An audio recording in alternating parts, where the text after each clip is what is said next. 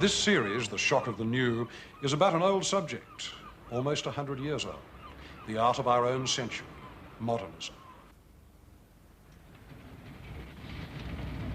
The key word of the new century was modernity. Modernity meant believing in technology and not craft, in human perfectibility, not original sin, and above all, in a ceaseless consumption of things and the images of things. If you were a Parisian alive in 1890 and you wanted to show a visitor what modernity meant, you pointed to this structure, the tallest man-made object on Earth, the Tower of Babel of the new machine age.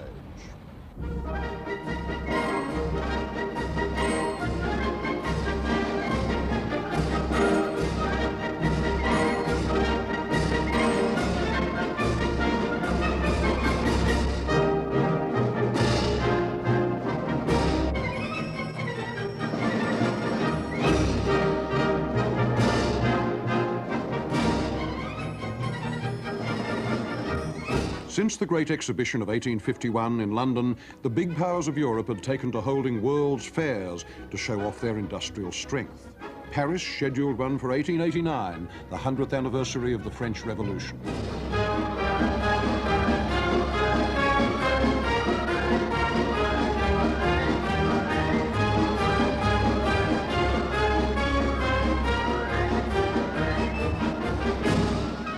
This was its emblem, a huge act of propaganda designed not by an architect, but by an engineer, Gustave Eiffel.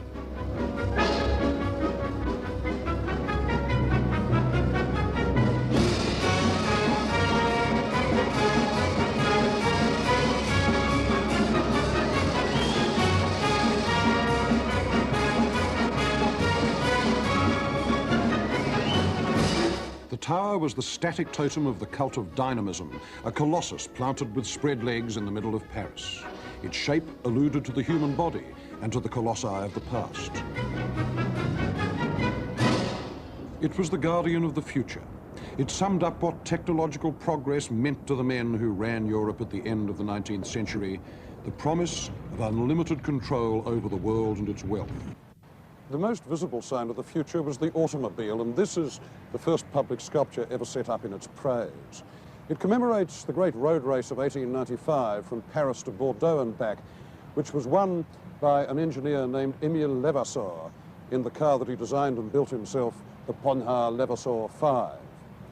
It could do about the same speed as a jumping frog, but not very much more. Nevertheless, Levasseur's victory was of tremendous social consequence because it persuaded Europeans, both manufacturers and public alike, that the future of road transport lay with the internal combustion engine and not, as many had thought before, with either electricity or steam. In all justice, there ought to be a replica of this thing set up in every oil port from the Persian Gulf to Houston. But if it looks somewhat ludicrous to us as sculpture today, that's because of difficulties between sculpture and the new convention of the machine. A stone car. The idea seems surrealist to a modern eye. It's simply incongruous. Stone is immobile, mineral, brittle, cold. Cars are fast, metallic, elastic, warm. A human body is warm too, but we don't think of statues as stone men because we're used to the conventions of representing flesh with stone. There were no such conventions for depicting machinery. It was too new.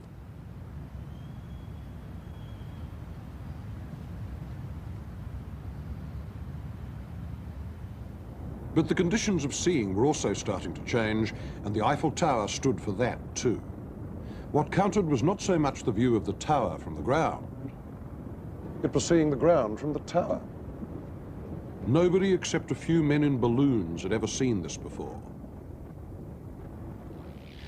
There were individual pilots who saw the sight from their planes, but it was the Eiffel Tower that gave a mass audience a chance to see what you and I take for granted every time we fly. The Earth on which we live seen flat as pattern from above. The Eiffel Tower was therefore a pivot in human consciousness, and that view of the city seen by those hundreds of thousands of visitors was as significant in 1889 as the sight of the Earth from the moon would be 80 years later. Through the medium of technology, culture was reinventing itself everywhere. In 1877, Thomas Alva Edison came up with the most radical extension of cultural memory since the printed book. He invented sound recording, the first human utterance ever retrieved. I designed my original tin-foil phonograph in cylinder form and gave it to my faithful John Crucy to make. He made fun of it. I was almost as surprised as he was when the first model introduced Mary How the Little Lamb, which I shouted into it. The place was white as snow, and everywhere that Mary went, the lamb was sure to go. In 1879, Edison invented the incandescent filament bulb. The fairy electricity was now let loose upon the world. Thus amazing people who had up to now depended upon gas and whale oil to see at night.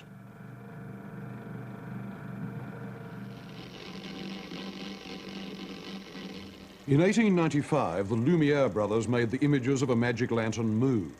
They invented the movie camera and the projector. In 1898, Marie Curie discovered radium. In 1901, Guglielmo Marconi sent the first transatlantic radio message along the Virgin airwaves from Cornwall to the east coast of America. In 1903, two home inventors, Wilbur and Orville Wright, observed the wind, put wings on a bicycle, scrambled into it, started their motor, and, to the stupefaction of the world, took off, achieving man's first powered flight in a heavier-than-air machine.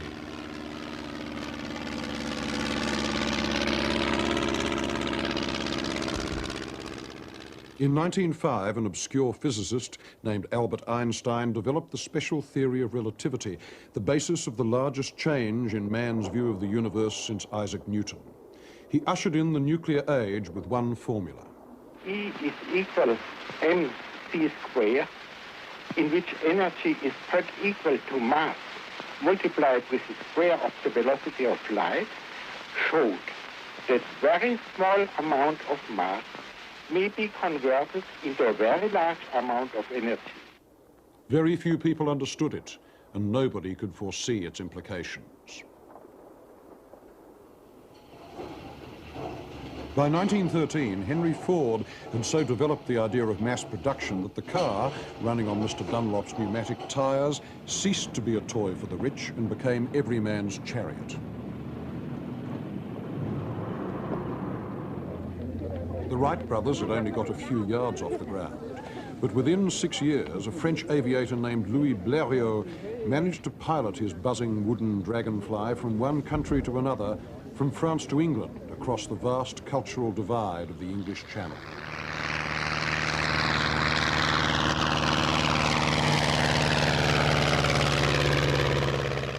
In 1913, the French writer Charles Péguy remarked, "The world has changed less since the time of Jesus Christ than it has in the last 30 years.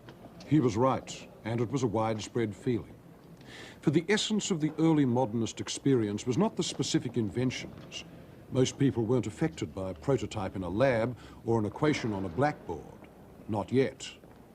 No, the important thing was the sense of an accelerated rate of change in all areas of human discourse.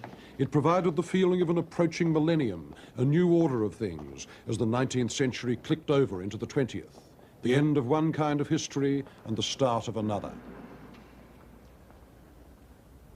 Soon after Blériot flew the Channel, his little monoplane was carried in public procession through the streets of Paris and installed in a church, for all the world like the relic of an archangel. And such was the early apotheosis of the machine. But to have a cult does not mean that the images automatically follow. The changes in man's view of himself and the world between 1880 and 1914 were so far-reaching that they produced as many problems for artists as they did stimuli. For instance, how could you make paintings that would reflect the immense shifts in consciousness that this changed technological landscape implied? How could you produce a parallel dynamism to the machine age without falling into the elementary trap of just becoming a machine illustrator? And above all, how? By shoving around on a canvas sticky stuff like paint on a static surface, could you produce a convincing record of process and transformation? Now, the first artists to come up with a sketch for an answer to this were the Cubists. Since the Renaissance, almost all painting had obeyed a convention. It was that of one-point perspective. Perspective was a geometrical means for producing an illusion of reality, for showing things in space in their right sizes and positions. Nevertheless, it was an abstraction.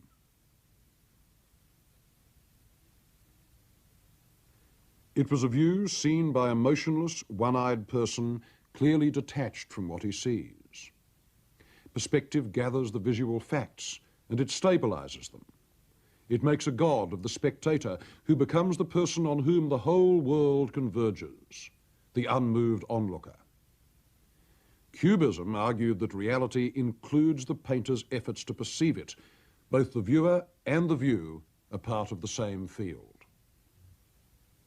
The first artist to explore this idea, and finally to base his work on it, was Paul Cézanne. The question of why the paintings that Cézanne made in his old age were to have such a vast effect upon the history of art can't be answered in terms of style. What they proposed was more radical than style. It was a fundamental argument about the way that we actually see. He wants to show the process of seeing, not just the results. And he takes you through this process. You share his hesitations about the position of a trunk or a branch, or the final shape of a mountain and the trees in front of it. The statement, "This is what I see," becomes replaced by a question, "Is this what I see?" Relativity is all. The idea that doubt can be heroic if it is locked into a structure as grand as the paintings of Cézanne's old age, that is one of the keys of our century and a touchstone of modernism itself. Cubism would bring it to an extreme. The idea began here at 13 Rue Ravignan in Paris in 1907 in a warren of cheap artists' studios called the Bateau Lavoir, or laundry boat. It was set off by a Spaniard, Pablo Picasso, then aged 26. Picasso's partner in inventing Cubism was a slightly younger and rather more conservative Frenchman, Georges Braque. In the public eye, these men didn't exist. The audience for their paintings might have been a dozen people, and this meant that they were free, as researchers in some very obscure area of science are free. Nobody cared enough to interfere. They wanted to paint the fact that our knowledge of an object is made up of all possible views of it, top, sides, front, back. They wanted to compress this inspection, which takes time, into one moment, one synthesized view. One of their experimental materials was the art of other cultures, oceanic and African, as despised as they then were. At the time, there were no museums of tribal art like this one to consult. One of the mild ironies of Cubism is the extent to which it was helped by the French Empire in Africa. Picasso and Braque both owned African carvings, but they had no anthropological interest in them at all. They didn't care about their ritual uses, they knew nothing about their original tribal meanings, or about the societies out of which they came. They simply used them formally, and in that regard, Cubism was like a small parody of the imperial model. The masks were simply raw material from the darkest Congo, like copper or palm oil, and Picasso's use of them was in effect a kind of cultural plunder. But then, why use African art at all? The Cubists were just about the first artists to even think of doing so. 130 years before, when Benjamin West admired the cloths and the clubs and the carvings that had come back from the Pacific with Captain Cook, no Royal Academicians then took the cue and started painting Tahitian style. When Picasso started to produce what was in effect white art in blackface, he was saying what no 18th century painter would ever have imagined himself saying. He was proposing that the tradition of the human figure, which had served Western art so well over the preceding centuries, had at last run out, and that in order to renew its vitality, you had to look elsewhere, in effect to look to those folks in Africa with rhythm. This was not so much a gesture of homage in the direction of the blacks, though, as it was a successful raid on them by the whites. What Picasso did care about was the formal vitality of the carvings, the freedom to distort. And something else. They were, to him, in the most literal sense, emblems of savagery, of violence transferred into the sphere of culture. But this did produce the painting whose shock value provoked Cubism, and this was Les Demoiselles d'Avignon.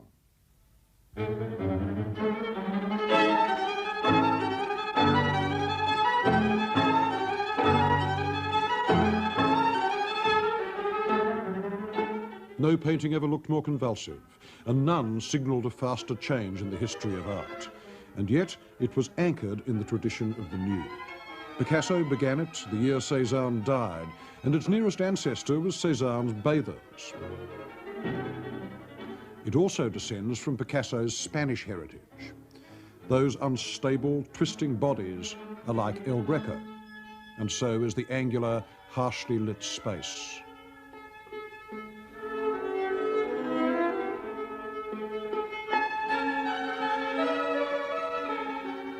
The 5 nudes are chopped into planes and arcs as though the brush were a butcher knife. Their mass is breaking up, and even today you think of dismemberment. Even the melon looks like a weapon. The space is flattened like a squashed box, as solid as the figures. And in the midst of all this violent abstraction, the masks. The 3 on the left are derived from archaic Spanish sculpture. The 2 on the right from African carvings. All of them staring with the hypnotic fixity that Picasso would always give to the eye. Picasso never liked the title. He called his painting the Avignon Brothel because there had been a whorehouse on the Carrer d'Avignon, or Avignon Street, in Barcelona when he was a student. His original idea was to paint an allegory of venereal disease called The Wages of Sin, a man carousing in a brothel and another man coming in at the left with what was going to be a skull, that very Spanish reminder of mortality. In the final painting, though, only the nudes are left, archaic and aggressive, and their cult is the fear of women. No painter ever put his anxiety about castration more plainly than Picasso did here, and the combination of form and subject was alarming to the few people who saw Les Demoiselles. Georges Braque was horrified by its ugliness and intensity. But he painted a relatively timid and laborious response to it, and from then on, Braque and Picasso would be locked in a partnership of questions and responses, roped together like mountaineers, as Braque memorably said. Picasso cleared the ground for Cubism, but it was Georges Braque who, over the next 2 years, 1908 and 1909, did the most to develop its vocabulary. They say the fox knows many things, but the hedgehog knows one big thing. Now, Picasso was the fox. He was the virtuoso. Braque was the hedgehog, and the one big thing that he knew was Cézanne, with whom he identified to the point of obsession. He admired Cézanne, as he put it, for sweeping painting clear of the idea of mastery. He loved his doubt, his doggedness, his concentration, his lack of eloquence. Well, Braque wanted to see if Cézanne's way of building a painting, that fusing of little tilted facets, that solidity of structure and ambiguity of reading, could be pushed further, which he did with the landscapes he painted in 2 places where Cézanne himself had worked. First at l'Estaque in the south of France in 1908. The Estaque paintings began as almost straight Cézanne. This is one view that Braque looked at that summer. This is what he made of it. Every scrap of detail edited out, prisms, triangles. Yet the shading no longer gives you a feeling of solidity. Some of the corners could either be sticking out of the picture or pointing back into it.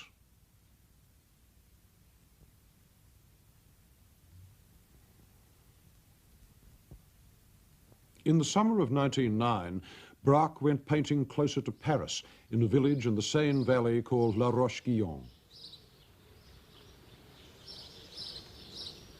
The valley's lined with chalk cliffs, and there's a castle built into them. It belongs to the de la Rochefoucauld family, and Braque made it his motif, that jumble of planes and gables and spires stacked up against the cliff. Moreover, on the top there's a 13th century Norman tower, and it was in ruins when Braque saw it, as it is today, but it gave him another part of his motif, a big strong cylinder on top. So there was this, from his point of view, nice rhyme between the actual forms of the landscape and the shapes that he wanted to put in a painting, between those planes ascending the cliff, going in and out, pressed forward by the cliff itself, which blocked off the perspective. This was what he painted.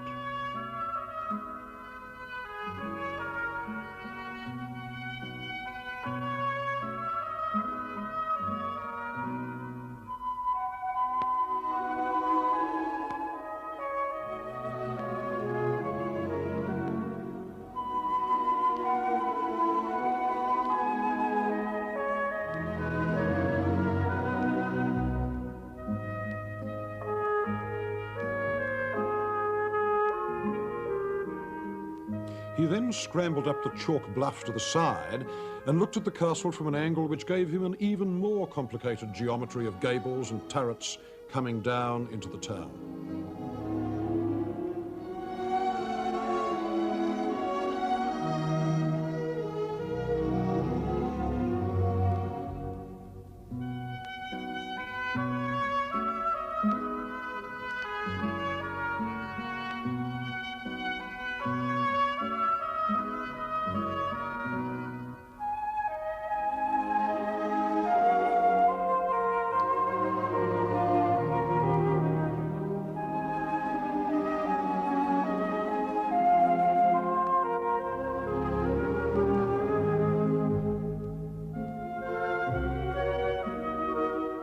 So would Braque have invented Cubism on his own? Probably, but it would have lacked the power that Picasso brought to it. This was his unequaled ability to realize form, to make you feel the shape and the weight and the silence of things. This is the plastic power of a sculptor, but in paint. And distorted as they are, you're made to feel them so strongly that you can imagine them picked off the canvas in 3 dimensions. For the moment, Picasso's portraits, like this one of the dealer Vollard, were still recognizable, but any reality was bound to alter once it was thrust into the shifting, abstract space that he and Braque had invented. By 1911, Picasso and Braque were painting like Siamese twins. This painting of a guitarist is by Braque. This one, of another guitarist, is by Picasso.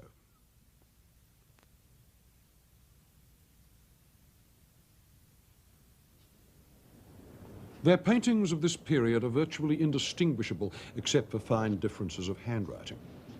Without the labels on the gallery wall, you could hardly guess which painting is by which of the 2 painters. All this break-up and shuffling. Nobody had ever painted more baffling images. Nothing is constant. Every shape is a report on multiple meanings. It's an attempt to set out the world as a field of shifting relationships that include the onlooker. They were trying to paint process.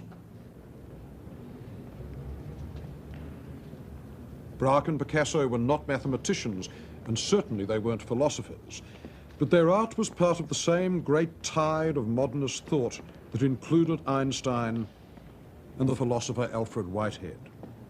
The misconception which has haunted philosophic literature throughout the centuries is the notion of independent existence. There is no such mode of existence. Every entity is only to be understood in terms of the way in which it is interwoven with the rest of the universe.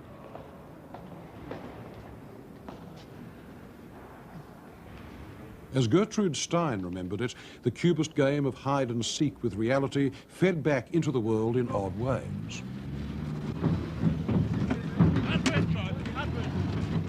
The first year of the war, Picasso and myself were walking down the Boulevard Raspail. All of a sudden, down the street came some big cannon. The first any of us had seen painted, that is, camouflaged.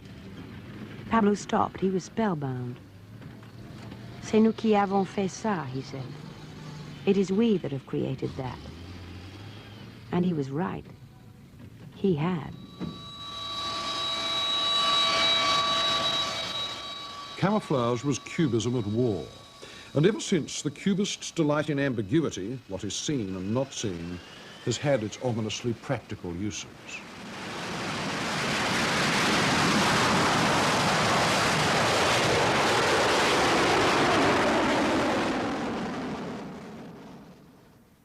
Picasso's next step was to stick a piece of oilcloth to one of his still lives. It was printed with a design of chair caning, and so collage began. Collage, which simply means gluing, was a way of strengthening the link between cubism and the real world. It gave Picasso and Braque bigger and bolder shapes to play with, and these shapes were real things, emblems of the industrial present, newspapers, packets, wallpaper, and the fake wood graining that Braque had learned to do when he was an apprentice house painter in Normandy. They were recoiling from the abstractness of those pictures of 1911, and in that they were joined by the third musketeer, a more classical artist than either of them, Juan Gris. In him, Cubism found a mind of the coolest analytical weight.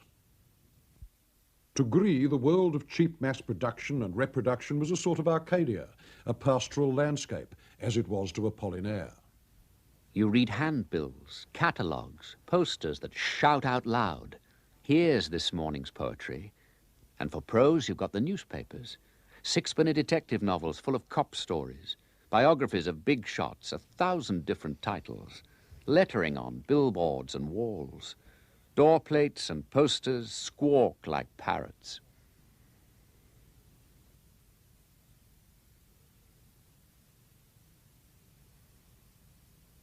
Cubist Paris is receding now, but it's still there, the glass and iron city of small arcades, the marble city of cafe tables, the place of zinc bars, dominoes, dirty chessboards, crumpled newspaper, the brown city of old paint and pipes and panelling, history to us now, but once the landscape of the modernist dream.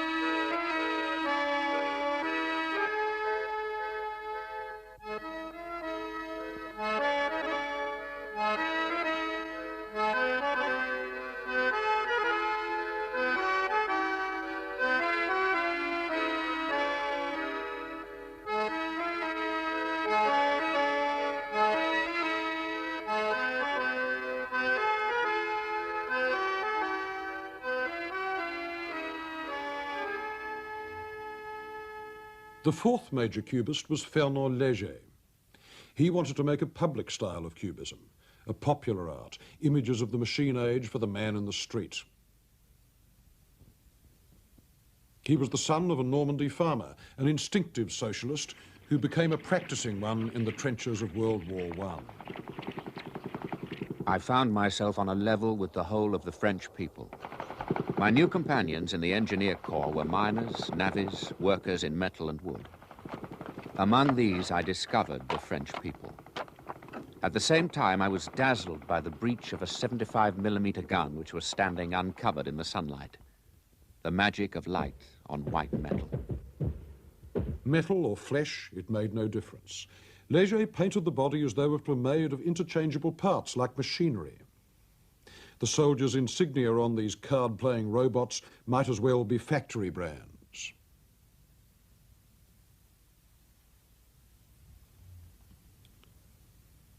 To him, society as machine meant harmony, an end to loneliness.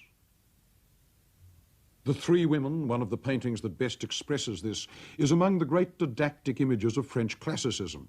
This philosophical harem is Léger's vision of human relationships working as smoothly as a clock, with the binding energy of desire transformed into rhymes of shape.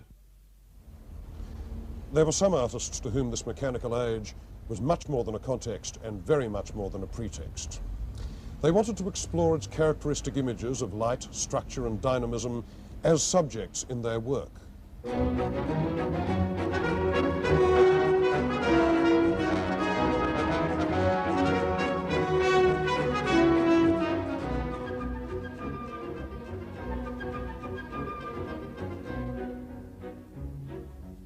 Robert Delaunay was crazy about the Eiffel Tower.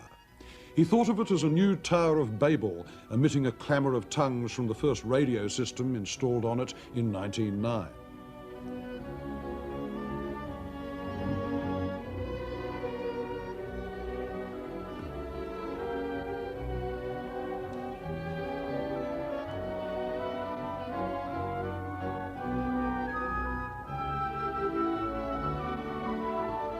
He must have painted it 30 times, the first time for his Russian wife and fellow painter, Sonia. Light seen through structure. It became a theme, his fundamental image of modernity, that great grid rising over Paris with the sky reeling through it.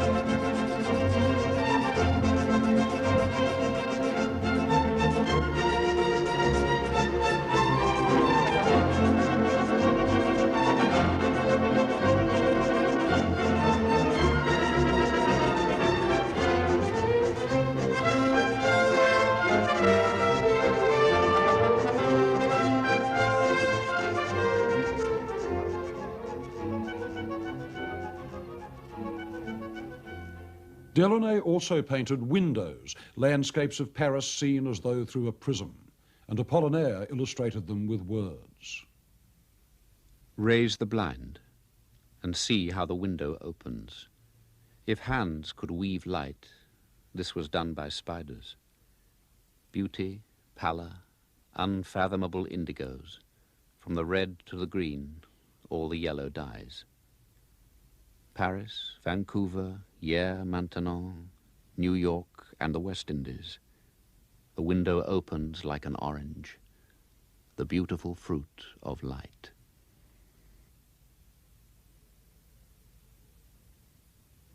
Whereas Léger thought the core of modernism was structure, the Delaunays believed it was light, pure energy, flooding the world. Its emblem was the disc. This was the basic unit of Robert's grand allegory of newness, the homage to Blériot, the great constructor, as he called the pilot.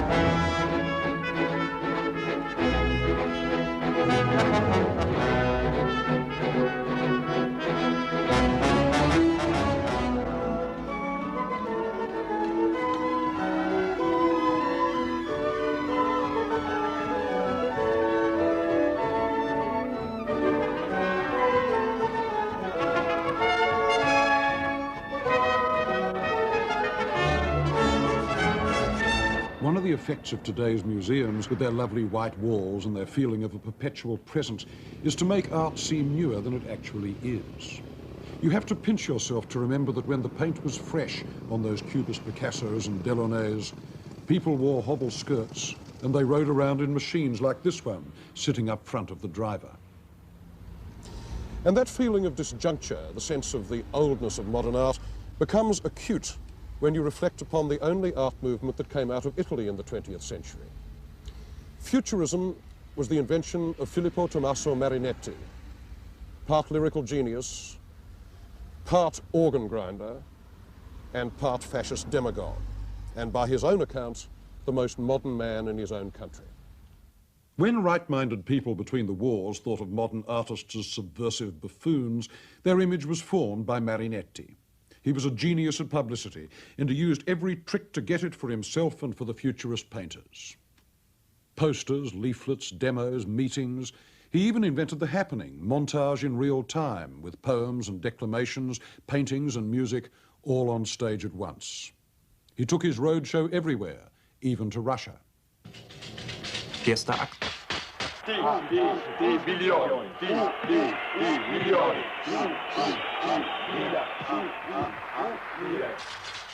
Zweiter Akt. Prendere l'orologio, aprire il giornale. Dritter Akt.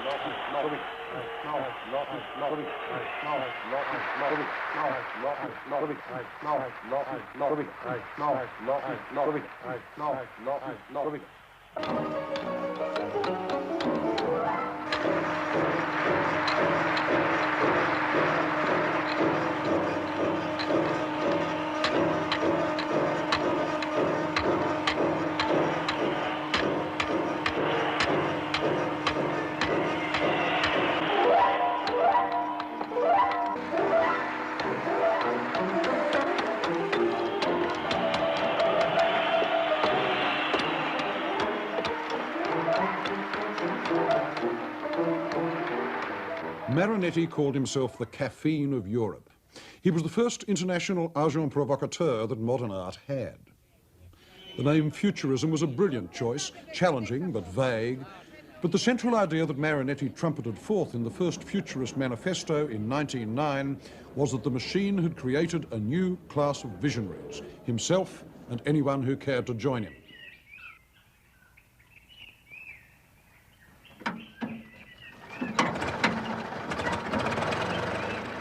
For Marinetti and his group, all the old ideas about art and artists were about to be blown off the cultural map.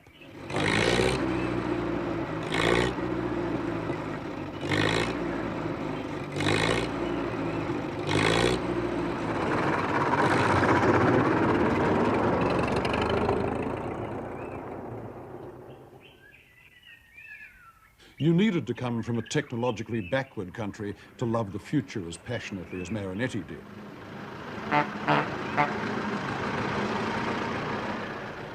Machinery was power. It was freedom from historical restraint. Manifesto of Futurism. 1. We intend to sing the love of danger, the habit of energy and fearlessness. We affirm that the world's magnificence has been enriched by a new beauty, the beauty of speed. A racing car whose hood is adorned with great pipes like serpents of explosive breath. A roaring car that seems to run on shrapnel is more beautiful than the victory of Samothrace. We want to hymn the man at the wheel who hurls the lance of his spirit across the earth along the circle of its orbit. But we want no part of it, the past. We, the young and strong futurists. So let them come. The gay incendiaries with charred fingers. Here they are, come on. Set fire to the library shelves. Turn aside the canals to flood the museums. Oh, the joy of seeing the glorious old canvases bobbing adrift on those waters, discolored and shredded. Take up your pickaxes, your axes and hammers, and wreck the venerable cities pitilessly.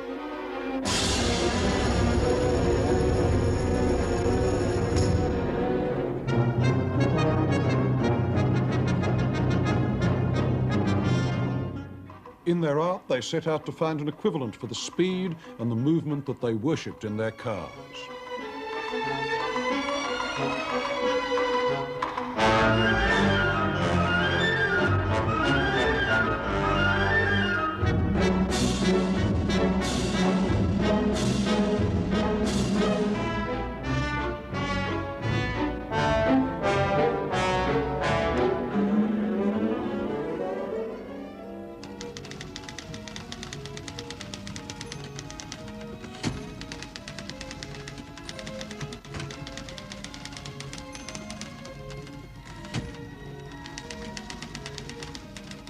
They kept issuing manifestos, operatic love letters to industry and hymns to the beauty of its products. The artists who gathered round Marinetti before the First World War were the core of the futurist group, and some of them would soon be dead. The most gifted of them, Umberto Boccioni, fell off his horse and was killed in 1916 in the war which he and Marinetti had praised as the hygiene of civilization. But in the meantime, he had produced some extraordinary images, none more so than The City Rises, his paean of joy to industry and heavy construction, with its straining cables and draft horses and plunging figures. But the problem was how to represent movement. For that, the futurists resorted to photography, especially the sequential photographs published by the French pioneer Etienne Jules Marais. By giving you the successive positions of a figure on one plate, these photos introduced time into space. The body left its own memory in the air. 400 years before, Leonardo had bought birds in the Florentine market and let them go to study the beat of their wings for a few seconds. Now the cameras of Marais and Edward Muybridge could describe this world of unseen movement. Some of Giacomo Balla's paintings were almost transcriptions of their photographs. This one, for instance, is entitled Swifts, Paths of Movement and Dynamic Sequences.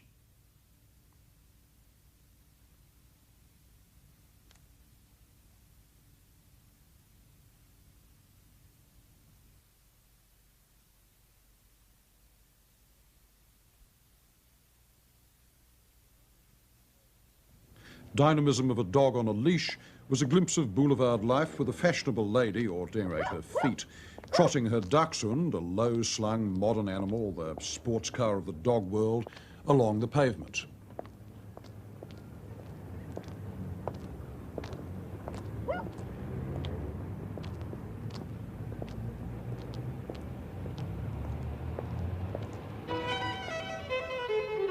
Watching a virtuoso's rapid fingers gave Ballard the clue for rhythms of a violinist.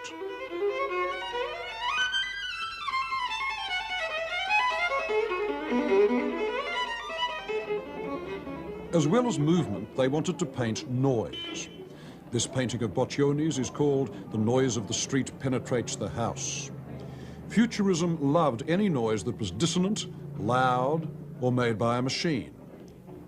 The most ambitious effort to paint equivalents for sound and movement was Gino Severini's picture of a cabaret in Paris where he and the Cubists used to go, the Bal Tabarin. Like them, Severini loved common popular entertainment.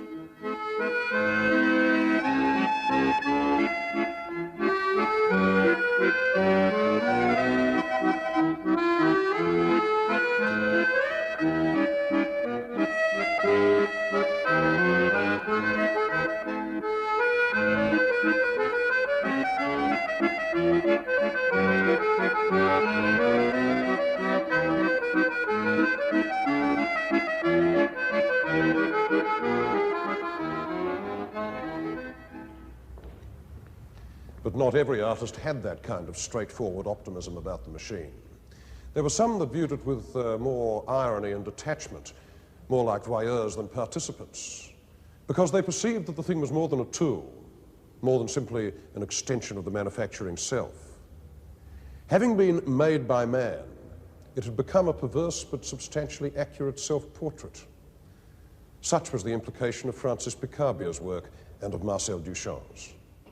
The machine, as Picabia put it in one of his titles, is the daughter born without a mother, a modern counterpart to the virgin birth in which Christ, the Son, was born without a father. Machinery parodied both sex and religion. It contained limitless possibilities for giving offence, which Picabia was born to do. Picabia was one of those men, almost a modernist invention in themselves, who was locked in a struggle with the very idea of art. He wanted to laugh the notion of painting to death. He had a very strong sense of myth, and he couldn't find another outlet for it. The myth was that of the machine as man's counterpart. It obsessed Picabia. It was his main amusement. He married rich and he bought one fast car after another, as though he were trying to turn himself into a mechanical centaur. It was also the theme of his art, the body as machine. In 1914, he painted an enormous image of a sexual encounter with a dancer called "I See Again in Memory My Dear Udny." The 19th century novelist Joris Huysman foresaw it in a way when he wrote, "Look at the machine, the play of pistons and the cylinders. They are steel Romeos inside cast-iron Juliets. The ways of human expression are in no way different to the back and forth of our machines. This is a law to which one must pay homage, unless one is either impotent or a saint." Picabia was neither. He had a flair for the old in-out, mechanical sex, mechanical self. No wonder Picabia's machine portraits still look so very sardonic. The machine is amoral. Its movements are programmed. It can only act, and nobody wants to be compared to a mechanical slave. Marcel Duchamp would push the machine metaphor even further. Before giving up art for chess, Duchamp had played with every existing art movement and predicted a number of those to come. Well, when you are 15 and paint like the Impressionists, you're experimenting with yourself, so to speak. You don't know what you're going to do. You don't know even that you are going to do anything else. It took me 10 years or a little more to change the style, or at least to say, well, there's nothing more in the Impressionism to find, and I tried to find something else. I first went through Fauvism, I went through Cubism, and then only in 1912 or 13 that I found more or less what I wanted to do, which would not be influenced by movements that I'd been through, you see. The nude descending a staircase is one of the half-dozen most famous paintings of our century. It's a transcription of movement based, again, on Maret's photographs. As Cubism, it's quite academic.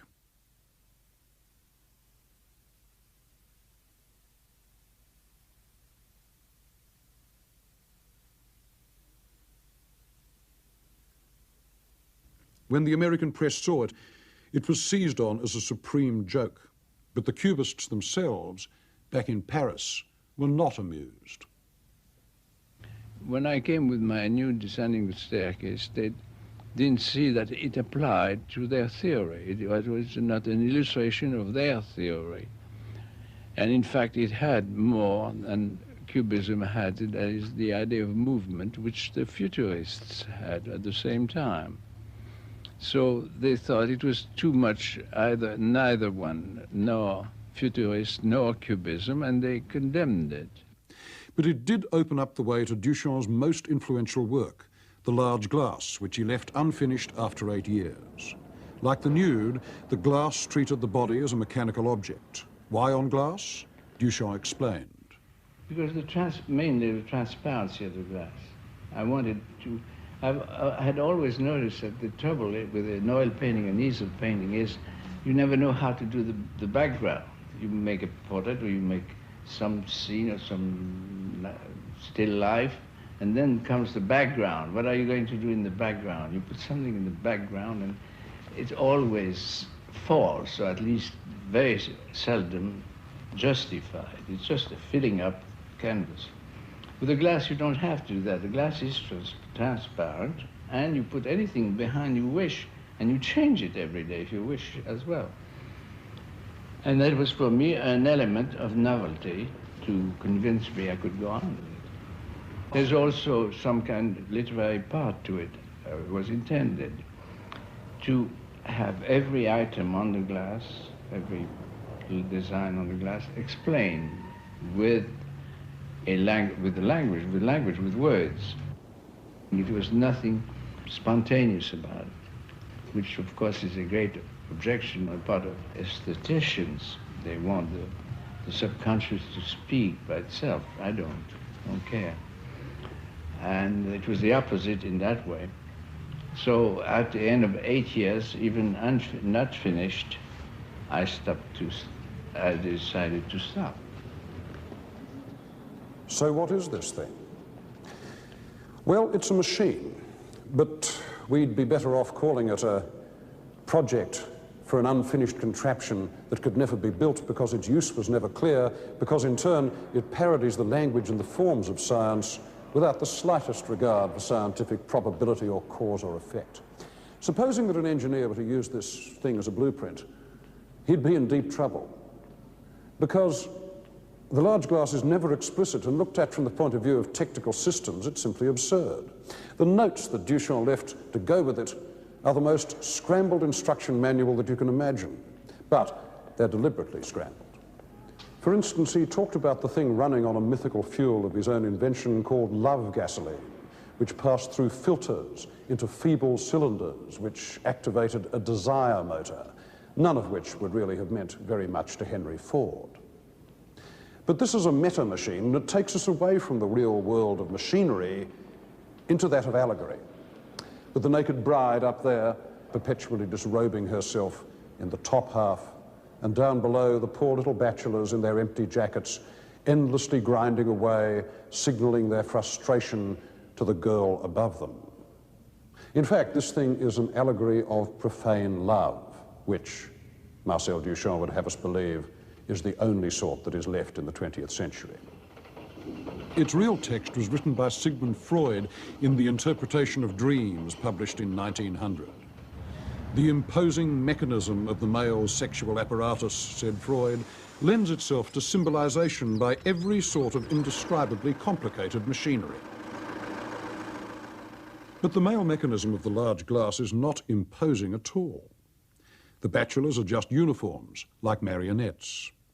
According to Duchamp's notes, they try to indicate their desire to the bride by making the chocolate grinder turn, and it grinds out an imaginary milky stuff like semen, which squirts up through those rings, but can't get into the bride's half of the glass because of that bar. And so the bride is condemned always to tease, and the bachelor's fate is endless masturbation. In one sense, the bride stripped bare is a glimpse into hell, a peculiarly modernist hell of repetition and loneliness.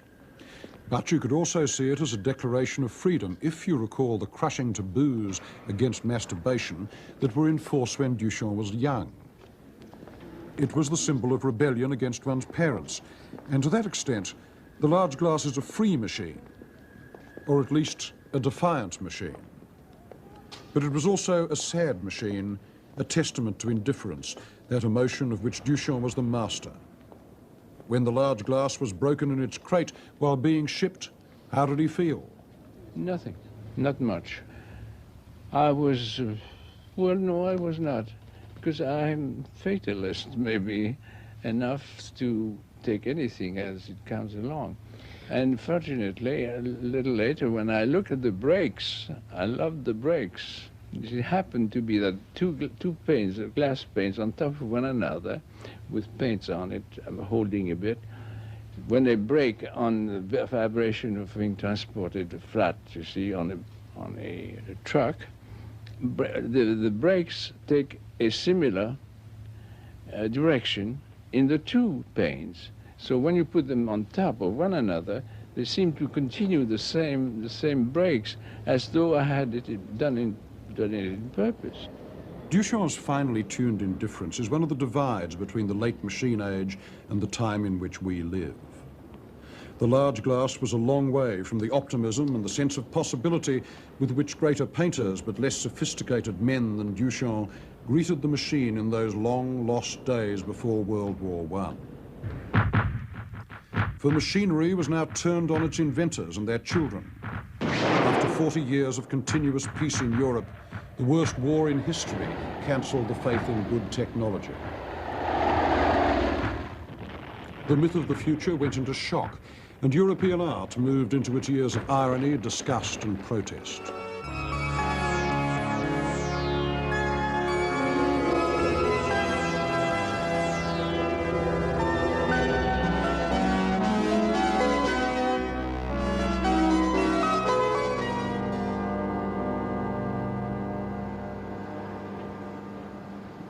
In 1914, when the First World War began, the world into which modern art was born had begun to vanish. The joyful sense of possibility that was born of the machine was now cut down by other machines.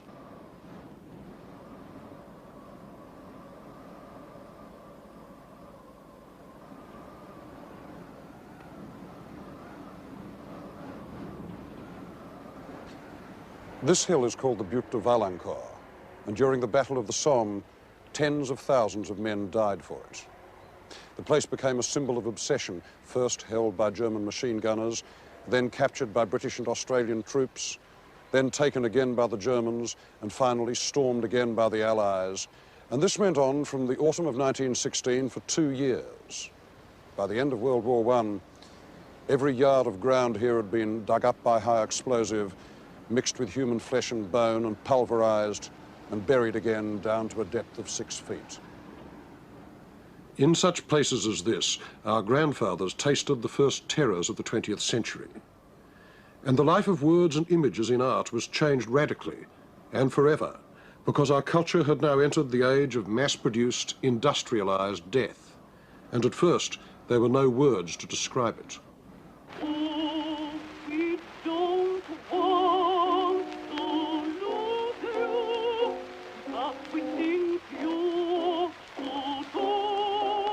In 1914, not one man or woman in Europe had any real idea what total mechanized warfare would mean.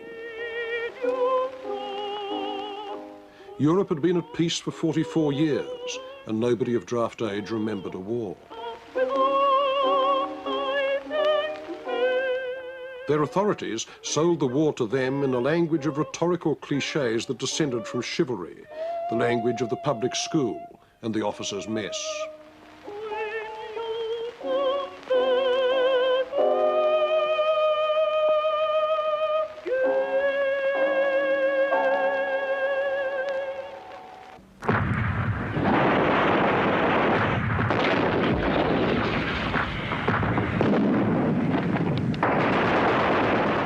In the trenches, millions of young Englishmen, Frenchmen and Germans found the idea that war was something between a joust and a cricket match had been wrecked by inventions which industrialized death as they had industrialized life. This was what they found and what they became. By 1916, in the summer catastrophes of the Somme battlefield, a whole generation on both sides of the trenches was becoming aware that it had been lied to. Its generals had lied about the nature and the length of the war. Its politicians had lied about its causes. Its journalists and propagandists had lied about what it was like for the troops. The flood of lies was so great that it seemed to contaminate all official language. And so a chasm opened between official language and what the young knew to be reality. The speech of the elders could not contain their experiences. America would repeat this trauma in the 60s with Vietnam. But Europe had it 50 years earlier, and the antennae of the crisis were the ones whose business was language, the writers and artists, mostly born between 1890 and 1900, who had been sucked into the vast statistics of the war. I knew a man, he was my chum, but he grew blacker every day and would not brush the flies away, nor blanch, however fierce the hum of passing shells.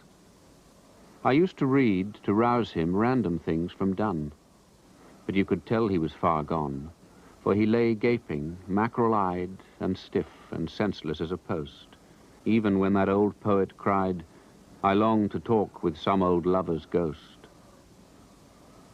He stank so badly, though we were great chums, I had to leave him. Then rats ate his thumbs.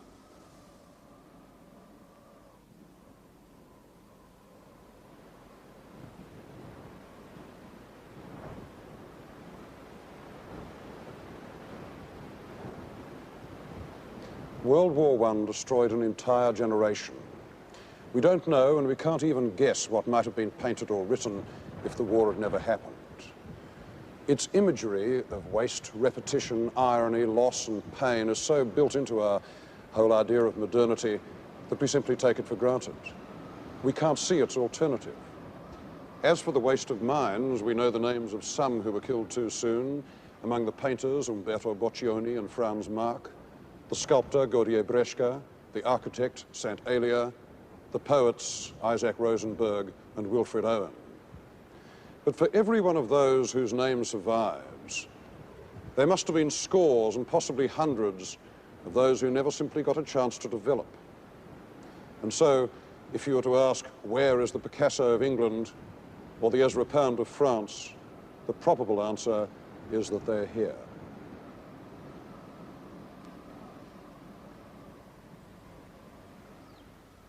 Above all, what the war produced in its survivors and onlookers was a longing for a clean slate, a sense of spiritual apocalypse. In return, they would be pacifists, internationalists. They would get out of the war if possible, but to where?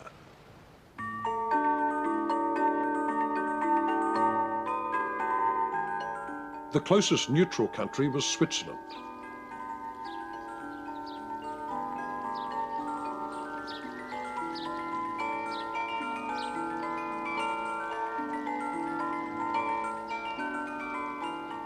Zurich attracted every sort of intellectual refugee from Northern Europe.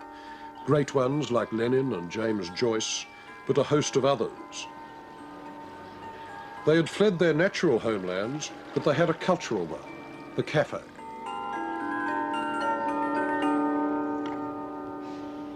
Today, the phrase cafe intellectual is a mild, obsolete insult, but then it was not. Places like this one, the Odeon in Zurich, were cultural institutions. They were, in an almost literal sense, mediums of discourse, like magazines. People who are separated from the patterns of their society, whether by choice or not, still need a forum. They need a place where they can go to meet and drink and talk, preen themselves, or simply sit alone with a book. They say that sex is the poor man's opera, but the cafe was the opera of the dissenters. It was also the marketplace of ideas for exiles. And modernism was very much the creation of exiles, whether you're talking about Picasso, the Spaniard, or Joyce and Beckett, the Irishman. In the cafes of Europe, the intellectuals got their sense of being a class, the mandarins of change. When Stalin declared war against what he called rootless cosmopolitans in the 30s, he was, in effect, attacking the Odeons and those who sat in them. But even so, the revolution that brought him to power was partly hatched in this very room by Lenin, who was a regular at the Odeon in 1916. Among the other denizens of the Odeon were a Romanian poet named Tristan Tzara, a painter named Marcel Janco, a sculptor from Alsace, Jean Arp, and a German writer named Hugo Ball. It was Ball who decided to start a cultural cabaret, a club where they could all perform and read their work and show their paintings. He rented the ground floor of a building in the Spiegelgasse and called it the Café Voltaire, and here a movement was born. Its name was Dada.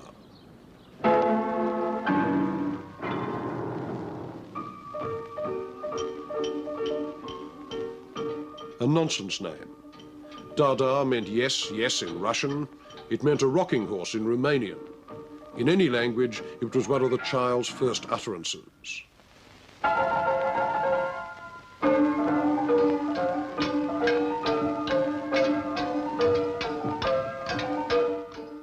The word Dada signified the desire to go back to scratch, the impossible project of starting culture all over again from the beginning, uncontaminated by the language of the elders.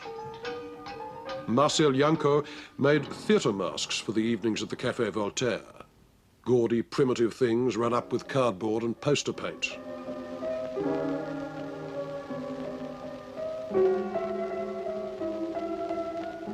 Hugo Bowell conducted mock rituals on the cafe stage in costume and gibberish.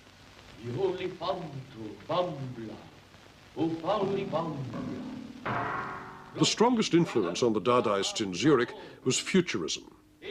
In Italy, before the war, Marinetti had already shown how to grab an audience with manifestos and stunts.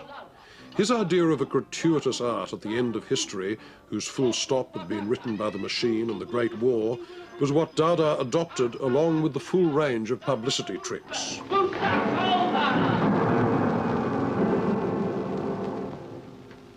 Provocation was the essential business of Dada, its claim to modernity. It was art's parody of revolution.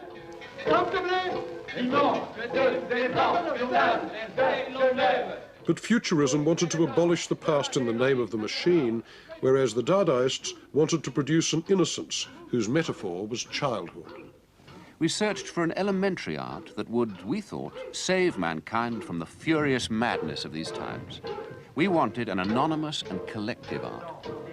Arp offended all the conventions of sculpture by making simple jigsaw reliefs of brightly painted wood, almost toy-like. And he used chance by tearing out scraps of paper and dropping them at random onto a sheet, gluing them down in the pattern that they fell in.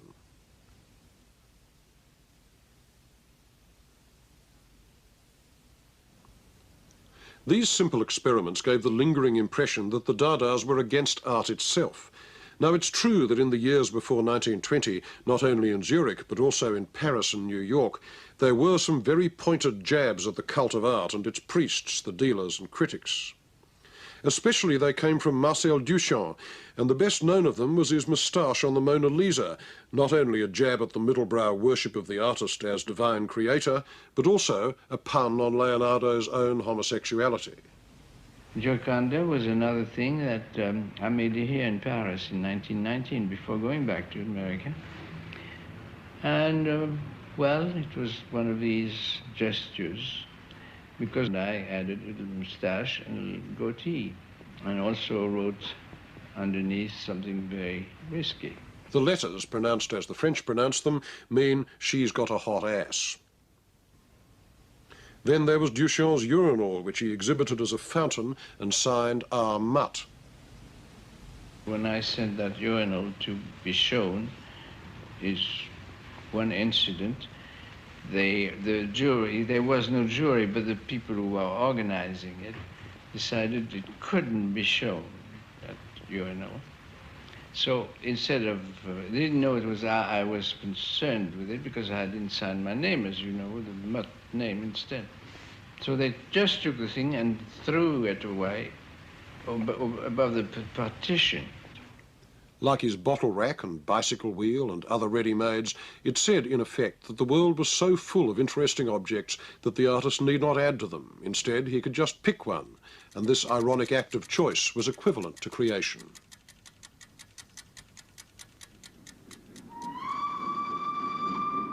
When Dada moved to Berlin after the end of the war, it took a very different form. In Switzerland, it had been jokey and lyrical. It exalted innocence and chance. It was an alternative to conflict, but not in post-war Berlin. To be modern here meant to be engaged in a theatre of politics in a city torn by shortages and every other kind of post-war misery as the left battled the centre and the right for possession of the streets. And it was generally felt that an artist who spent his time pulling words out of a hat at random or dropping little pieces of torn paper on a table in accordance with the laws of chance while other people were storming the Reichstag was not altogether living up to the historical possibilities of his age. In order for art to assert itself as radical, it needed to take political sides in this atmosphere. 1918 brought the end of the German monarchy and a republic was proclaimed in the city of Weimar. Between the assaults of the left and the right, the Weimar Republic lasted 15 years until Hitler finally snuffed it out. The first of its crises was a general socialist rising in November 1918, a year after the Russian Revolution. The left hoped to demolish the Prussian war machine for good, but it rolled over them. Strikes were answered by martial law, And there were many young and radical artists who went with the rebels to the left of the Republic. Now, there already was a strong thread of protest against war and authority in German art. It came from Expressionism, one of whose tenets was that there were no political solutions, only spiritual ones, which must be made by artists. But to younger painters, the Expressionists didn't seem objective enough. To place one's sensitive ego above the whole of the world struck them as arrogant self-pity, and that was what Expressionism tended to do. When Ernst Ludwig Kirchner was in the army, he painted himself with his painting hand cut off like a mutilated saint, a man symbolically castrated by war. In fact, he had never been wounded. And so the Berlin Dadaists laughed at the inwardness of Expressionism. It was becoming official culture. They wanted a more realistic and sardonic tone of voice. They wanted an art of the billboards and the streets, not one of confession and self-searching. And they said so in their manifesto of 1918. The highest art will be the art which has been visibly shattered by the explosions of last week, which is forever trying to collect its limbs after yesterday's crash. Has Expressionism fulfilled our expectations of such an art? No, no, no.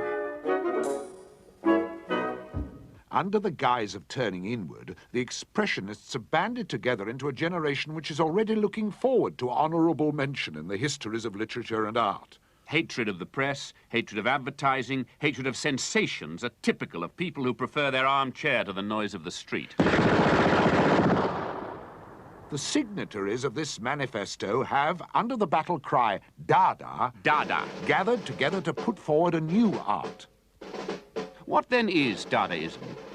The word Dada symbolizes the most primitive relation to the reality of the environment. Life appears as a simultaneous muddle of noises, colours and spiritual rhythm, which is taken unmodified, with all the sensational screams and fevers of its reckless everyday psyche, and with all its brutal reality.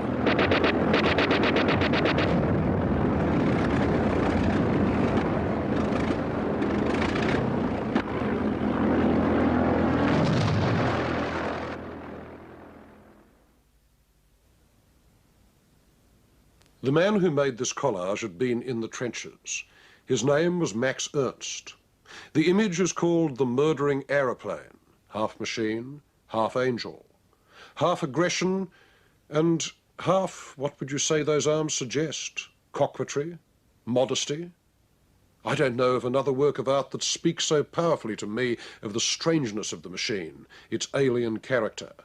It's a world and a war away from Delaunay and his joyfully spinning propellers. Collage for Ernst was a way of rupturing one's grasp of the world. He didn't make any overtly political statements, but his work pointed to a way of making them by cutting out immediate pieces of reality and sticking them on a page. The best political collagist among the Dadaists was a woman named Hannah Höch, whose acrid little images from the 20s are Weimar. She was never sentimental, never a party tub thumper, and being a woman, she has regularly been written off as a minor artist. That she was not, and for a vision of a world that was at the same time clear, estranged, bleakly funny, and poisoned at the root, nobody could touch her. Ja, das Meer ist blau, so blau, das geht alles seinen Gang. Und wenn die Chose aus ist, fängt's nicht von vorne an. Ja, das Meer ist blau, so blau, und das geht auch nicht mehr lang. Ja, das Meer ist blau, so blau. Ja, das Meer ist blau, so blau. Ja, das Meer ist blau, so blau. Das Meer ist blau.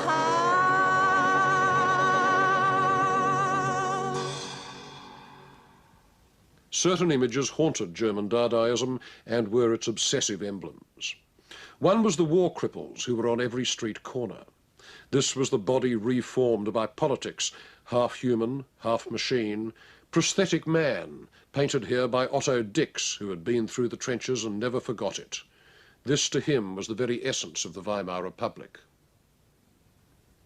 With his mechanical parts, the cripple was brother to the tailor's dummies that the Dadaists had seen in the Italian artist who also inspired Surrealism, Giorgio de Chirico. Raoul Haussmann took a wooden dummy head and turned it into one of the great images of modern alienation. The spirit of our time, he called it. Mechanical man, complete with a tape measure for making judgments, a simpering industrial statistic. But the master of radical sourness in Berlin was George Gross. One of his friends called him a Bolshevik in painting, nauseated by painting. Actually, it was not painting, but Germany that made him sick. This one is called Republican Automatons. One cripple waves a German flag, and the other responds with a cheer from his empty head. As with politics, so with love. Weimar Man, in Gross's view, has no real passions, but the system has programmed him with certain desires so that he will consume well. And thus the dummy's mechanical bride was the whore. Gross drew prostitutes with a degree of moral vindictiveness that hadn't been seen in art since the late Middle Ages. To him, the whore was the Giftmädchen, the poison maiden of German folklore, the bringer of syphilis and ruin.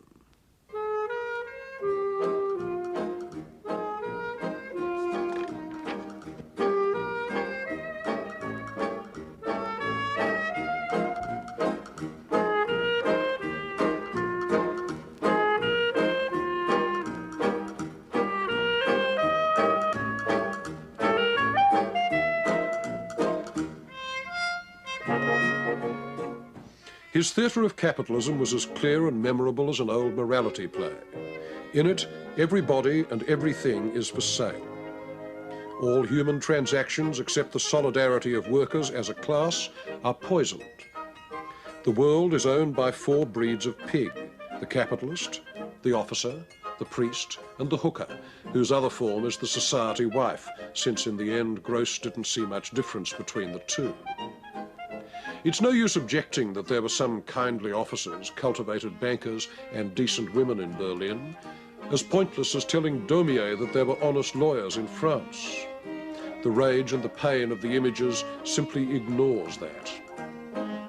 Gross was one of the hanging judges of art, and his verdicts echo, whether you like them or not, in every German street and cafe and beer hall, now as then.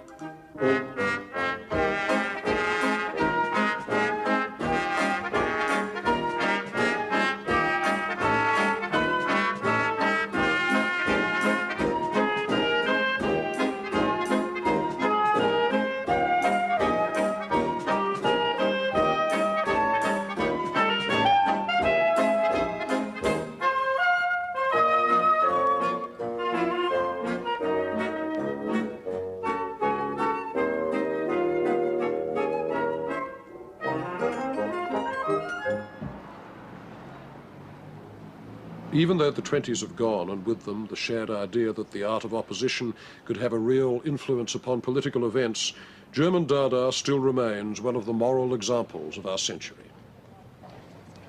For the last 30 years, the Brandenburg Gate in Berlin has stood as one of the main symbols of ideological division in Europe. On this side, they generally don't put you in jail for uttering the wrong opinions. On that side, they generally do.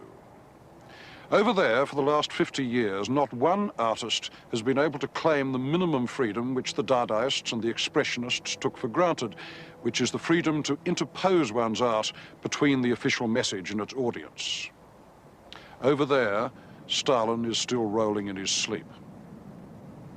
But before Stalin, there was one moment in Russia when advanced art served the power of the left, not only freely, but with brilliant results. It happened between 1917 and 1925, when the promise of communism was new and the newness of art fused with it. This hope that the revolutions in art and politics would join was a modern idea, but it was also grounded in the Russia that existed before the revolution, unchanged, frozen, with a tiny elite of aristocrats and a cultivated middle class sitting on top of a vast pyramid of illiteracy.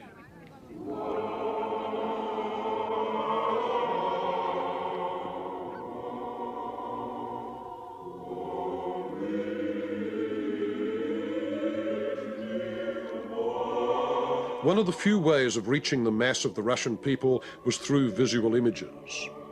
The Orthodox Church had been doing this for 1,000 years with icons.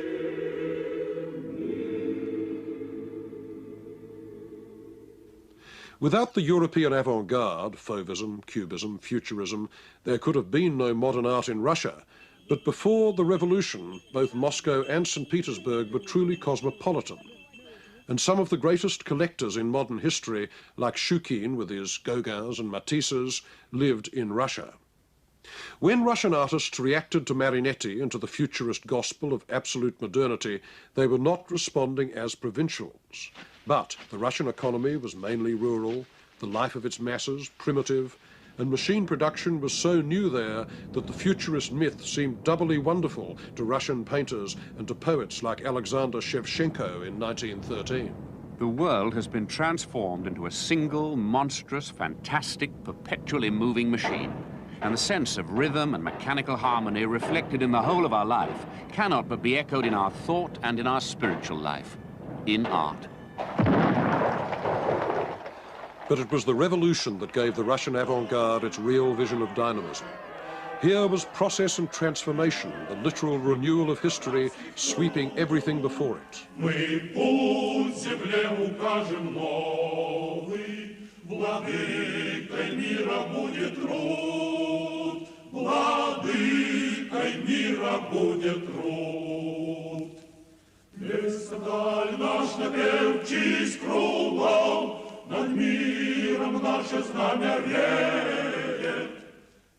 Artists and poets saw in it the image of the future, not the real future of purges and terror in which so many of them would end, but a future that never came, one of equality, of collective energy, in which the arts would act like a transformer.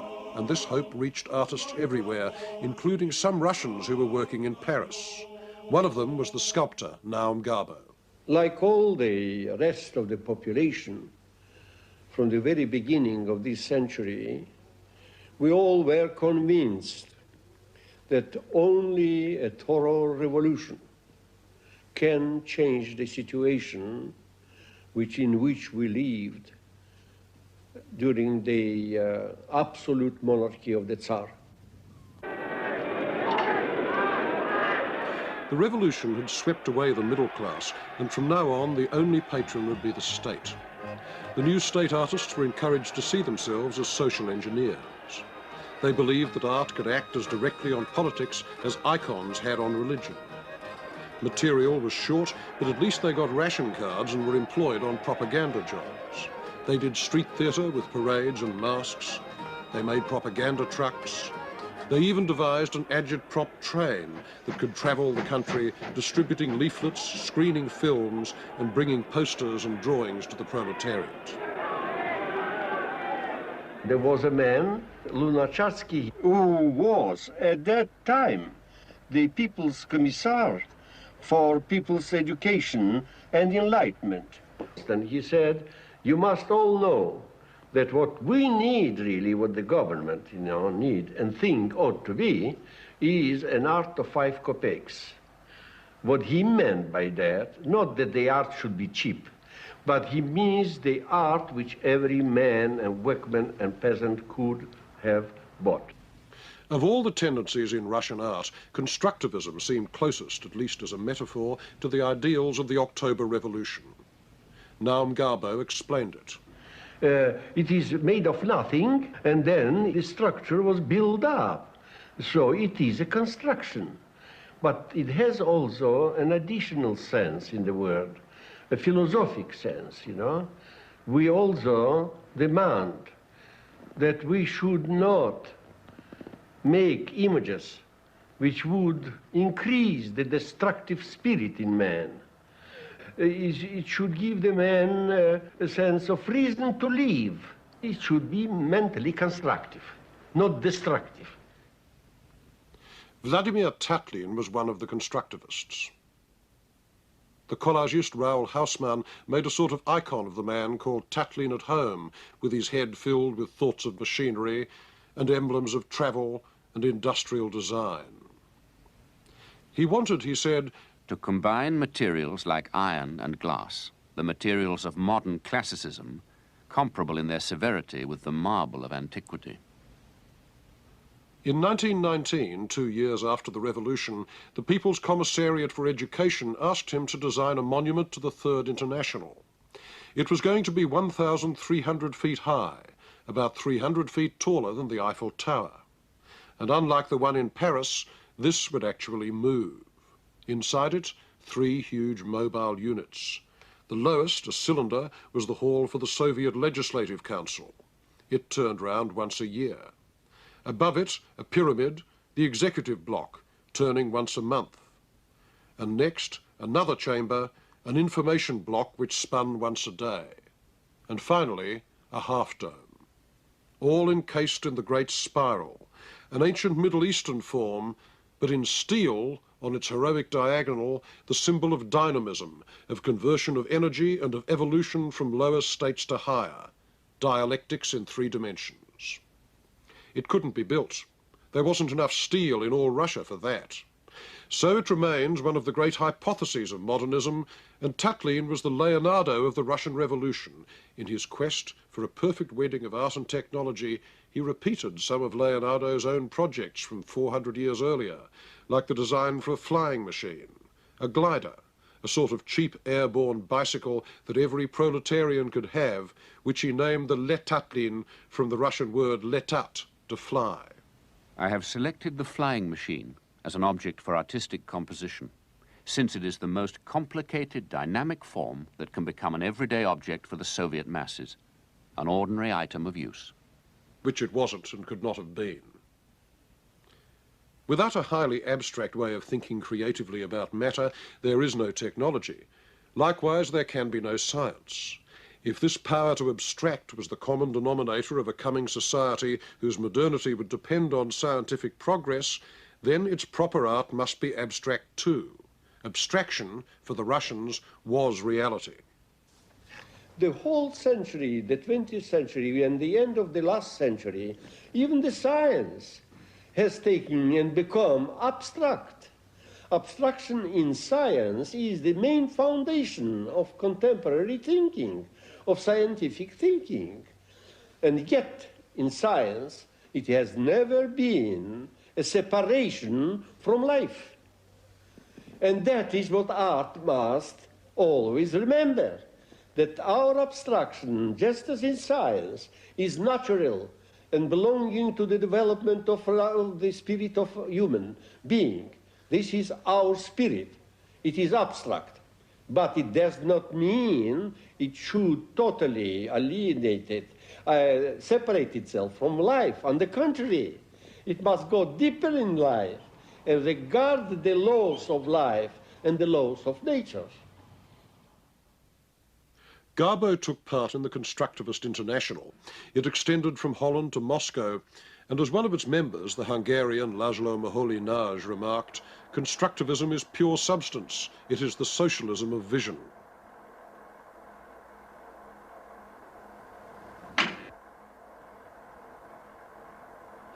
In this spirit, Moholy-Nagy made what he called his light space modulators. Another Russian artist, L. Lisitsky, also tried to marry abstract art with social use. Through the 20s, he produced a flow of what he named proun artworks, the word proun, prounovis, meaning for a new art. They look like imaginary architecture, and so in a sense they were, because he thought of them as way stations between once rigid categories, the building blocks of a new socialist Jerusalem in which all the differences between the older artistic professions would be merged in one evolved creature, the artist-engineer. Is this Proun room sculpture, or painting, or architecture? Impossible to say. The artist-engineer must also be able to work at anything, and here Lisitsky redesigned a maths textbook for Russian elementary schools. And he did posters which were meant to communicate with the masses in a purely abstract way. How do you incite people against the White Russian army? The message is, beat the whites with the red wedge. One may doubt whether this classic poster was ever much use as propaganda, but the work of Lisitsky's colleague Alexander Rodchenko was more practical in its effect. Painter, sculptor, poster maker, designer, photographer, he even designed a leather-reinforced worker's suit in 1925 and wore it himself. And his emblem was the camera, for the camera was objective, unsentimental. Instead of symbolist dreams, it gave the cheap, reproducible, accessible poetry of fact, of photomontage.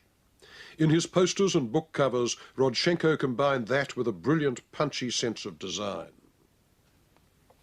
His montages are not so much still images as frozen cinema, like documentary film.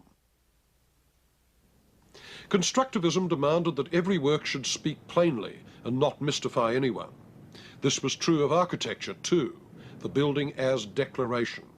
This is a design for the offices of the party newspaper, Pravda. The trouble was that Lenin wasn't much interested in the avant-garde. He wanted a mass art. And after him, Stalin, the terrible simplifier, made anything that wasn't mass art a political crime. The constructivists were, from his point of view, bourgeois formalists, little specks of useless free imagination in the great ocean of his new Russia. Some he killed, some he starved, and all of them he degraded, and state art went back to its traditional job of reinforcing the narcissism of power. And so, you might think, the one brave effort to connect revolutionary art to revolutionary politics was crushed. But not quite, because although we like to think that modern art is left-wing, or at any rate liberal by nature, it certainly wasn't in Italy, where Futurism provided the first official style for fascism. Mussolini was enraptured by the rhetoric of Filippo Tommaso Marinetti, the leader of the Futurists. His watchword, as it was Marinetti's, was modernity. And he too loved what Marinetti loved: speed, dynamism, mechanical force, war, contempt for women, the cult of masculinity, the cult of youth. In 1933, to mark his 10th year in absolute power, Mussolini held an exhibition of the fascist revolution. The catalogue proclaimed that it wanted to recall the atmosphere of the times, all fire and fever, tumultuous, lyrical, glittering. It could only take place in a style matching the artistic adventures of our time in a strictly contemporary mode. The artists had from Il Duce a clear and precise order to make something modern, full of daring, and they have faithfully obeyed his command. Montage, collage, blow-ups, cubist figures, constructivist devices, references to cinema and photography, it was all there, and very like the work of the early Russian revolutionaries. Enrico Prampolini, one of the fathers of abstract painting in Italy, did this mural of Mussolini's black shirts trampling the red flags of communism during the fascist rising of 1919. If you switched the colour of the flags and the shirts, of course, it would celebrate a communist victory over fascism. By the mid-1930s, there was little real difference between the official style of the Russian proletarian revolution, as approved by Stalin, and the official style of National Socialism, as approved by Hitler. Both sides thought there was, and Hitler's architect, Albert Speer, thought that his version was the best, even though they all look much the same today. It looks like nowadays, you know, in this time we thought there are worlds between it, because the Russian, in my opinion, they were crude in their architecture. I had a fine architecture, of course, but this was crude. What Speer designed for Hitler over the years had little or nothing to do with modernism, except for the crucial fact that he did it in the 20th century and made it the most grandiose state architecture, at least in theory, since the time of the pyramids. Some of the ideas were actually Hitler's. In 1925, as a penniless nobody, Hitler was already making these sketches of giant domes and arches for a remade Berlin, to be the capital of the world. Speer's job was to build these megalomaniac objects. This dome would have been 7 times the diameter of Michelangelo's dome in St. Peter's. It would have held meetings of 130,000 party members. In such a huge building, the man who is most important of the whole thing, for which the building is really done, shrinks together to nothing. One can't see him. I haven't had any way to solve it. I put then a huge eagle with a swastika behind him to say, here he is. But he wouldn't have been really visible in the grandeur he would have deserved with his position in the world. Speer knew that authority demanded not only size, but absolute regularity, like the rhythm of jackboots on concrete. What was the average man meant to feel in the Nuremberg Stadium? Nothing. That was not my aim that he feels anything. I had only the aim to impose the grandeur of this building to the people who are in this building. And one can already read in Goethe's Voyage to Italy, when he saw the Roman arena in Verona, he said, if people who have different minds are in such a surrounding, pressed together, they all get unified to one mind. And I think this was the aim of those buildings, and not what the small man will feel personally.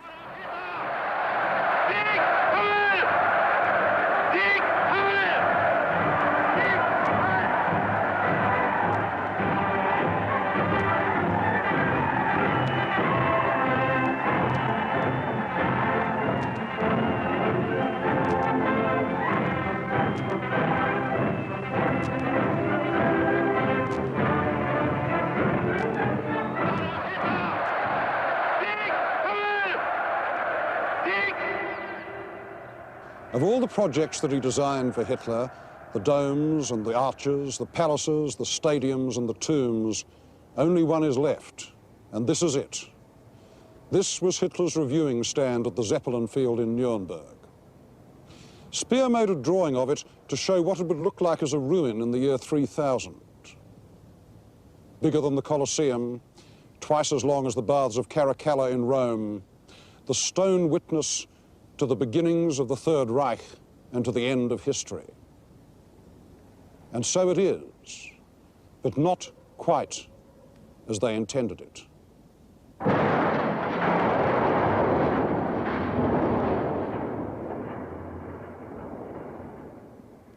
I'm a little bit sad that there's not much left. You know, the whole columns have gone.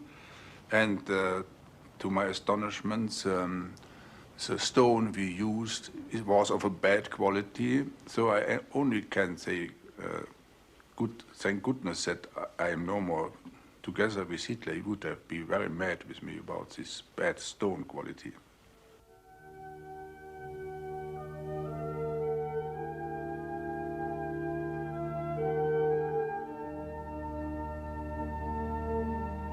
Today, only the ruins are left. The epitaph for their builder and his client was written by W.H. Auden 40 years ago. Perfection of a kind was what he was after, and the poetry he invented was easy to understand. He knew human folly like the back of his hand, and was greatly interested in armies and fleets. When he laughed, respectable senators burst with laughter, and when he cried, the little children died in the streets.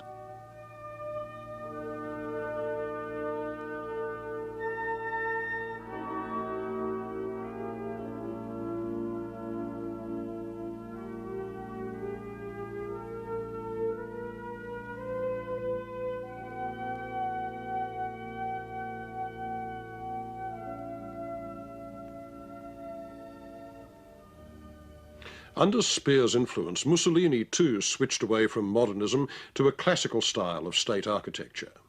This was his Italian Forum outside Rome, and its metaphor is continuity. The past underwriting the present, the new Rome reborn from the old.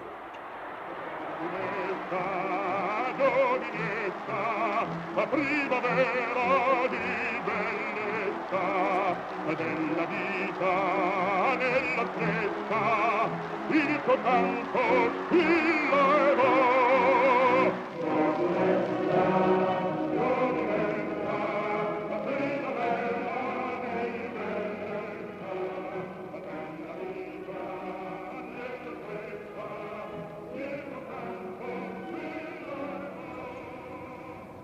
If Hitler had been impressed by the ruins of Rome, Mussolini actually owned them, and he got his architects to exploit them.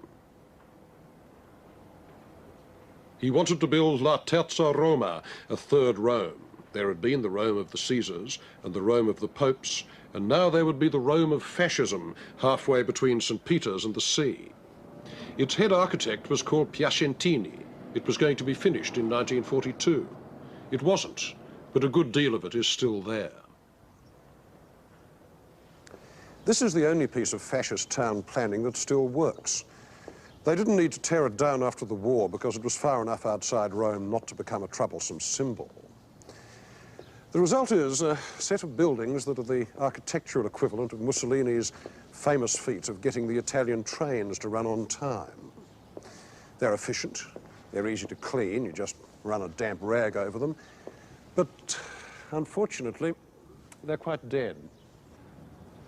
When Hitler made his first state visit to Rome in the 30s, Mussolini lined the last couple of miles of railroad track coming into the Stazione Termini with stage sets, fake apartment blocks, just the front, with hundreds of Italians leaning out of the windows and cheering the Führer. And this provoked one anonymous wag to write the lines which in translation run, "Rome of marble, remade of cardboard, salute the house painter who will be your next master." Well, this is cardboard Rome.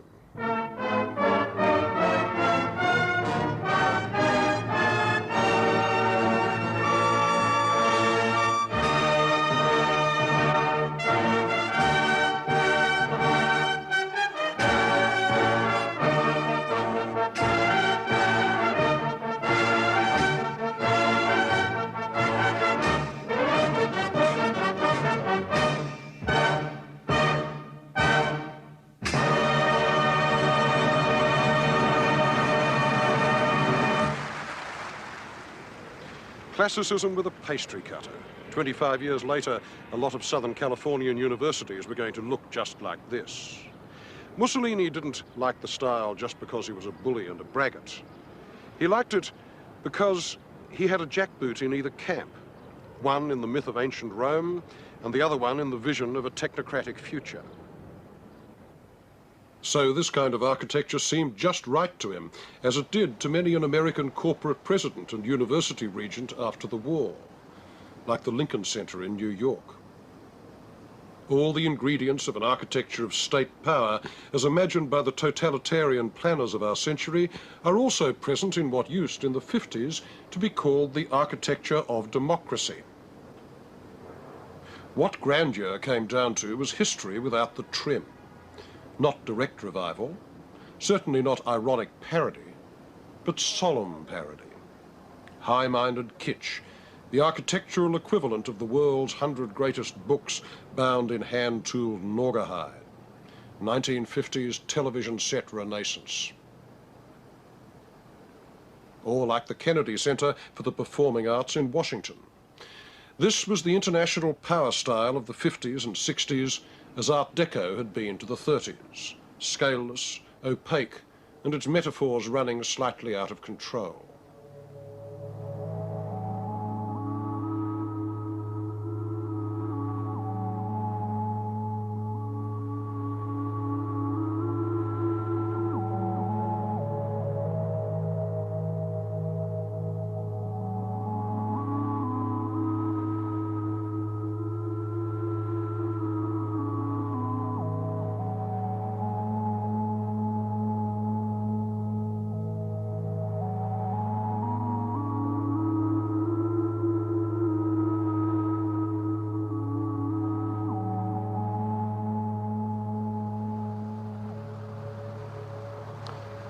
This is the scariest new monument that I know, Albany Mall, the seat of government of New York State.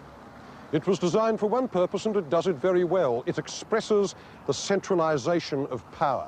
And I don't imagine there's a single citizen who's ever wandered on this plaza and felt the slightest connection with the bureaucrats who live in their towers up there.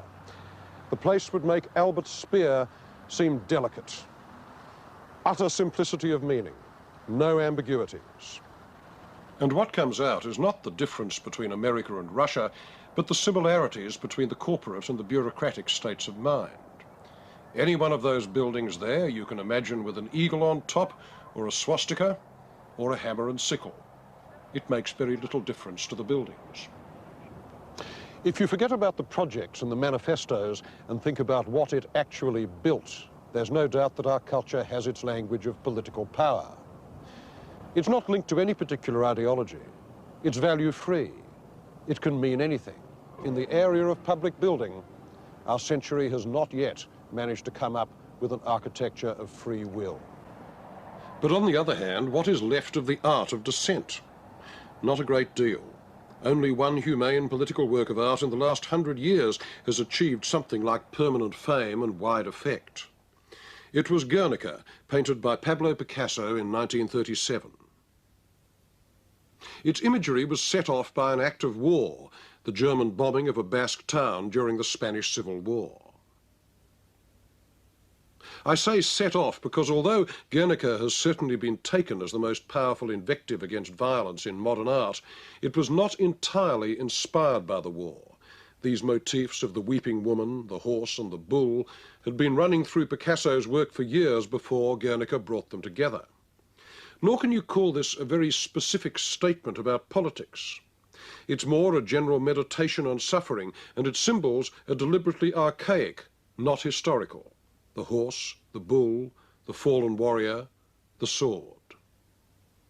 The only modern elements, apart from the late Cubist style, are the electric light and the suggestion that the horse's body is made of parallel lines of newsprint, like the newspaper in Picasso's collages a quarter of a century earlier. Otherwise, its heroic abstraction and monumentalized pain belong as much to the world of the Greek pediment as they do to the time of dive bombers and photography.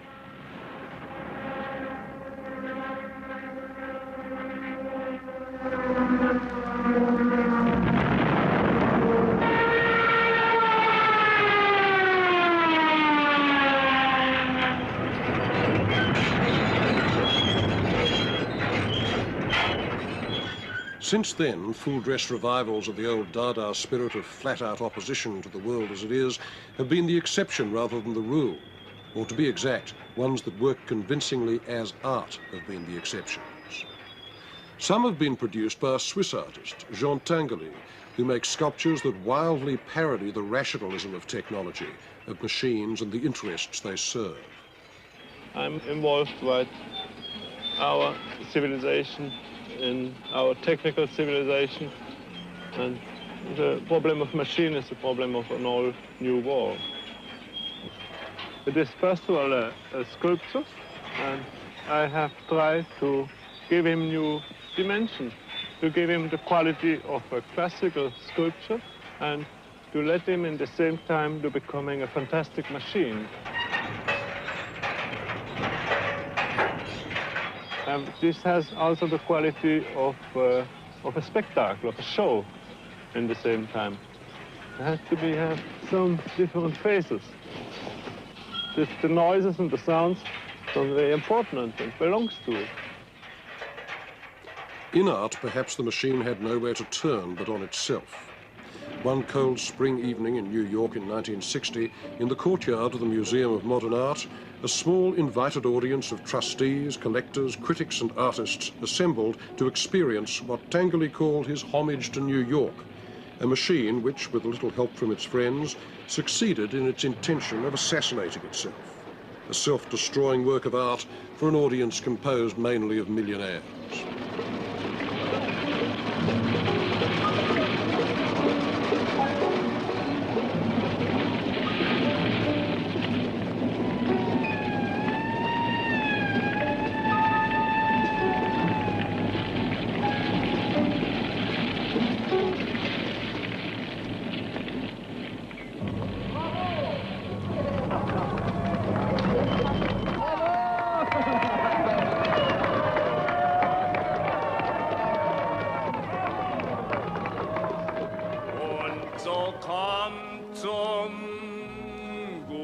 guten Ende, alles unter einen Hut.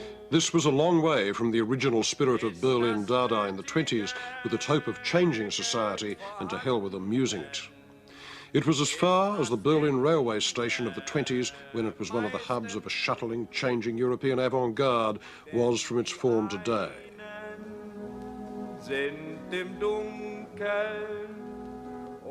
That particular hope of having political effect through painting or sculpture is ended. Und man sieht die im Lichte, die im Dunkel sieht man nicht.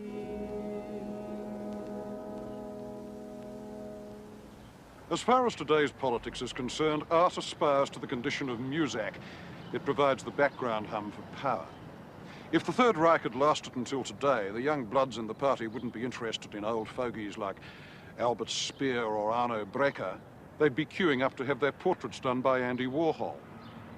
It's hard to think of any work of art of which one can say, this made men more just to one another, or this saved the life of one Jew or one Vietnamese. Books, perhaps, but as far as I know, no paintings or sculptures. The difference between us and the artists in the 20s is that they thought that such a work of art could be made. Perhaps it was their naivety that they could think so, but it's our loss that we can't.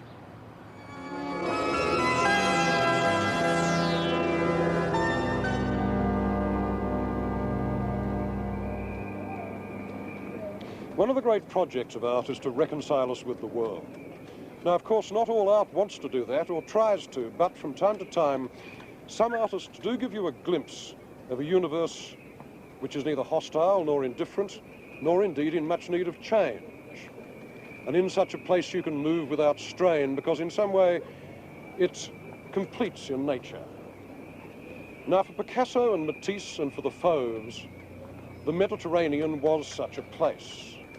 It was the sea that stood for a kind of timeless sensual satisfaction beyond history, as well as for a continuous historical tradition back to the antique past.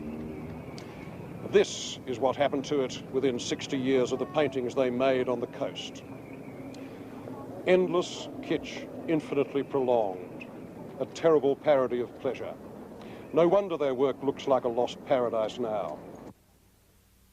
Of course, the 19th century did not invent the art of pleasure, but it broadened it.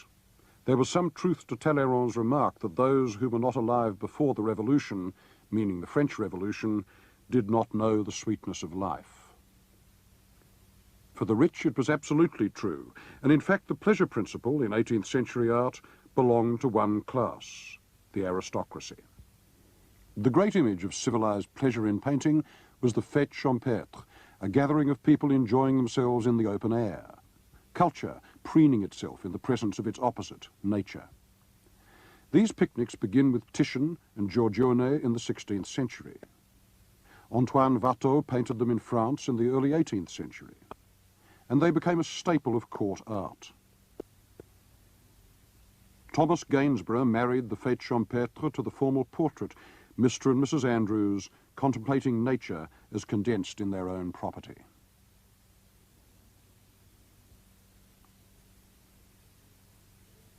The landscape and the figures in it, their clothes, their possessions, all these things stand for the class that also owns the painting, which is normal in art. But within a few decades of the French Revolution, there was a new ruling class in France and England, the bourgeoisie. It wanted to be depicted. It wanted its pleasures described and its life documented. And this triumphant middle class included not only the conservative painters, but some of the most advanced artists of its time.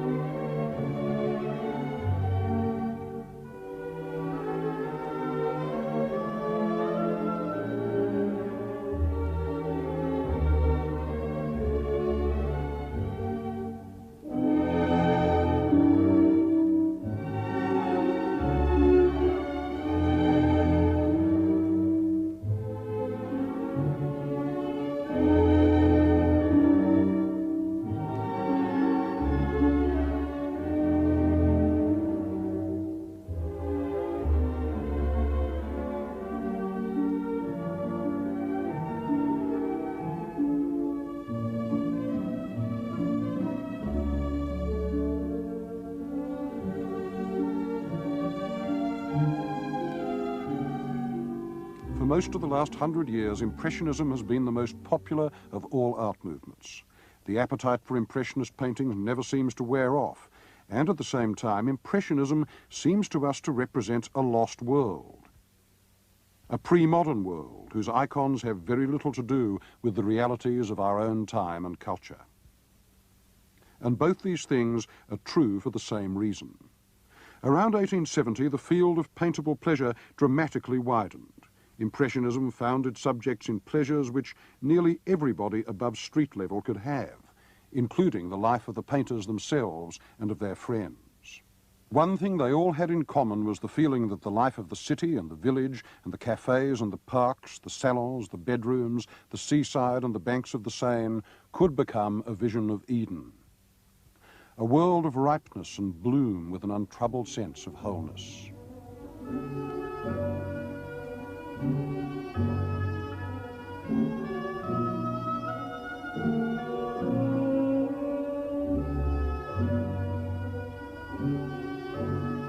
The Impressionists had their moment at the start of the longest continuous peace that Europe would ever know, 44 years from 1870 to 1914. A lost world that you need to be very old to remember.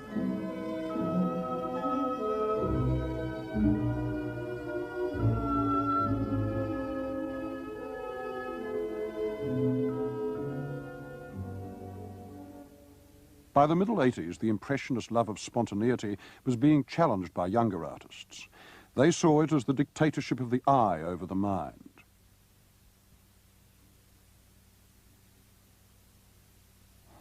The unit, the building block of Impressionism, had been the brushstroke, which was as personal as handwriting.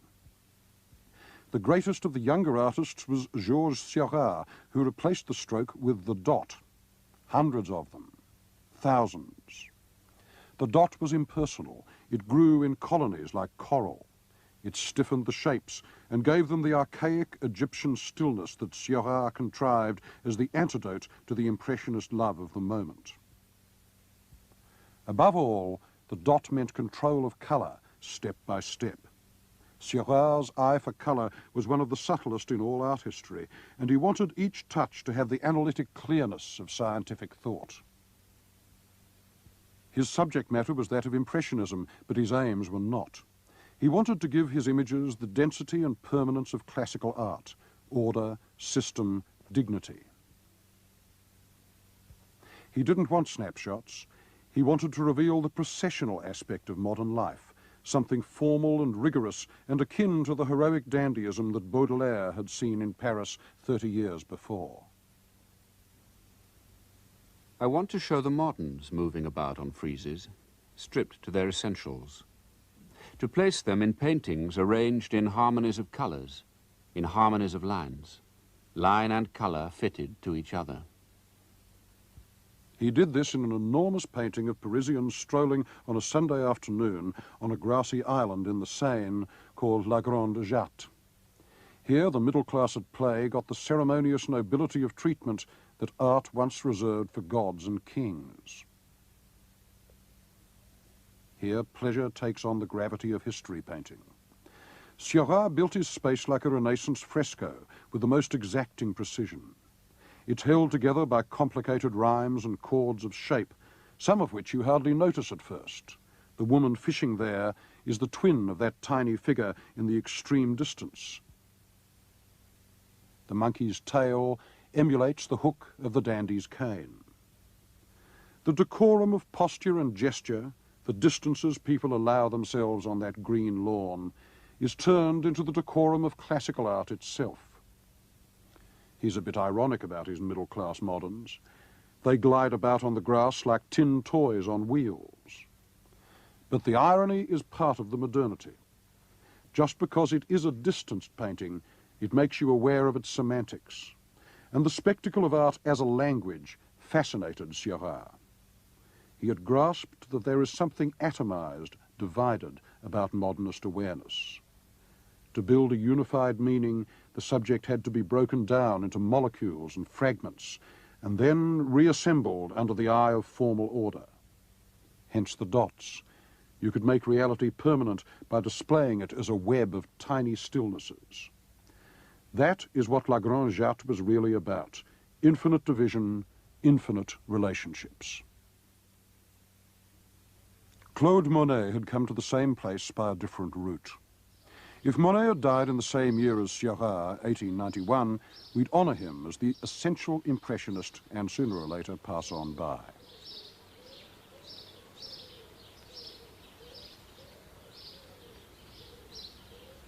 None of the Impressionists had praised the surface of landscape more eloquently. He was to trees and grass and wind what Renoir was to women's skin. But at the same time, not very much that Monet painted before his 50th birthday had the complete reflective permanence of great art. The problem was to deepen the game of seeing, to show that the eye was connected to the brain with its immense powers of discrimination.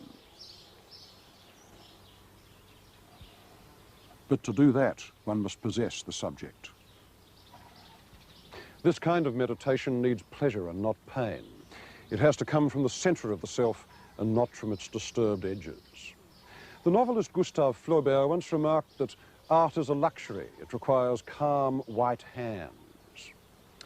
And I suppose the supreme example of this in the life of a painter is the garden which Claude Monet built for himself at Giverny, about 50 miles outside Paris.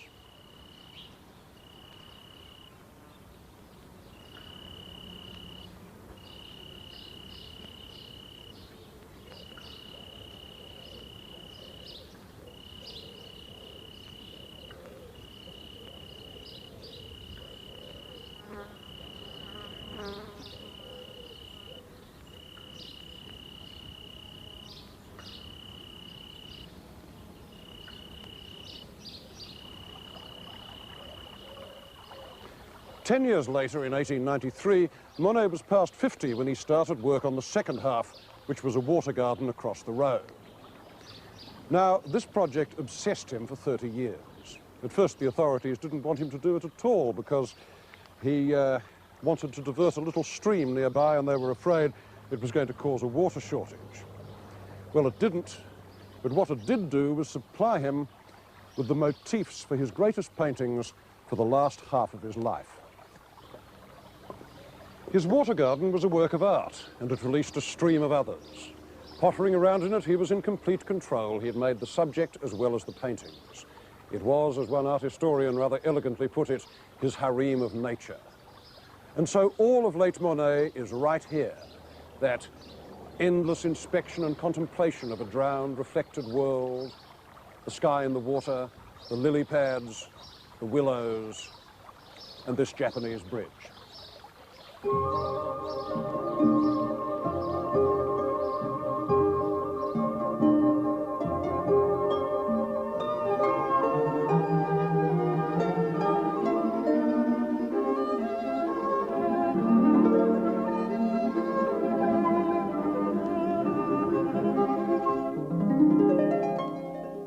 The pond was as artificial as painting itself. It was flat, as a painting is. What showed on it, the clouds and lily pads and cat's paws of wind, was caught in a shallow space, just on the surface, like the space of painting. The willows touched it like brushes. No foreground, no background, a web of connections. Monet's water lilies were a slice of infinity. In them, emptiness matters as much as fullness. Reflections have the weight of things. To seize the indefinite, to fix what is unstable, to give form to sights so complex, so nuanced, that they can hardly be named. This was a basic project of modernism. It went against the smug view of reality that materialism gives us. And it could only be developed in a context of visual pleasure. No distractions. Its other pioneer, but a very different one, was Paul Cézanne. From 1880 to the year of his death, 1906, Cézanne spent most of his time working here in the south of France, in a studio outside Aix-en-Provence.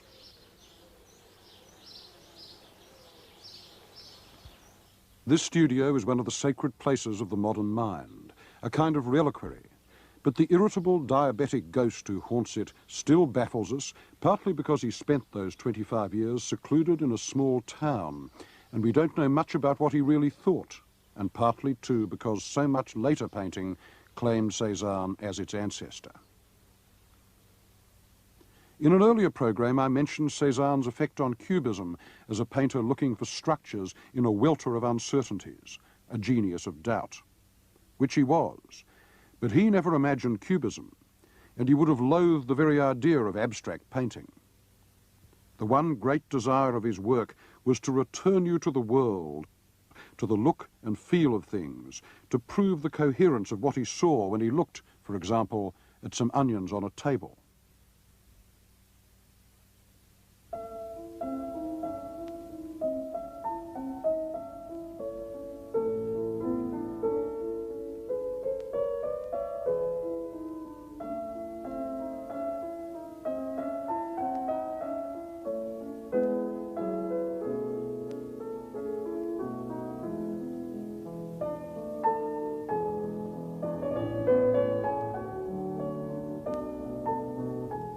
He took an enormous amount of time and trouble over his paintings, sitting after sitting.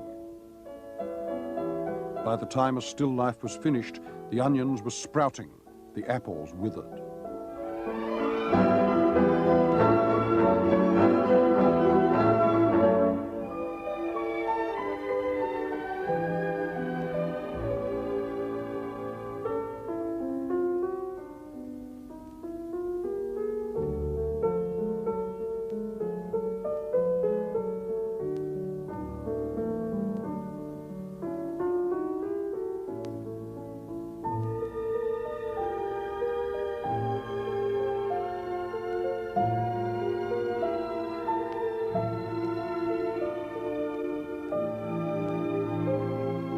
The landscape could not decay, and Cézanne made a point of trudging out to his view day after day, lugging his portable easel in all weathers, until he died of a chill that he caught from painting in the open air.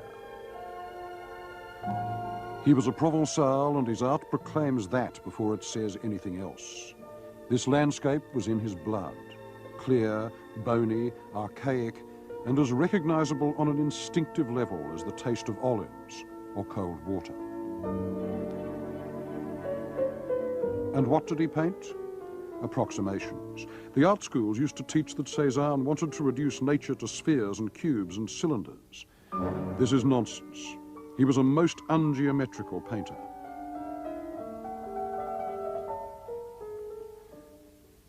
Instead of clear forms, he set down tiny adjustments. You see him engaging his subject, inch by inch, minute by minute. Cézanne had no time for smooth generalizations, and by the end of his life he wasn't interested in the impressionist snapshot either, the one-day painting that set down one scene under one fleeting condition of light. He painted the same motifs over and over again without ever once repeating himself. The hill that became his emblem was Mont Saint-Victoire, outside Aix. He wanted his images to be the accumulated evidence of thought, every painting a deposit, a sort of uneven crust of observations. The more he painted, the more he saw, and the more he saw, the more manifold and unattainable truth became. No painter ever achieved more in such isolation. Instead of facility, he had an immense scrupulousness, and so he was frustrated most of the time, right up to the end. A few weeks before his death, he wrote a letter to his son in Paris. I must tell you that as a painter, I am becoming more clear-sighted before nature. But with me, the realization of my sensations is always painful. I cannot attain the intensity that is unfolded before my senses. I do not have the magnificent richness of coloring that animates nature.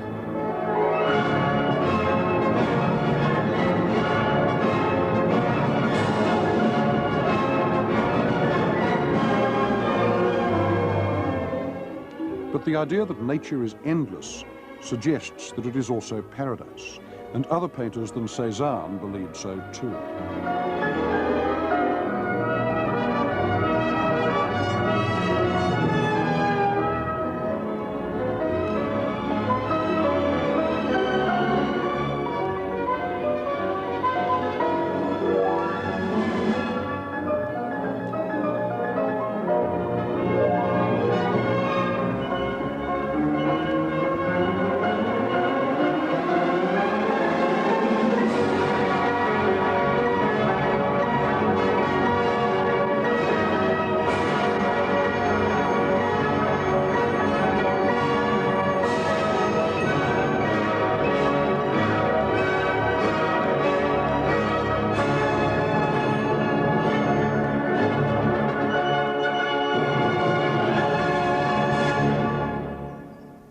What happened was that artists were looking for the kind of landscape that suited the pictures they wanted to do.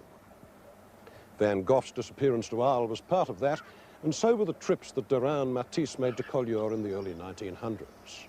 What they were looking for was a greater purity of natural sensation. Instead of grey Paris, they wanted the blue sky and the silvery olives and the red earth and the lavender. It wasn't a question of detaching colour from nature. Rather, the aim was to find in nature a special kind of chromatic intensity, colour that spoke directly to the psyche and could be concentrated on a canvas. The man who did most to bring in the idea of independent symbolic colour and free its role in art was a brilliant histrionic fugitive named Paul Gauguin. Now, everybody knows something about him. He was the archetypal dropout, the man who gave up banking to paint, who went half crazy with his mad friend Van Gogh trying to set up an artist's commune in the Yellow House at Arles, and who left his wife for the embraces of the Tahitians. What provoked his famous escape was the great Paris Exposition, which had a Tahitian sideshow and travel brochures which read, "The lucky inhabitants of the remote South Sea paradise of Tahiti know life only at its brightest." The idea of the noble savage living in a blissful state of virtue in the fruitful bosom of nature was one of the great fantasies of European thought, and Tahiti was the proof that this creature existed. So the myth of Tahiti blossomed very quickly. Moreover, paradise was a French colony. So in 1891, Gauguin set off, cheered on by his friends and admirers, who nevertheless wisely stayed in Paris. Instead of paradise, he found a trading port. Instead of noble savages, prostitutes. A culture wrecked by Bibles and booze, its rituals dead, its memory lost, its population down from 40,000 in Captain Cook's time to 6,000 in Gauguin's. So the paradise Gauguin painted was deceptive, even pessimistic, a lost Eden full of cultural ghosts, and his Tahitians were like survivors of a golden age that they could not remember. Those nymphs, I want to perpetuate them, with their golden skins, their searching animal odour, their tropical savours. It was his colour that pointed to the future. The colours of Tahiti were brilliant, and Gauguin used them with a moody intensity. He believed that colour could act almost like words, that it held an exact counterpart for every emotion and every nuance of feeling. Colour became the interpreter between the mind and the world. It was a language made up of patches on a flat surface. Its job was to express rather than to describe. For younger painters, this was a tremendous liberty. But they wanted to use it inside France, and its natural theatre was the south. For colour was the sign of vitality, the emblem of well-being. What came out of this was a movement named Fauvism, which essentially meant the work of three painters in the early 1900s, André Derain, Maurice de Vlaminck, and Henri Matisse. The word fauve means wild beast. It was a tag given them in 1905 by a dubious critic who had been offended by the intensity of their paintings. And what they produced was less a movement than an episode, a meeting of instincts among painters who liked strong sensation but had no binding theory. If you can imagine an aesthetic based solely on exhilaration, this came close to it.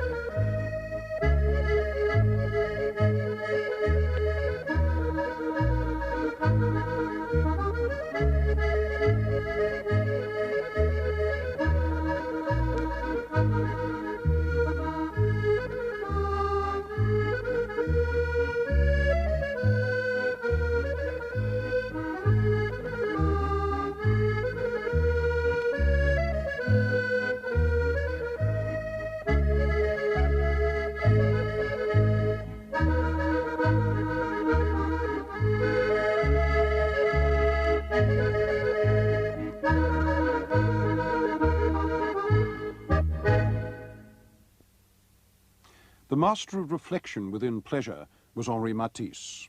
He was born in 1869 and he died in 1954, and nowhere in the span of his work do you feel a trace of the alienation and conflict to which modernism consigned us. His studio was a place of equilibrium that produced images of refuge for 60 continuous years. In 1904, Matisse got interested in Seurat's technique of pointillism, the coloured dots that were being used by his followers, among them Matisse's friend, the painter Signac. Signac had a house at Saint-Tropez, and Matisse went there in the summer of 1904. The result was one of those awkward demonstration pieces of modern art where Matisse's literary instincts merged with his fantasies about Arcadia, a picnic by the sea at Saint-Tropez with a lateen-rigged boat and a pine tree and a cluster of spotty, bulbous nudes, and a thoroughly Baudelairean title, Luxury, Calm and Pleasure. It was Matisse's first image of the Mediterranean as a state of mind, a clumsy painting, but a portent. In 1905, Matisse went with André Derain to paint in the little coastal village of Collioure, near the Spanish border. This was one of the crucial moments in the short history of Fauvism, because at Collioure both men painted their most radical pictures so far. This was the point at which Matisse's colour broke free. Thick blobs of paint one moment, bare canvas the next, and the harsh glitter of local colour to mimic the dazzle of afternoon light on the water. The new Matisses were very shocking indeed. Their defenders were uncertain about them, and their detractors thought them barbaric.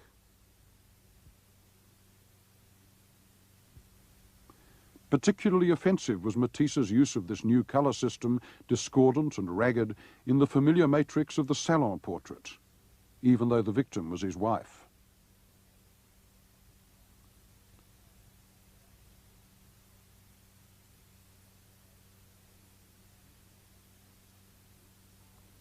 Time and again, Matisse set down an image of a pre-civilized world, Eden before the fall, Gauguin's dream, inhabited by men and women without a history, languid as plants or energetic as animals. The primitive look of these two huge paintings, the dance and music, still throws you. Matisse presents his image of music at its origins, enacted by half a dozen naked cavemen, prehistorical, pre-social almost, and definitely pre-technological. A reed flute or two, the slap of hand on skin, and yet how powerful that editing down is. The simplest elements, earth, sky, body, each allotted its own local colour and nothing more. And within that simplicity, what energy!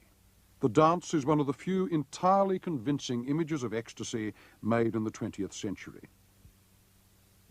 That circle of twisting, stamping maenads takes you right back down the line to the red figure vases of Greece and beyond them to the caves. It tries to be as old as dance itself.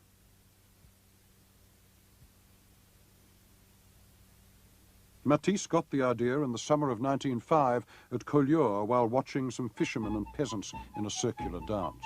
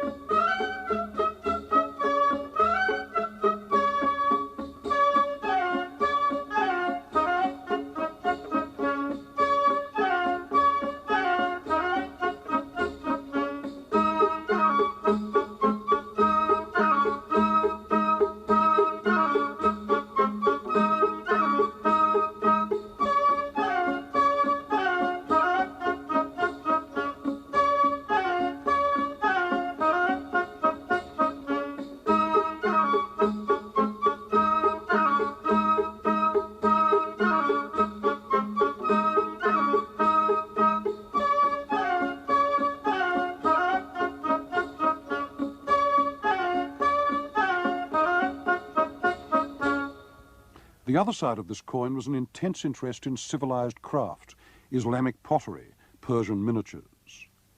Matisse loved pattern, and through it he gives you the illusion of a completely full world where everything, background, foreground, and in between, acts equally on the eye. One of the results was the Red Studio, which he painted in 1912. On one hand, he wants to bring you into the painting, to make you fall into it, like walking through the looking glass. That box of crayons is put just under your hand, as it was under his. But then it isn't a real space, and because it's all soaked in red, a red beyond ordinary experience, it describes itself as a fiction, as art. Like a Persian miniature, it's all inlaid pattern. And more than that, everything in it is a work either of art or of craft. The paintings are Matisse's. So are the sculptures. The only hint of nature is the plant, but it's a very tame plant, a house plant trying to be a work of art, and it's trained to rhyme with the curves of that chair. And those curves are also reflected on the other side of the room in a pink painting of a nude. So the Red Studio is, among other things, a poem about how painting refers to itself, how art nourishes itself from other art, and how, to this cast of mind, art can form its own republic of pleasure, a Switzerland, a parenthesis within the real world, a paradise. In 1916, Matisse moved more or less permanently to the south of France, to Nice. He found an apartment in the Hotel Regina, named after Queen Victoria, who had stayed there. When the Great War broke out in 1914, he was 45, too old to fight, too wise to imagine that his painting could interpose itself between history and its victims, and too certain of his aims as an artist to change them anyway. I don't suppose that any great artist since the 18th century has so devoted his work to an idea of comfort and refuge. Matisse once said that he wanted his art to have the effect of a good armchair upon a tired businessman. Now, 20 years ago, when we thought that art was going to change the world, this seemed at best rather a limited aim.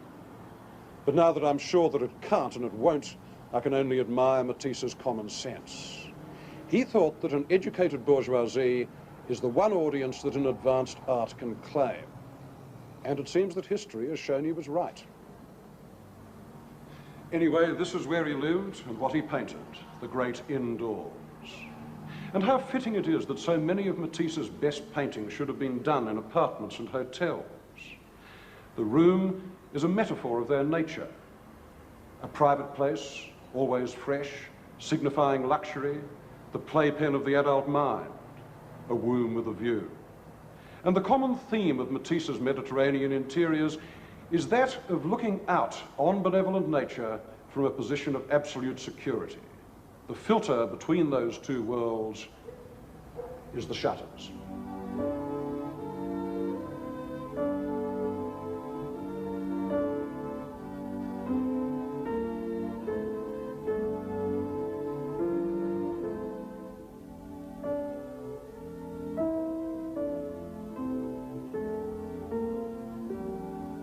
My purpose is to render my emotion. This state of soul is created by the objects which surround me and which react in me, from the horizon to myself. I express as naturally the space and the objects which are situated there as if I had only the sea and the sky in front of me. That is the simplest thing in the world.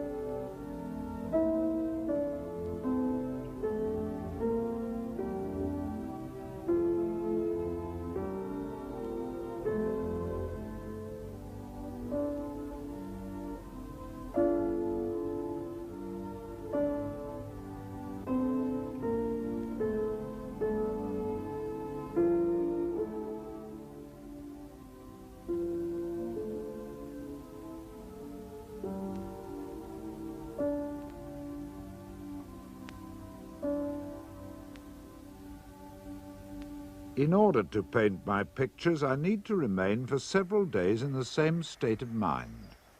And I don't find this in any atmosphere but that of the Côte d'Azur. There were other painters who believed their emotional temperature was always right on the Mediterranean. Notably Pierre Bonnard, who after years of painting trips to the south, finally moved to this house near Cannes in 1925. Matisse would never have lived in a garden like this.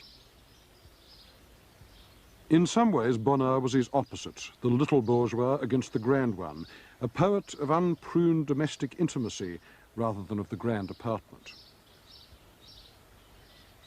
Matisse's compositions carried an air of formal grandeur, of declamation in the high tradition of French art, but Bonnard's did not. In still life he took things as he found them, or at least he painted them to seem so. The arrangement of jugs and bowls and plates on that breakfast table seems fragile and chancy. They've strayed into view.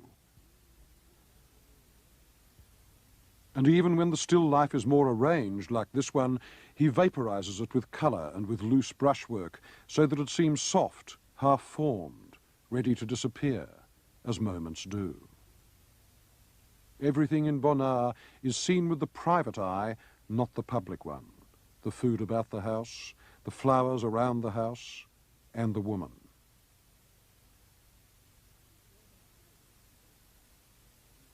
She's almost always the same woman, Marie Bossin. Bonnard met her in 1894, and after a liaison that lasted more than 30 years, he finally married her. They then lived together until 1942, when she died. Far from being the contented painter's wife in a cottage in the south of France, she was a nagging, jealous shrew who made life impossible for him and his friends, knew nothing about painting and couldn't even cook. But he was utterly and masochistically loyal to her. Bonnard was obsessed with the facts of domesticity and the memories of sexual pleasure, the privacy and the glimpsing, the feeling that the eye is privileged, a party to all secrets.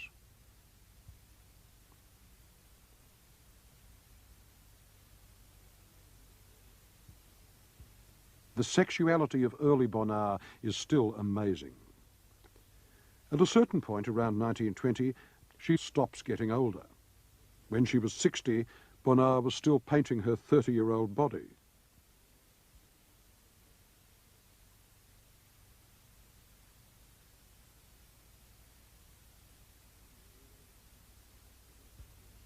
But she is always apart, self-absorbed, spied on. The perpetual Susanna in her bath, with Bonnard as the perpetually peeping elder, dissolving her in light, reconstituting her in colour, possessing her again and again from a distance.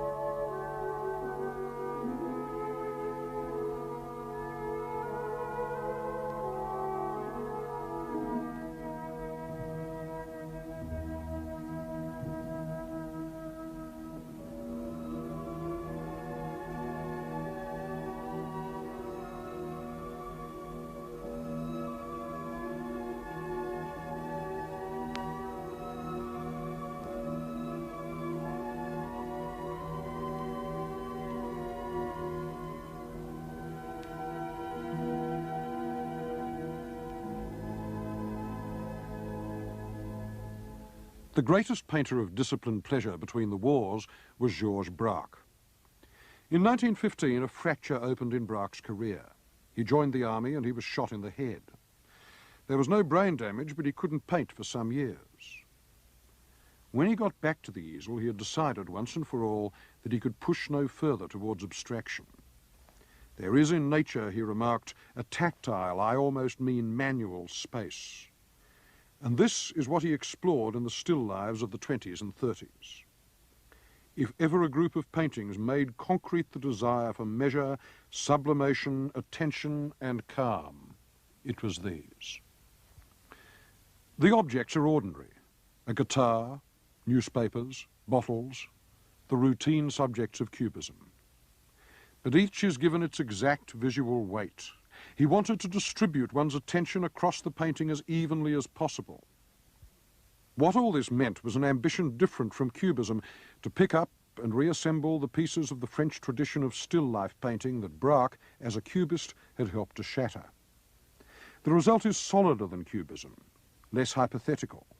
He even mixed sand with his paint to give it more body, to endow it with a more resistant surface, like fresco, and to insist upon a slowness of inspection parallel to the immense deliberation which he brought to the act of painting.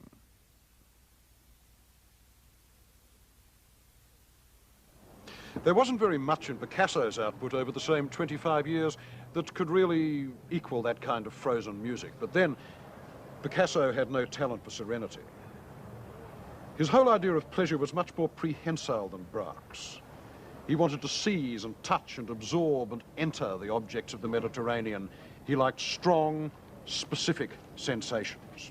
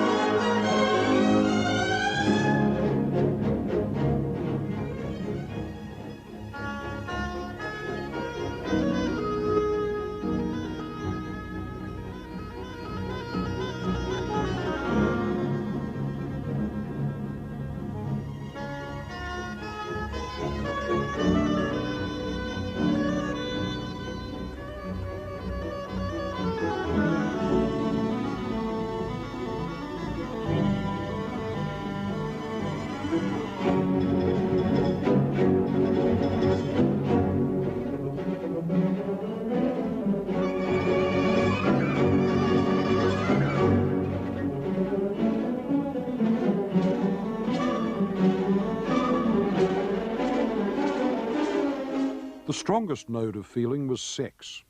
Picasso never tried to hide what he felt about it, and when his fear of women was aroused, and it often was, he had to paint it out. So, at one end of the scale, he produced some of the most demonic images of women ever done. This isn't distortion, it's more like dismemberment, killing the witch. But on the other hand, he painted some of the most intense images of sexual pleasure in all modern art. They were provoked by his affair with a woman named Marie-Thérèse Walter, whom he met in 1931. In the paintings, her body becomes not so much a structure of flesh and bone as a series of orifices looped together by that sinuous line, tender, composed, swollen, abandoned. The point is not that Picasso managed to will himself into the skin of this woman. Not at all. He depicted his own state of arousal and projected it on his lover's body like an image on a screen. Her body is reformed in the shape of his desire, and it's recognizable to anyone.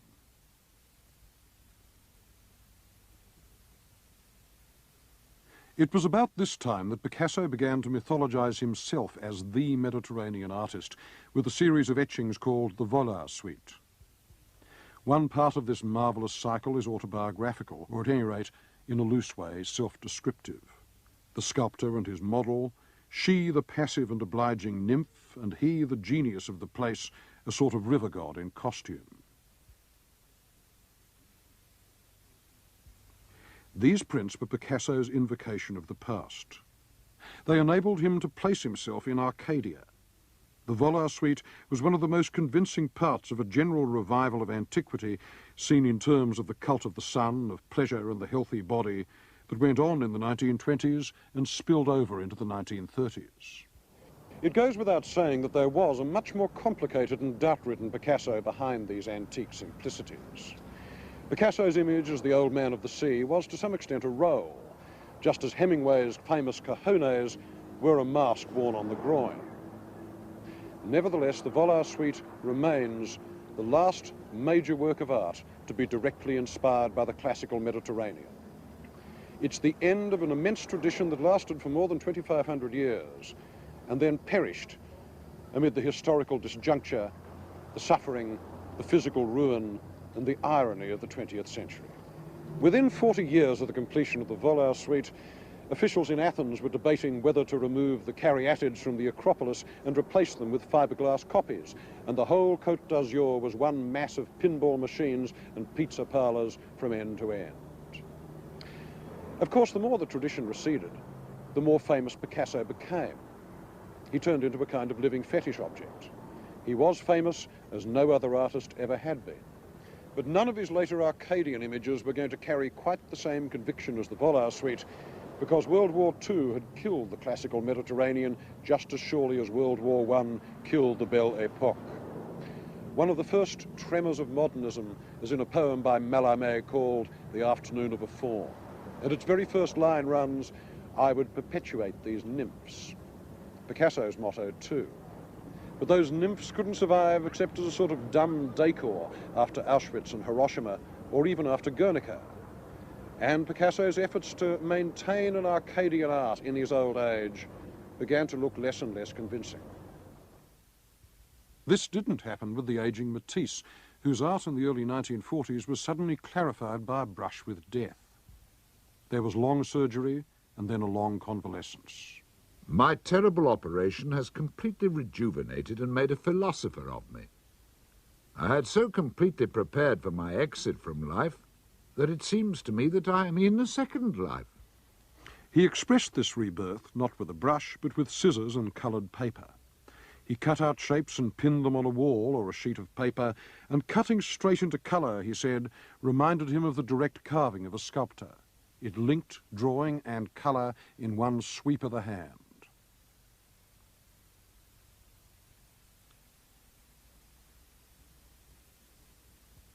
The images were like heraldic emblems of pleasure, signs for well-being. At an age when most painters are either dead or repeating themselves, Matisse had re-entered the avant-garde and redefined it. These cutouts were the most advanced painting and perhaps the most august being made in Europe. They showed the wholeness of gesture that most abstract painting wanted but didn't always reach. The fast coordination of hand, mind, eye and memory as the scissors flowed through the paper. One cut, the essence of decision.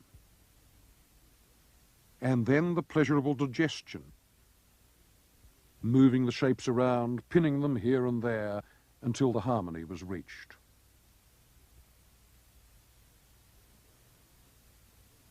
The cutout summed up what he had learnt about Islamic art over the years since his first visits to North Africa and Spain. One of their sources lies in Moorish tiles in the walls of the Alhambra in Granada. But they were more than decorative, because Matisse, more than any other artist except Picasso, had saturated his work in the memory of physical sensation, of sunshine and water, the ecstasy of healthy bodies, salt and wine and flowers, the Mediterranean world, which he evoked for the last time in a frieze of diving figures, the swimming pool. This was his farewell to a subject which had been one of the tests of an artist's virtuosity since the 15th century. The human animal in energetic movement, the body stripped of its guilt, an end in itself. Between 1947 and 1951, Matisse was continuously busy with what he called the last stage in an entire lifetime of work and the apex of an immense, sincere and difficult effort. It was also probably the last major work of art that Catholicism would be able to evoke in our century. And this was the Dominican chapel here in Vence, for which he designed just about everything. The murals, the stained glass windows, the crucifix, the lot.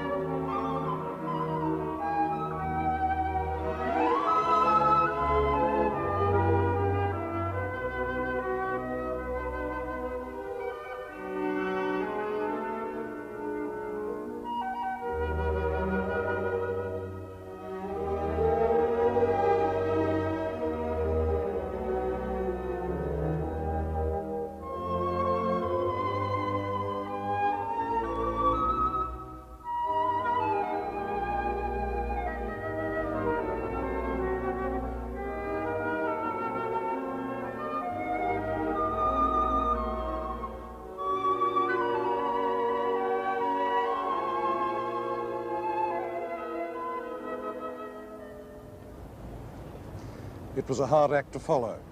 In secular terms, there was everything to be learnt from Matisse. He was the most influential painter of the third quarter of the 20th century, as Picasso had been of the second quarter and Cézanne of the first, especially in America. But there was something in his work that wouldn't transplant across the Atlantic. What wouldn't transplant was its Mediterraneanness, that ease and sensuous completeness that was rooted in Matisse's own youth. This wasn't a matter of style.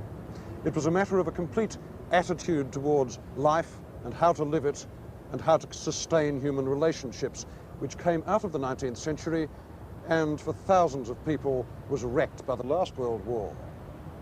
After that, you could paint Matisse's, certainly, but you couldn't be Matisse.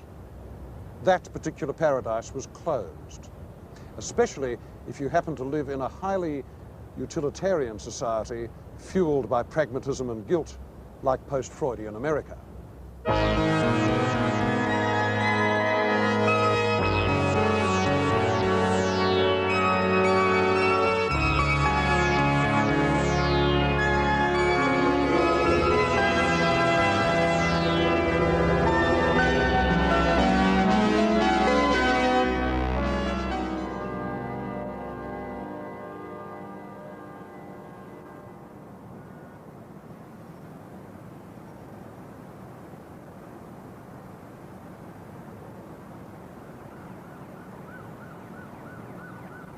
The skyscrapers of New York City are still, for most people, one of the great emblems of modernity. But one of the major architects of the 20th century, Le Corbusier, thought otherwise. He called this city a tragic hedgehog. Any New Yorker knows what Corbu meant. He hated its contrast, its medieval dirt and its medieval inequalities of class. And he wanted to abolish the distance between the streets down here and the spires up there. He had a vision of New York as a possible, though flawed, utopia. New Yorkers didn't take that seriously then. Today they still don't. This century has been an age of utopian propositions. They've been drawn, designed, argued about, sometimes even built. And in the process, it has shown that ideal cities don't work. To the extent that planners have tried to convert living towns into utopia, they've destroyed them. It seems that, like plants, we do need the shit of others for nutriments. But some of the best minds of our culture have thought otherwise. They believed the arts could reform people, especially architecture. For architecture affects you most directly of all. It is the art you live in.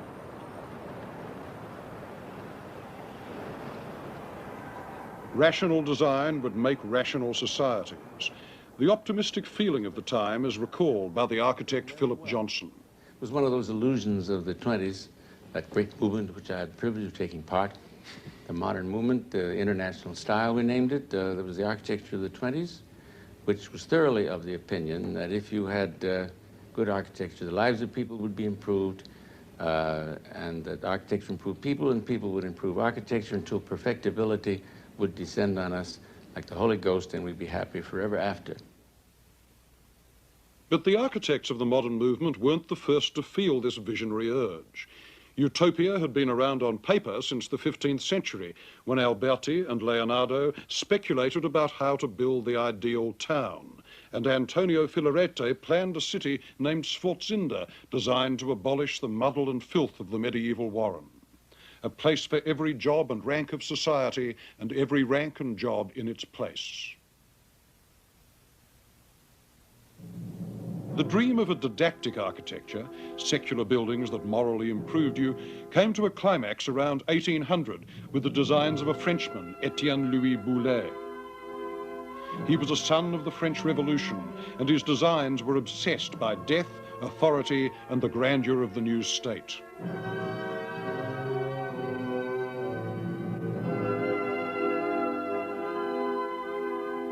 They were never built. They would have needed a slave state to build them. But within 30 years, the Industrial Revolution had created another kind of slave state.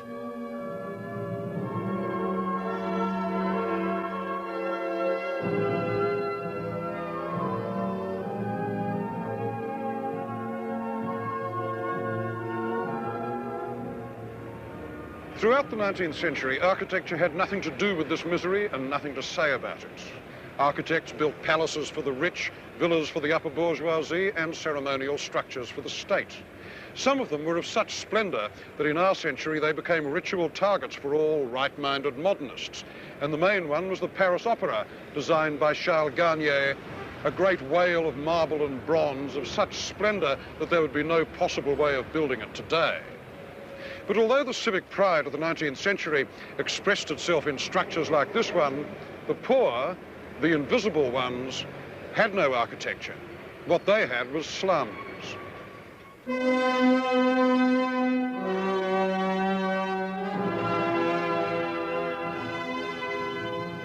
By 1900, in the eyes of a handful of gifted and missionary designers scattered across Europe, architecture itself was a symbol of inequality, and decorated architecture even more so.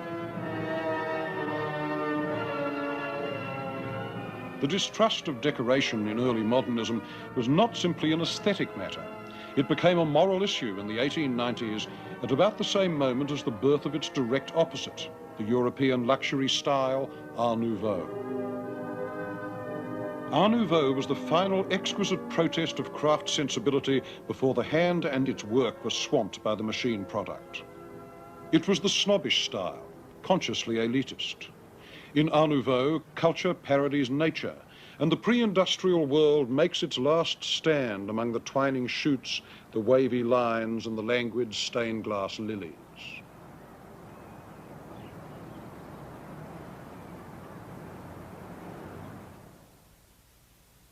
But the idealist radicals of the 1900s looked to the machine. They were in revolt against the injustices of industrial capitalism, but they wanted technology to reform culture. They saw themselves as social engineers, and two such men were Mario Chiattone and Antonio Sandelia, Italians who wrote the Futurist Manifesto of Architecture in 1914. We are no longer the men of the cathedrals, the palaces, the assembly halls, but of big hotels, railway stations, immense roads, colossal ports, covered markets, brilliantly lit galleries, freeways, demolition and rebuilding schemes. We must invent and build the futurist city, dynamic in all its parts, and the futurist house must be like a machine. These were dream cities, paper architecture that nobody expected to build. And Sandelia was killed during the First World War at 28 before he could build anything. But he had fixed the imagery of concrete cliffs and flyovers that would dominate architecture and science fiction for another 40 years. And his speculative passion was shared by architects in other countries, including Soviet Russia after 1917, where constructivist designers like Melnikov, Rodchenko and Leonidov imagined vast community centers, halls, social condensers, palaces of the people, all based on the machine metaphor.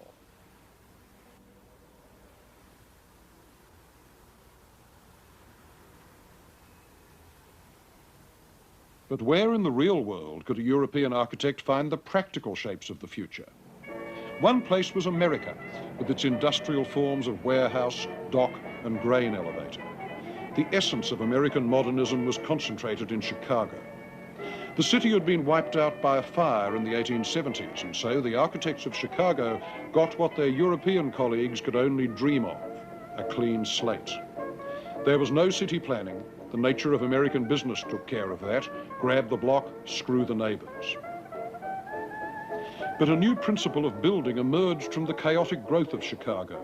Skeleton construction instead of load-bearing brick or masonry walls.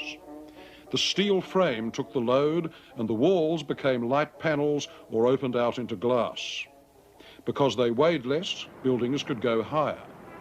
This was known as the Chicago style, and its master was Louis Sullivan, the first great modernist architect.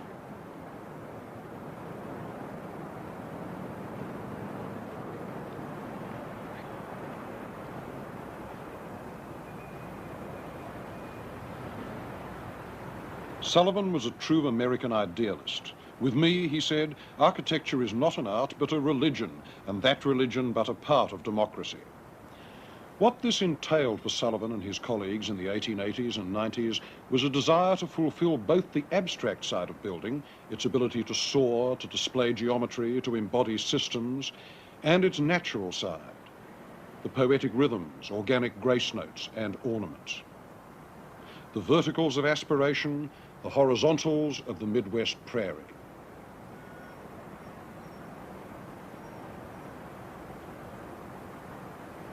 For the first time, the whole centre of a large city was rebuilt in terms of a new style. But it was not from Sullivan's ornament, but from his structural grid that later modern architecture would be derived.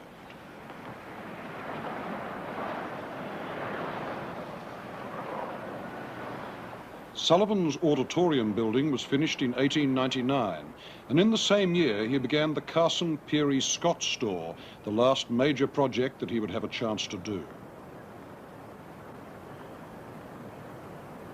Structures like this one have come to be seen as talismans, the rudiments of a new world of design and construction.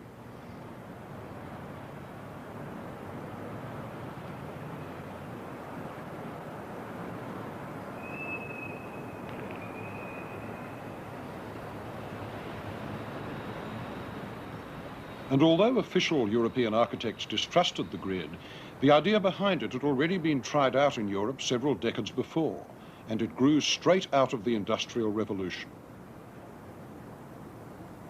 The European resistance to the lessons of Chicago was partly due to its use of industrial materials. The basic one was metal. By using it structurally as the part of the building that actually carried the load, you could achieve a great degree of plainness, lightness and delicacy. The first man to use iron as the frame of a major public building from the ground to the roof was French. His name was Henri Labrouste. Labrouste was born in 1801. He was one of the geniuses of the Romantic era, and one of his remarks became a rallying cry for functionalism 50 years after his death. In architecture, he said, form must always be appropriate to the function for which it is intended. Now, this was his demonstration piece, his first significant building, the Sainte-Geneviève Library in Paris, with those exquisite barrel vaults borne up on their wrought iron tracery, which floats out of the row of slender columns that runs down the center of the building, and all this designed at the amazingly early date of 1843. This prophetic building was far ahead of its time, and it's the point from which the use of iron and steel as architecture, not simply engineering, really begins. The second modern material was concrete, reinforced with steel rods and cables. Engineers had used it, but the first architect to use it expressively for something other than an airship hangar or a bridge was the German Max Berg, who built the Centenary Hall in Breslau in 1912, a vast ribbed dome covering 21,000 square feet, 4 times the area of the dome of St. Peter's. When the concrete set, the workmen refused to pull away the wooden molds because they were scared it would collapse, and Berg had to start tearing them down himself. But the hall is still there. However, the supreme material of utopia was sheet glass.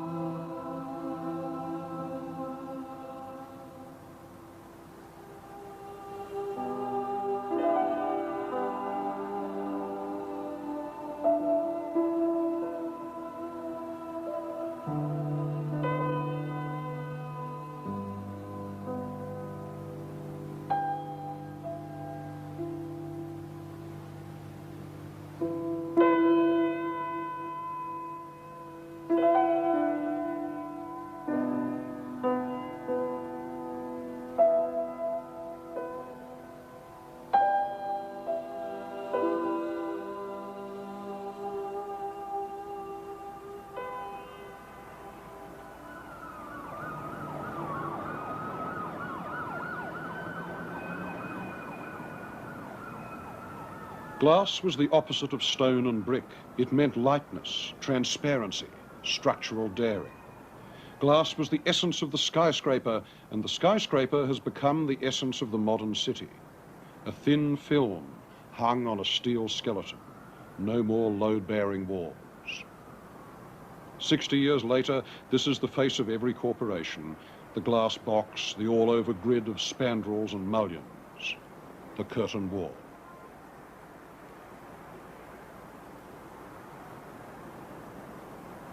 The chief architect of glass was a German, Ludwig Mies van der Rohe. He didn't put up many buildings, but the ones he did build acquired a great moral importance in modern architecture. For decades, buildings like his apartments on Lakeshore Drive in Chicago have been considered the epitome of reason. Straight lines, clear thought, and extreme refinement of proportion, detail, and material. They were acts of faith, absolute and austere. But Mies loved the idea of crystalline building, the pure prism. And so his designs in the 20s believed in salvation through glass architecture, and this belief was almost religious. Mies' quest for purity goes right back to the Germany of 1920 and his unbuilt design for a skyscraper on the Friedrichstrasse in Berlin.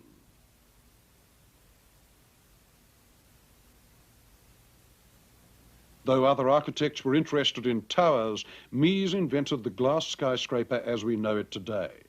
Skin and bones, he said. That was architecture, no noodles. But he also said at the same time, 1923, that he rejected all aesthetic speculation, all doctrine, and all formalism. Which is odd, because the only architects who were more doctrinaire and formalist than Mies van der Rohe were his imitators. Mies believed that his buildings, like the Seagram here in New York, were objective because they grew out of machine culture, mass production, prefabrication. The individual, he chillingly announced, is losing significance. His destiny is no longer what interests us. But for all his theorizing about machine culture, not one of Mies' designs was ever successfully prefabricated. Why? Because he was a perfectionist, because he designed to tolerances that mass production simply couldn't handle. His whole background, after all, was involved with the tradition of craft, with the action of the hand upon fine traditional materials. Now, he did that in a very quiet way, but he certainly wasn't prepared to give up that idea of beauty or to make any compromises upon it. And so when it came to designing the Seagram building, he could have used steel or aluminum for the cladding. But no, what Mies wanted was bronze, this dark, satiny material which gave him the play of shadows within shadows that he wanted. And the result was aesthetically superb, but it was also fiendishly expensive and quite unrepeatable.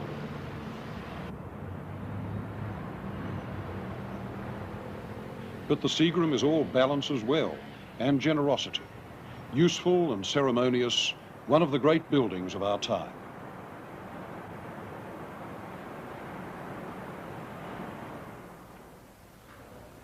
Mies wanted a universal grammar of architecture. Consequently, his flats look like office blocks and his museums look like airports or factories. Obsessive subtlety of form. He could spend weeks, months, thinking about how to turn a corner with I-beams and cladding. But a certain naivety about the larger social meanings of architecture, which in Mies' world did not count. And so many of Mies' projects tend to look authoritarian. One of the largest is the Federal Center in Chicago, which today looks like an ultimate refinement of American corporate style. The big, chilly slabs grouped around an intimidating open space, an ideal blank table, which then gets a decorative ashtray in the form of a sculpture, in this case, a stable by Alexander Calder.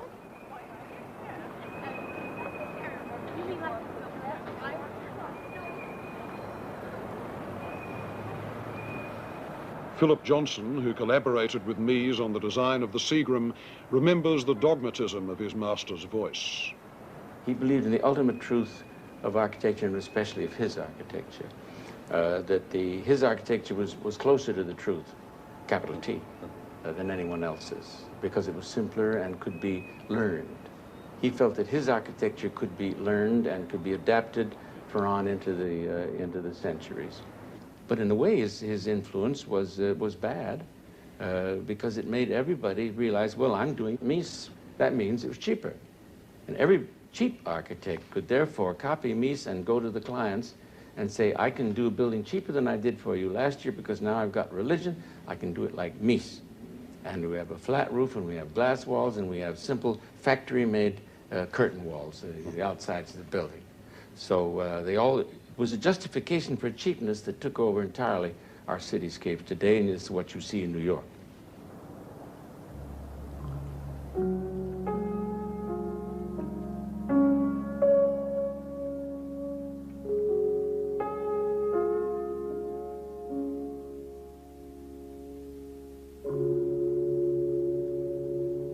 But the great image of the new architecture wasn't the single building, it was the town plan.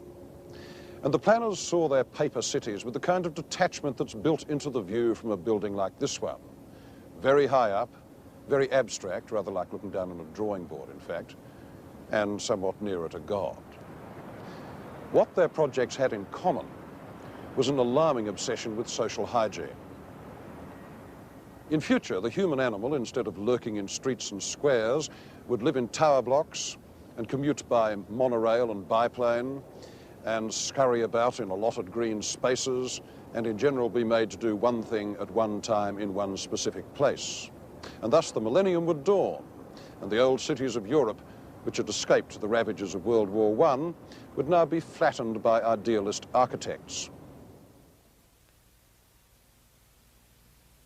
Most of these utopian schemes fell somewhere between the suburb and the ziggurat, and most favoured the ziggurat.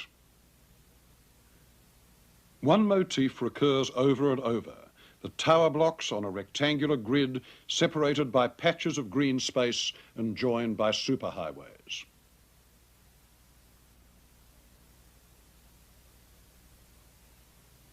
It was a theme harped on by Frenchmen, Germans, Russians and Italians, but the lyric poet of this dreadful idea, which has influenced cities for the worse from Los Angeles to Zagreb, was a Swiss. His name was Charles-Édouard Jeanneret, better known by his nickname, Le Corbusier. His ideal of good planning was summed up in one phrase: La ville radieuse, the radiant city. His answer to the crowded towns of Europe, so unpredictable, so hard to control, was the tower block glittering above the greenery, decentralization brought about by the car. The car would abolish the human street, possibly even the human foot. Everyone would have a car. Some people would have aeroplanes too. The one thing nobody would have would be a place to bump into others, walk the dog, chat, strut, or do any of the 100 other random things that one does on a street and which, being random, were loathed by Le Corbusier.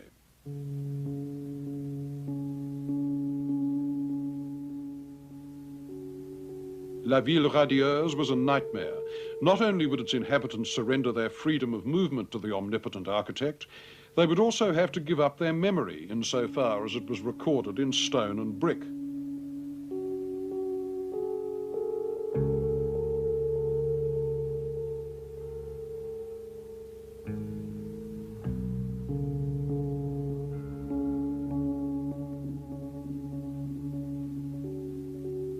One of Corbusier's obsessive projects was the improvement of Paris, which involved the assassination of the city and its rebirth as tower blocks.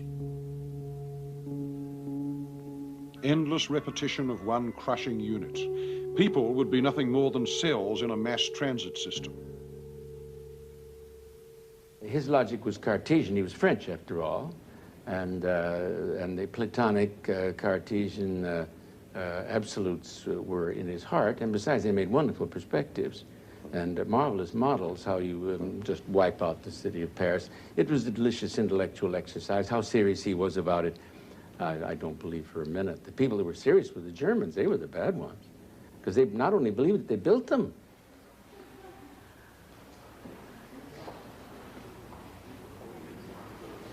One thing Corbusier built is here in Marseille, the Unité d'Habitation of 1947. 9 stories high, set in green space, with an unusual roof. It contained a gymnasium, a space for exercise, a paddling pool for the kids, and a bicycle track.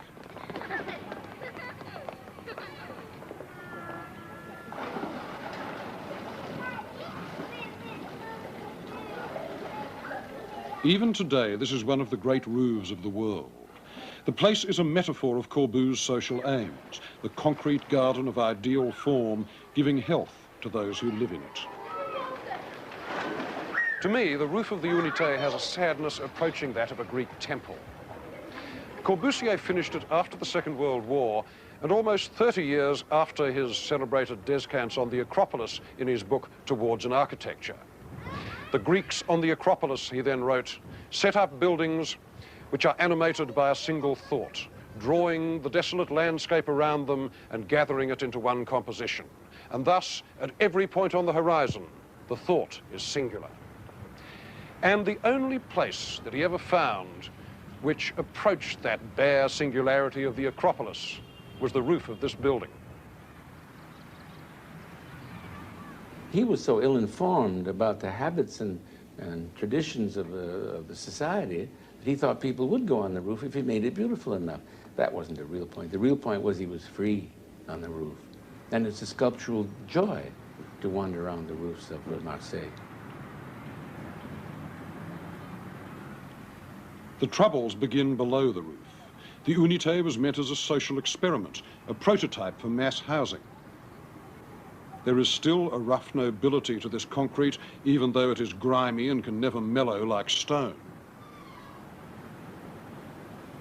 The pilotis, or stilts, are a grand muscular shape, although nobody uses the space under them for anything, and the cars have to park in the green space. And as housing, the Unité has not been a success. Its emblem is the figure of Corbu's modular man, the distorted great-grandchild of Vitruvian man, and unintentionally a symbol of Corbusier's lofty disregard of real human needs.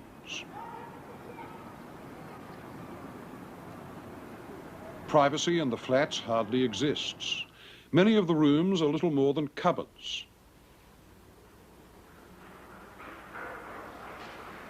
The shopping mall on the 5th floor is mostly out of business because the French like to shop in real markets down on the street, another fact of life that the form giver did not grasp.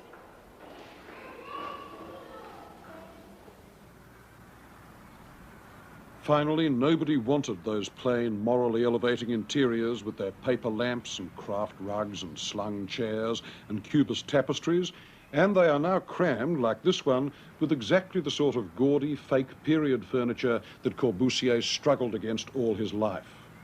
He could never understand why the French kept wanting it, but they did, and they still do.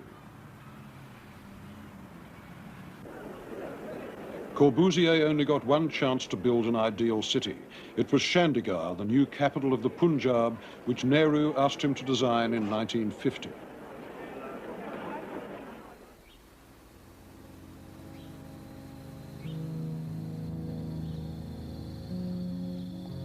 Its site was a blank, a windy plain at the foot of the Himalayas. Here, Corbusier could create a sculptural monument from scratch. There was nothing to compete with. His buildings would be absolute.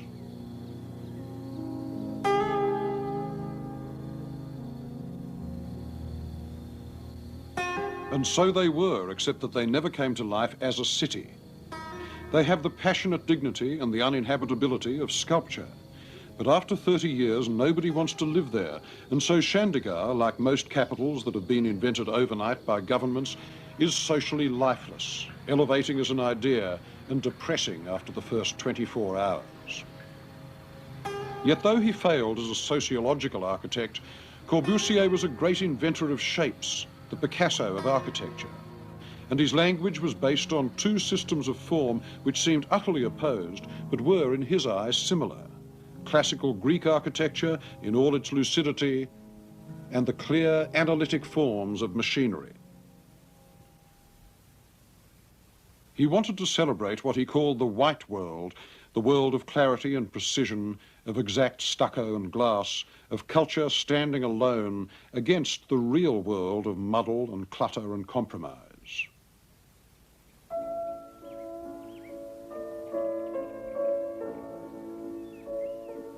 No building shows what he meant better than the Villa Savoie outside Paris, finished in 1930.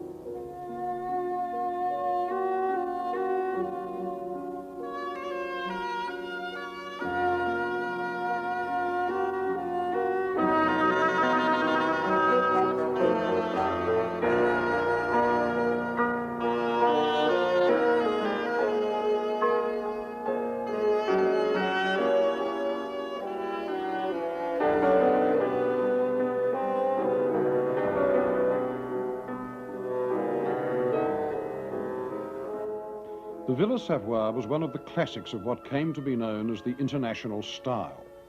The principles of this style had been laid out once and for all in 1927 in the Deutsche Werkbund housing exhibition in Germany, an architectural trade fair for which not only Corbusier but also Walter Gropius, Mies, Bruno Taut, Peter Behrens and J.P. Out built demonstration homes.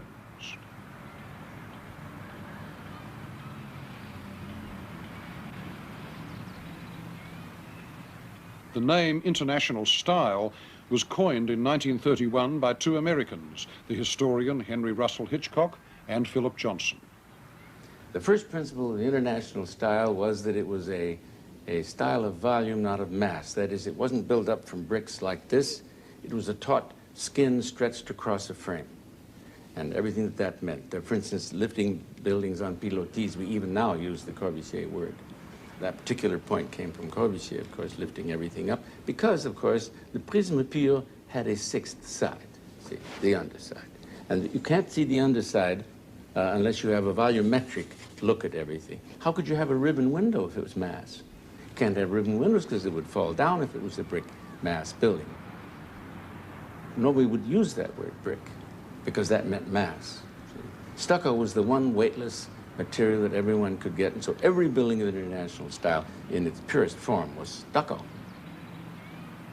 From that came the principles of design of these volumes. Instead of being asymmetric, you don't put a door here and windows in, as in a mass building. You have ribbons of window, and then, because it's a functionalist building, you put a window where you needed a big window for the dog and a little window for the cat.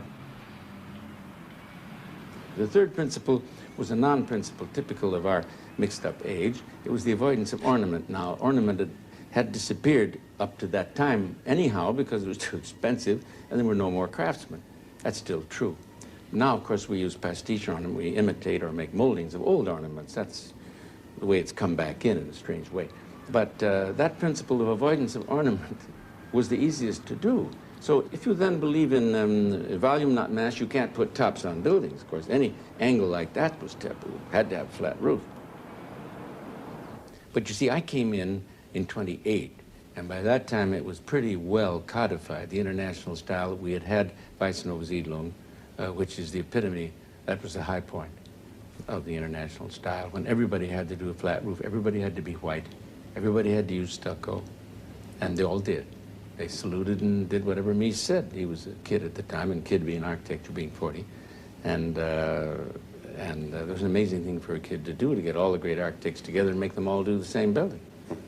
And so I was there at that time when all ideas of mysticism or anything that wasn't rational or couldn't be clearly explained was have been rigorously rooted out.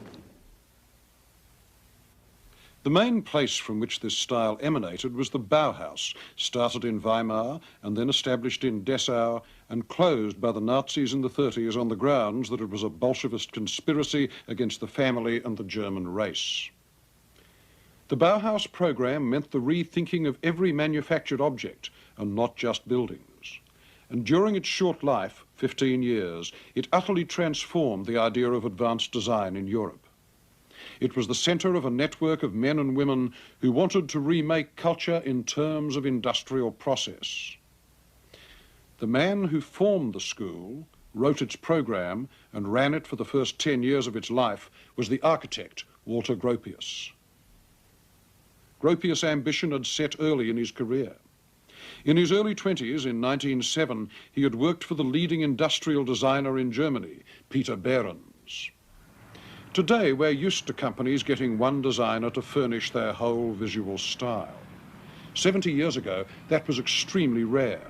Behrens pioneered it through his work for one big industrial client, AEG.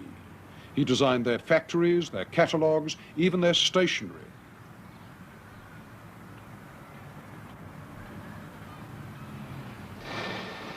Behrens went as close as any man had gone to creating a general style of design aimed at mass production of a wide range of products from an industrial base.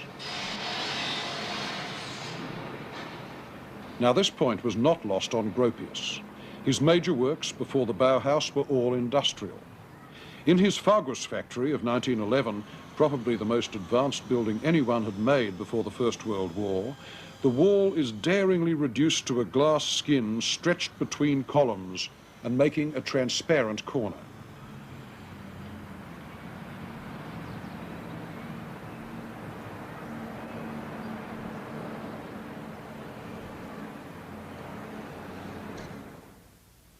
The Bauhaus enabled Gropius and his colleagues to pursue the idea of a total art, subsuming all the divided arts under a new technology. The first manifesto of the Bauhaus proclaimed, "Let us create a new guild of craftsmen, without the class distinctions which raise arrogant barriers between craftsmen and artists.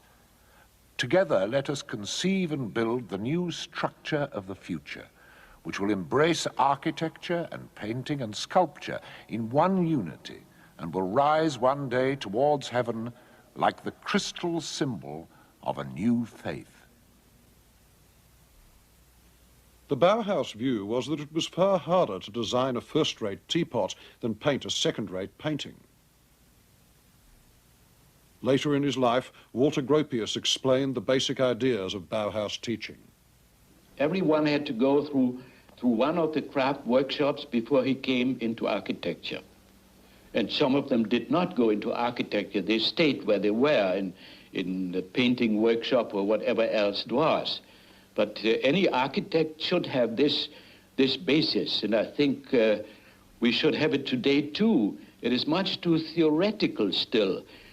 When you compare, for instance, the life of an architect today who is expected to sit in his studio and get everything out of his head on paper and specifications and so on, and then it's taken out of his hands and given into an army of workmen who have, so to speak, execute his will.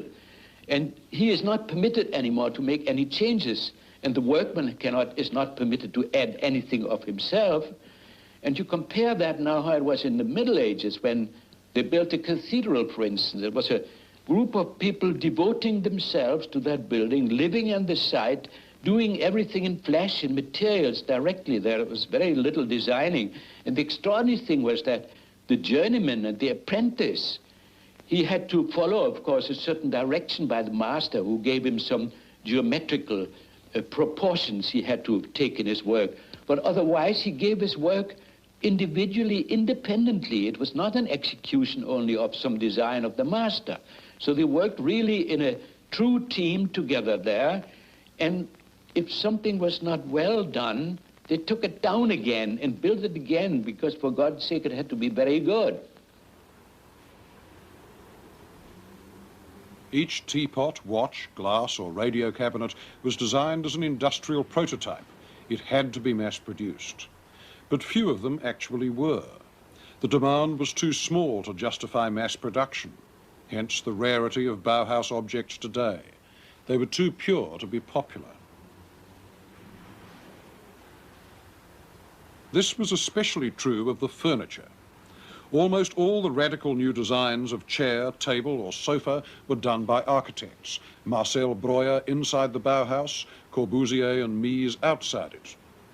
Their ideal and often uncomfortable chairs were all of a piece with constructivist painting. And they were meant to go with their buildings, to give the least possible interruption to the flow of space, to echo the machine look. Some of them lived on into production to furnish the world's airports and corporate lobbies. But in their day, they were not popular.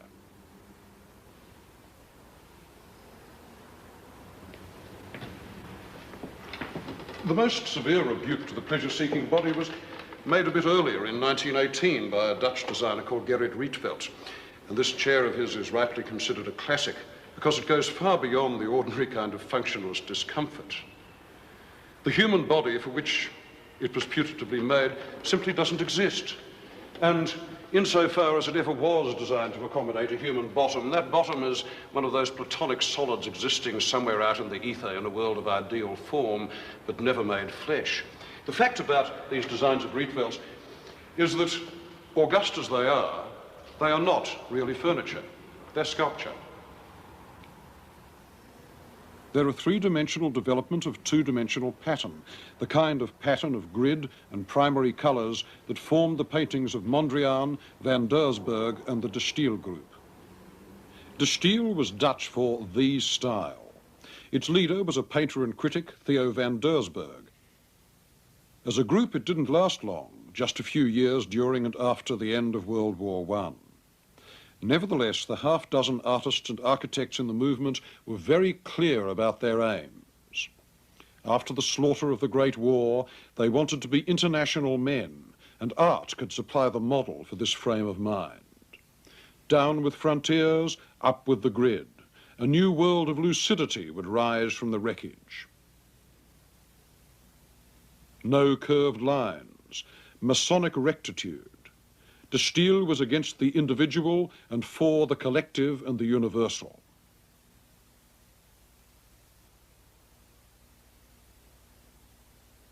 It laid out a general grammar of shape that would do for every visual art, architecture no less than painting. This grid was van Doesburg's design for the roof of a university hall in 1923.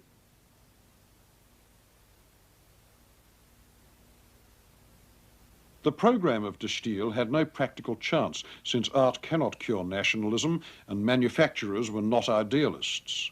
But its name survives partly because one of the greatest artists of the 20th century was involved with it. He was Piet Mondrian. This grave and diffident man was one of the last painters to believe that the conditions of human life could be changed by making pictures. For him, art was not an end in itself. It was a means towards an end. Mondrian was an intensely religious man. He had a vision of utopia in which the scales would drop from man's eyes as the visible world disclosed its underlying harmonies. Then to see would be to know. Mondrian thought of art as a bridge to this clarity of vision. Once you had it, you no longer needed painting. And this belief gave his work an extraordinary consistency.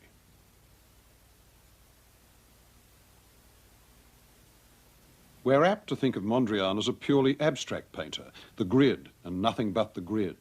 But his work was grounded in nature and in metaphors based on nature. One motif that his grids came from, for instance, was the coastal landscape of Holland, the dunes and the sea. And the glitter of light on this flatness, the movement of the waves, became a pattern of crosses.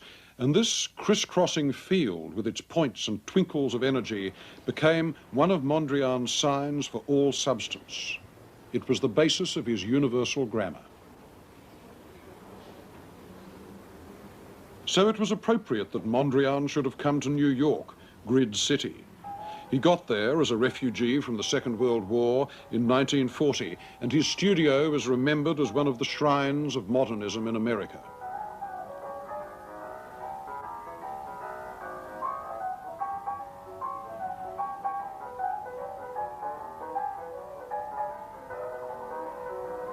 And what did he like about America? Well, Mondrian may not have looked like one, but he was an enthusiastic dancer. It's hard to imagine him boogieing to jazz, but that was what he loved to do.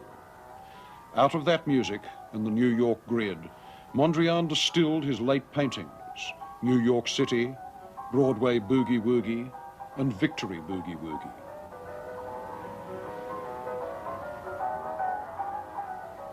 These paintings are not exactly metaphors of New York, and still less can they be read as plans. But they are diagrams of the kind of energy and order that Mondrian detected in the great flawed city. The yellow blips shuttling along their paths don't necessarily represent cabs, but once you have seen Broadway Boogie Woogie, the view from a skyscraper down into the streets is changed forever. And why should Mondrian's last paintings still move us, whereas the utopian city plans of the architects do not? Partly because the space of art is the ideal space of fiction. In it, things are not used and they never decay. You can never walk in a painting as you must imagine yourself walking in a street or a building. His paintings are incorruptible, the building blocks of a system that has no relationship at all to our bodies. Without respect for the body as it is and for social memory as it stands, There is no such thing as a workable or humane architecture. And that's why a place like this, La Défense outside Paris, is experienced by everybody, including those who live in it, as a piece of social scar tissue. Gimmicky, condescending, alphaville modernism. Stick them in concrete boxes and give them some concrete to play on, and then paint it all bright colours because that's what the kiddies like. And if the kiddies don't like it, they can write to the minister. That is why so many of the classics of utopian planning have turned out to look inhuman or absurd, and why they don't work, and why the social pretensions behind them seem to be so much hot air. After this, who believes in progress and perfectibility anymore? Who believes in master builders and form givers? That's right. You see, who are you? You don't believe in progress. But who does now believe in progress? So I think those things have influenced the architecture more than anything else. I think the progress, the whole Benthamite every day and every way we're getting better and better theory is pretty well washed up. So there are these waves of, we're anti-idealists now, anti-utopian, anti-pies in the sky, and we're very anxious to make our cities work the way they are, and grab and hold on to the best we can, which of course is a far saner and more sensible way of looking at things. The architectural historian Charles Jenks pointed out that one can date the death of the modern movement not just to the decade or to the year, but to the minute. It happened in St. Louis, where the architect Minoru Yamasaki had designed a large, low-income housing project. Its name was Pruitt-Igoe.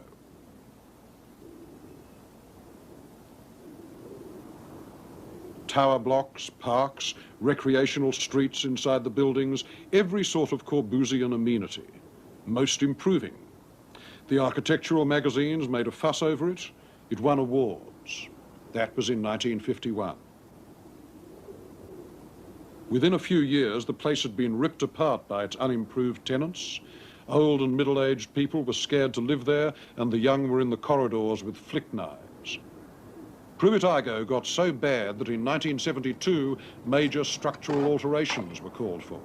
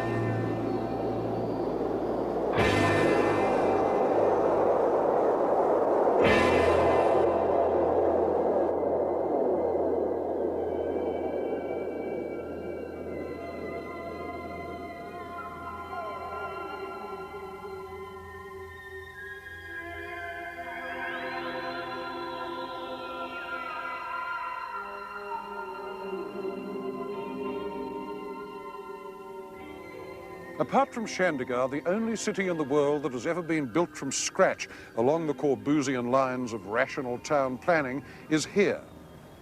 In the 50s, the Brazilians decided they wanted a capital. Now, the thing about bureaucrats is that they hate ports. They're too open to influence, they're too hard to control, they're too full of life.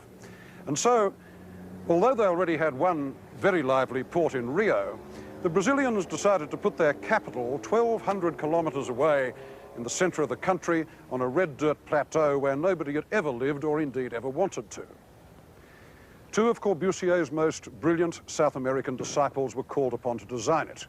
Lucio Costa did the town plan, and the main ceremonial buildings were done by Oscar Niemeyer. Now, Brasilia, as the place is called, was going to be the city of tomorrow. It was going to be the triumph of reason and sunlight and the automobile. And here we were going to see what the international style could really do when it was backed with limitless quantities of cash and national enthusiasm. And we did.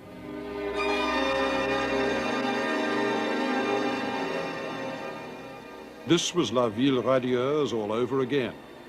How good it can look on film, the most photogenic new town on earth.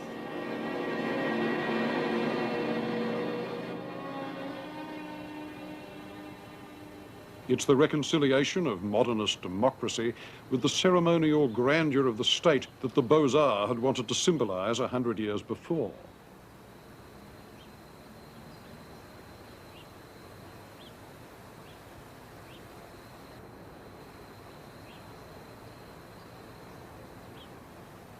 It's always had a good press, too.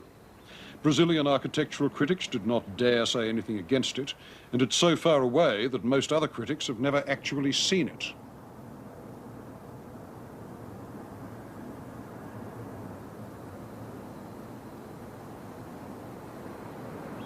From the air, you can see the abstract categories of layout, the big living blocks, the administrative core, the work areas, the green space, the crossing highways.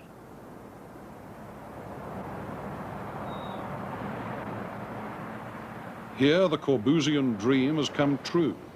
The car has abolished the street, and the pedestrian is an irrelevance. A large irrelevance, since most people in Brasilia do not own cars.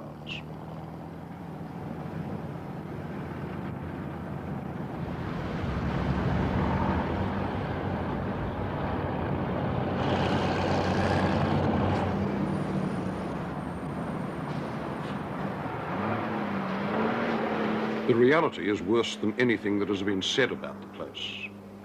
Brasilia is a facade, run up under political pressure, finished in 1960 and already falling to bits.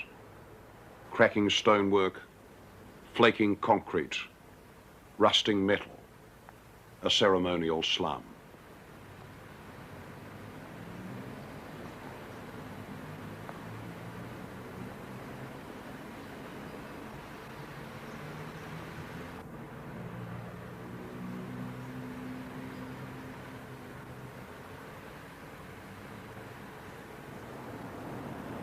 So what Brasilia became in less than 20 years wasn't the city of tomorrow at all.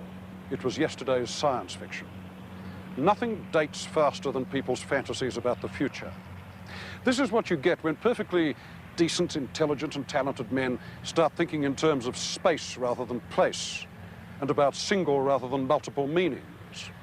It's what you get when you design for political aspirations and not real human needs. You get miles of jerry-built platonic nowhere infested with Volkswagens. This, one may fervently hope, is the last experiment of its kind. The utopian buck stops here.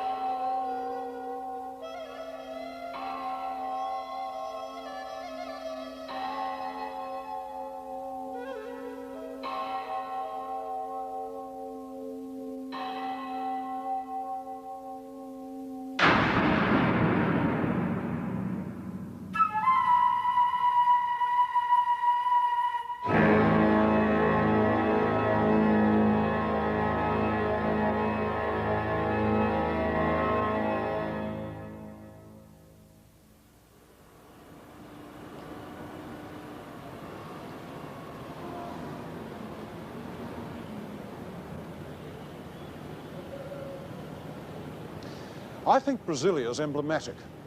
The last 50 years in architecture have witnessed the death of the future. Like the Baroque or the High Renaissance, the modern movement lived and died, and it left behind its masterpieces which survive.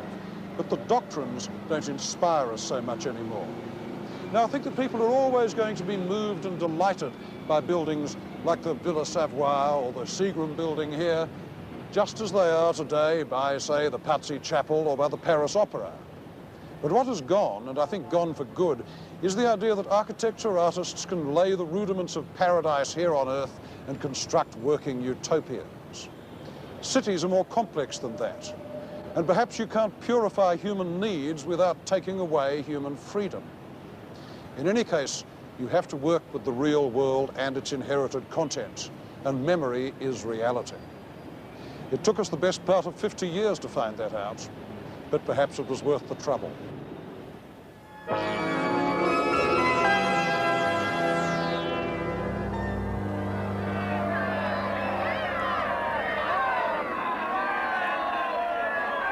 The wish for absolute freedom is one of the constants of intellectual life, and in France it amounts to a tradition. This tradition is more anarchist than Marxist.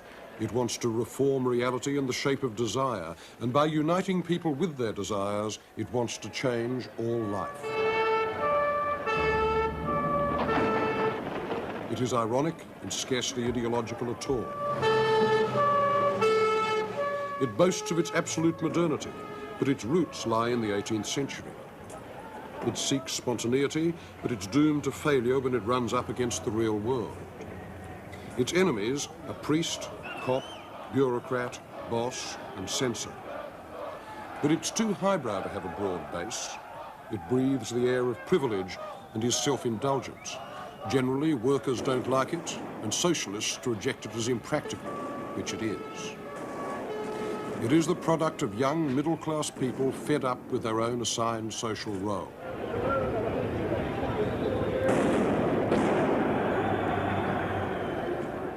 The last time it surfaced in France was in May 1968.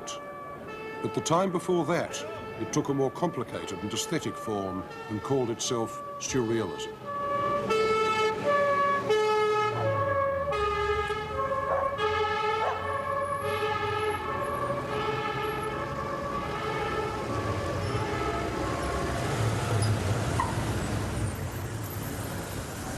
Of all the art movements of our century, Surrealism was the one most concerned with the question, how shall I be free?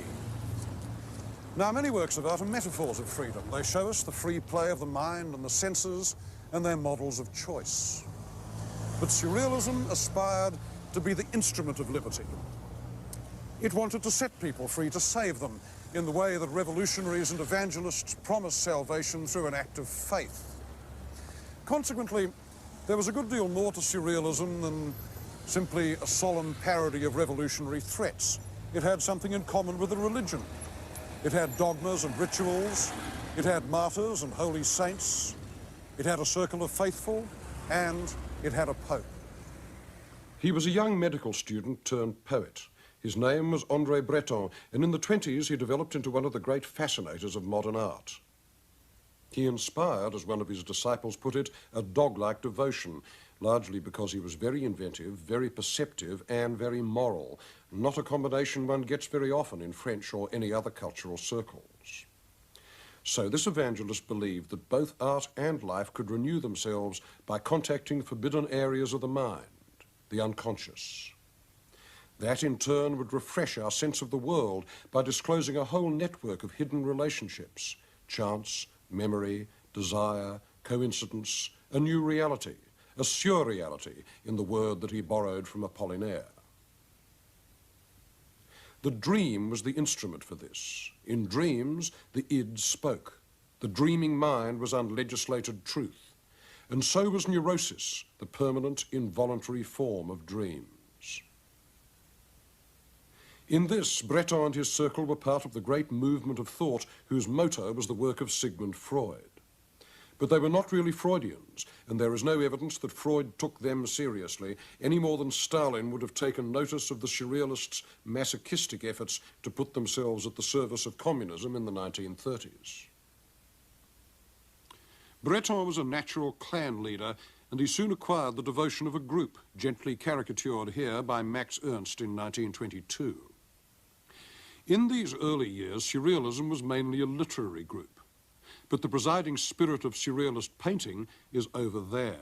His name was Giorgio di Chirico, and his work was the link between Romantic art and Surrealism. Below the rational surface of 19th century art, there ran a fascination with dreams, with mystery, melancholy, fear. It was a world of pre-Freudian phantoms. Its main influence on de Chirico came through Arnold Böcklin, a late 19th century German. Böcklin specialized in images of death and melancholy set among the ruins and the sea coasts of Italy.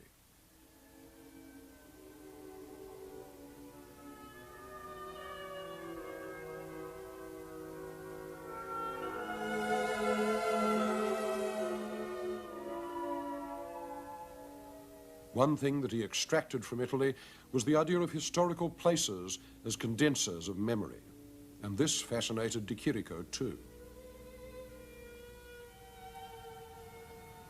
What he discovered in the squares and arcades of Italy was not their solid architectural reality, but their staginess.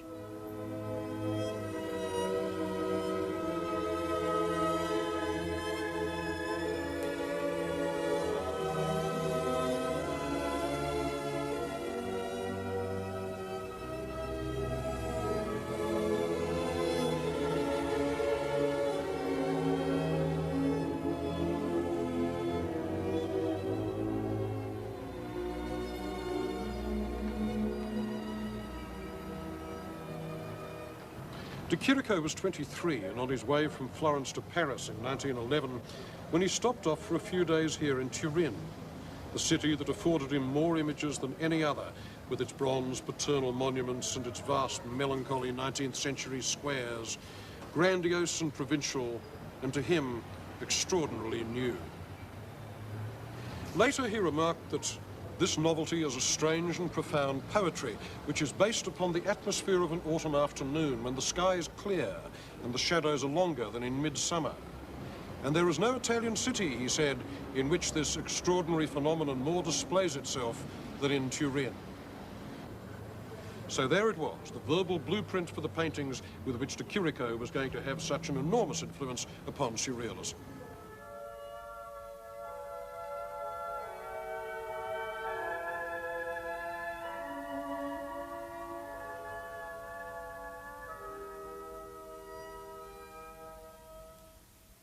As theatre replaces life, so nostalgia replaces history. And its emblems are the sunlit square, the tiny dark figures, the tower, the stopped clock, and the tray.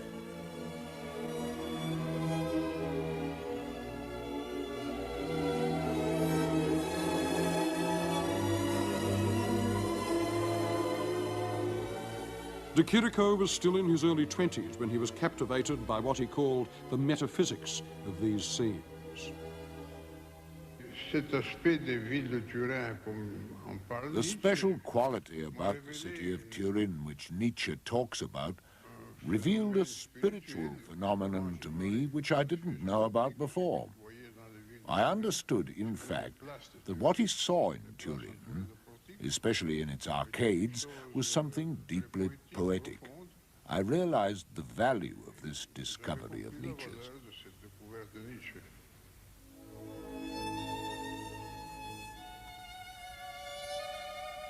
De Chirico's Italy is a brooding place. Its perspectives suggest that reality is very far away, perhaps unattainable.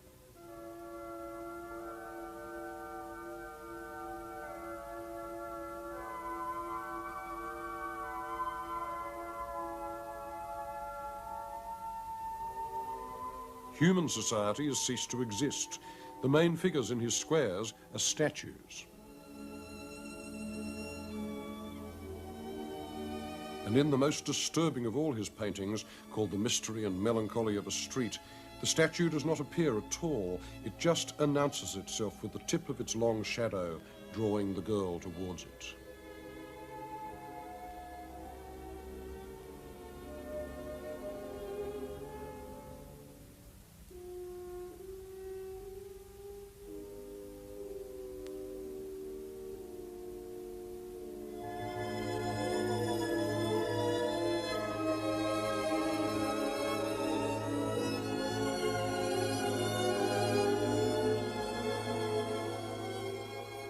His favourite image became the mannequin, neither a man nor a sculpture, halfway between, a sketch for a man made up of tools and mementos, parts and emblems, a metaphor of fragmented modernist consciousness.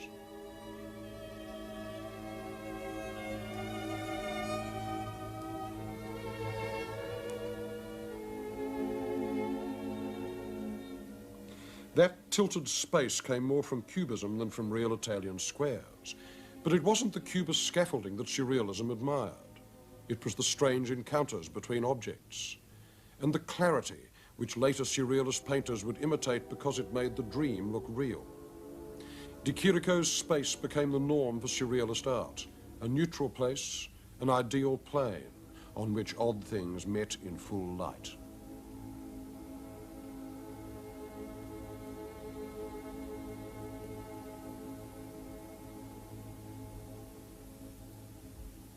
The root of this idea lay in the work of Isidore Ducasse, who wrote, under the name of the Comte de Lautréamont, a long, unreadable prose poem called The Songs of Maldoror. It contained the phrase, beautiful as the encounter of a sewing machine and an umbrella on an operating table. This summed up the Surrealist ideal of beauty, a beauty of strangeness, of incompatibility and secret correspondences, which was the beauty of de Chirico's pre-war paintings. By 1921, Surrealism, a poets' movement, had got its first major artist in Paris, the young German, Max Ernst. He arrived with a packet of his strange collages, and their incongruous meetings of images cut from catalogues and magazines struck Breton and his circle as Lautréamont applied to art. They seemed to subvert the world. They seemed revolutionary and edgy poetry distilled from the most ordinary materials. They were the view through the gap in middle-class reality. Much later, in the 60s, Ernst was interviewed by his old friend Roland Penrose, once the leader of the English Surrealists. I was born with a very strong feeling of need of freedom, liberty. And that means also with a very strong feeling of revolt. Revolt and revolution is not the same thing. But when you have this very strong feeling of this need of revolt, need of freedom, and you are born into a period where so many events invite you to get revolted and throw over what is going on in the world and be disgusted with it and so on, it is absolutely natural that the work you produce is a revolutionary work. In Paris, Ernst grafted his collage technique onto de Chirico. This monster is called the elephant Celebes. Its shape was inspired by a photo of an African corn bin. Its top knot comes from de Chirico's mannequins. But for most of Ernst's images, there is no rational explanation. They come from a parallel world, a place of lucid dread, akin to the powerlessness that children sometimes feel. Ernst could compress a lot of psychic violence into a small space the size of a booby-trapped toy.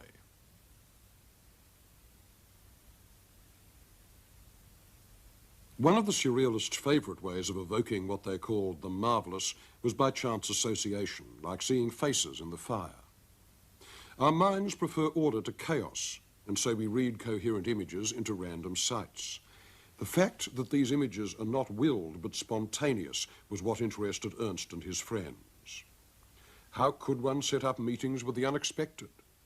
In 1925, Ernst found a way.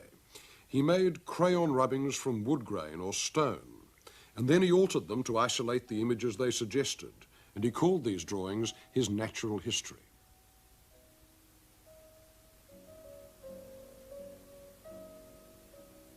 But the strongest illusion of a parallel world in Ernst's work came from the collages that he began to make around 1930. He used Victorian steel engravings, cut and reassembled. For us today, their effect has changed a bit. They're still sinister, still disturbing, and still marvellous in their power of suggestion. The peculiarity of Ernst's world never lets up. It's always suddenly there, as though stumbled upon. But what we don't get is the sense of an immediate vicious past upon which Ernst's work depended. This Edwardian world looks very remote to us, but it was the world in which Max Ernst grew up, and to subvert it was, for him, akin to an act of terrorism, the irrational attacking the world of ordered structures. It's important in a time when those who run the world pretend they can do it only with their reason, rational, and they are not even noticing that reason has almost nothing to do. Look what is going on in the world right now. Yes. What has been gone in the world in the last 20 years anyhow. Who made world history? Not the most reasonable people, the madmen did. So if painting is the mirror of time, it must be mad to have the true image of what the time is. Yeah, that sounds a very dangerous parallel. Dangerous, everything is dangerous. Because if art is to be mad as the politicians are mad... No, we are mad in a very different way. Yes, I suppose exactly the that is the great difference, isn't it? Yeah. To one madness we oppose another madness. Yes, yes. But we do not pretend that this madness we oppose to this other madness can hail these people and make them keeping from doing what they are doing. It is only, an artist is only somebody who makes a statement. Yes, so the irrational in art is an absolutely essential ingredient, do you think? It's essential. Irrationality has no given form, and in their pursuit of it, the Surrealists had to mimic the conventions of art in which it appeared. There was, for instance, the art of children. Now, children have always drawn and painted, but not until the 18th century did child art seem a special cultural form with something to tell us about the growth and the life of the mind. The Surrealists passionately believed that it was. They believed in the innocent eye, since young kids were not repressed as their parents are. Madness was another culture in itself. To the Surrealists, it was the highest form of revolt, the mind's big no to an intolerable world. The poet Paul Éluard, who knew nothing about the sufferings of mental patients who made paintings like these, praised mental illness as the earthly paradise. And he added that we who love the insane know that they refuse to be cured. The first clinical studies of mad people's art were beginning to appear in France in the 20s. To the Surrealists, they were a fertile source, images that were truly obsessive, spontaneous, and not censored by the conscious mind. The third source of the irrational was primitive art, the work of self-taught men and women, the Sunday painters, the amateurs and hobbyists.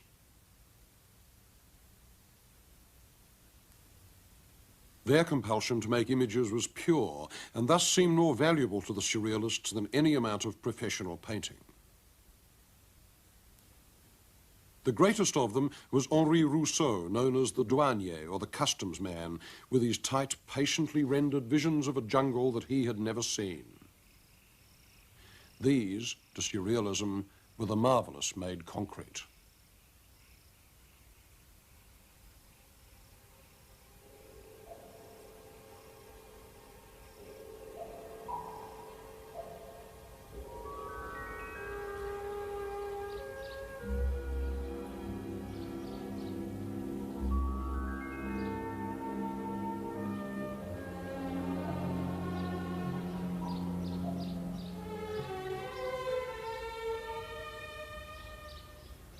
In 1879, a French country postman in the village of Hauterive picked up a stone.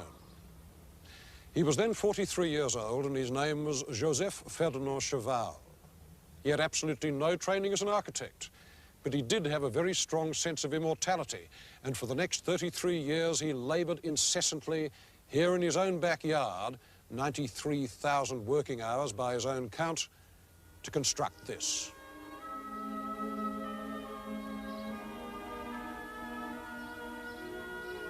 He made it out of stones and cement and iron bars and bits of wire and oyster shells salvaged from the local restaurants and anything else that came to hand.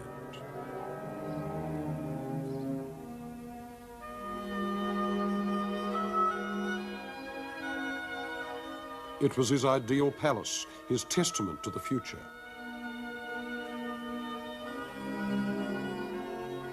It was also the greatest single unofficial work of art that has come down to us since the 19th century. A cathedral of the unconscious mind.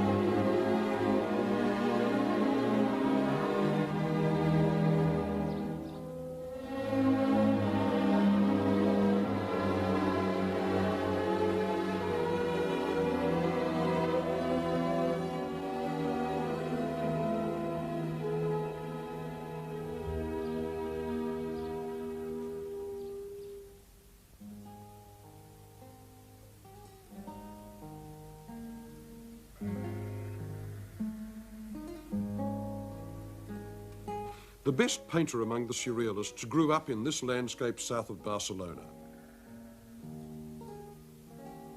His name was Joan Miró, and he has outlived most of his fellow artists. In a sense, Miró didn't join the movement. Surrealism joined him. It needed his art, a free lyrical mixture of folk tales, eroticism, sardonic humour and absurdity.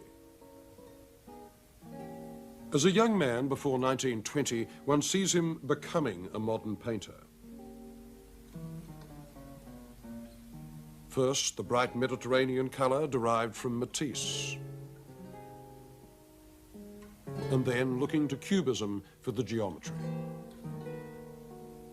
At this stage, his art is a vision of detail, like a biblical counting of blessings, the folds of ploughed earth, the sharp edges of barn and house.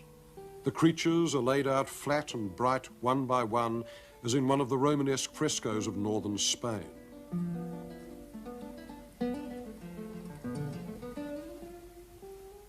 Miró broke loose from Cubism with this painting, The Tilled Field. There are the furrows of the plough, a house and a piebald mare in front suckling her foal. But then that tree has grown an ear, and that lizard is chatting with a snail while reading a French newspaper, a sort of ironical wave to Cubism. And up in the air, a rooster leaning from a tree, crowing, while the cloud behind it becomes its feathers. This is a metamorphic landscape. Everything in it can become something else.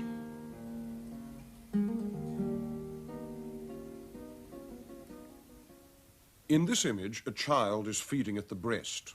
In the 20s, with such works as Maternity, Miró became the modern heir to the medieval illuminators, to the Romanesque sculptors with their bestiaries and demons, and to Hieronymus Bosch himself. 100 years before, William Blake had urged his readers to seek those images that constitute the wild, the lion and the virgin, the harlot and the child. Which is what Miró did for us in paintings like the Harlequin's Carnival. He had the range of a man who owns all his sensations and is ashamed of none of them. And he set forth his immense vitality with a diction of pure, flat colour that almost no other modern artist except Matisse had used with such mastery. In the twilight of his work, Miró is probably the last great national painter of the 20th century, a Catalan to the fingertips. And nobody is more certain of that than the people of Barcelona. For their city had a much deeper connection with Surrealism than the Mirror mosaic in its main street, and it goes back to the turn of the century, when Barcelona was a cultural capital. Art Nouveau, the luxury style of 1900, still marks Barcelona deeper than any other city. Its master was a Catalan architect named Antoni Gaudí, who was still at work when Miró was a young man. But Gaudí's main work was only just begun when he died in 1927. This is the unfinished temple, the Sagrada Familia, or Cathedral of the Holy Family. He started it in 1903, and it's still going up, but very slowly. Probably they'll never finish it, but in any case, this is the last delirious monument of Catholic Spain. In this case, you can say that form really does follow function. Sliding, rippling, dissolving, reforming, changing colour, juicy architecture, soft architecture, the architecture of ecstasy.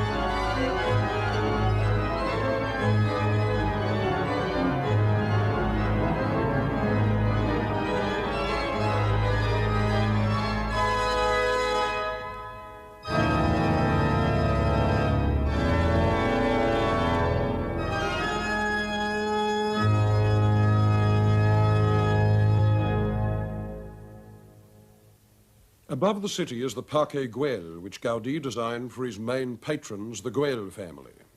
It was going to be a housing estate, but the houses weren't finished, and only the extraordinary park is left, with its mosaics and undulating seats, its fountains and arcades.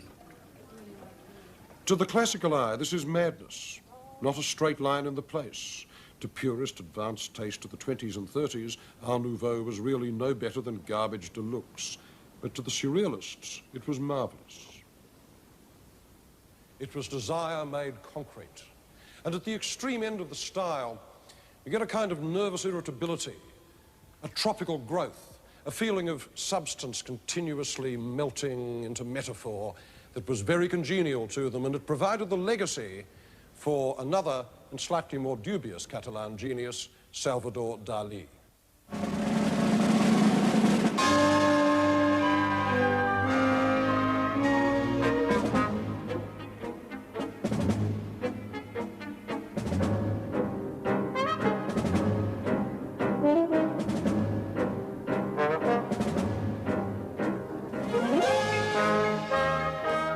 For almost 40 years, Dalí has been one of the two most famous painters alive.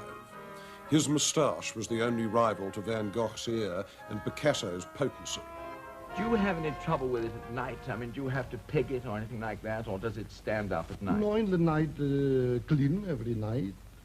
They come in soft, sleep. So at night it droops down while you're sleeping. Completely. And then in the morning, up she goes again. 3 minutes. Only in 3 minutes, fix my moustache. And then you feel you can face the world with that wonderful moustache standing up. Yes, because every day becoming much more practical for my inspiration. But I'm fascinated to know that.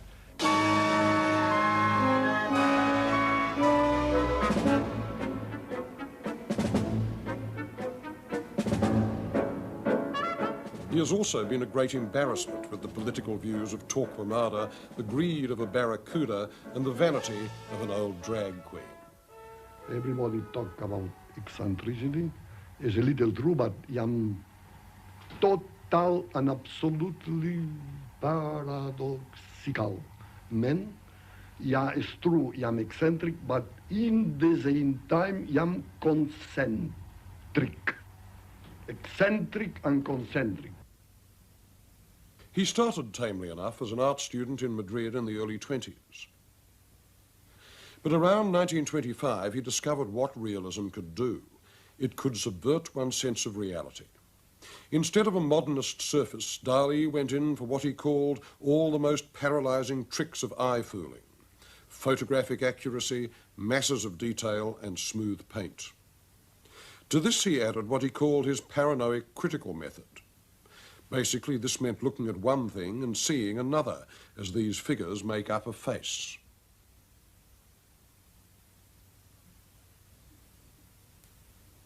Dali used this trick again and again in his paintings. This one is called The Metamorphosis of Narcissus.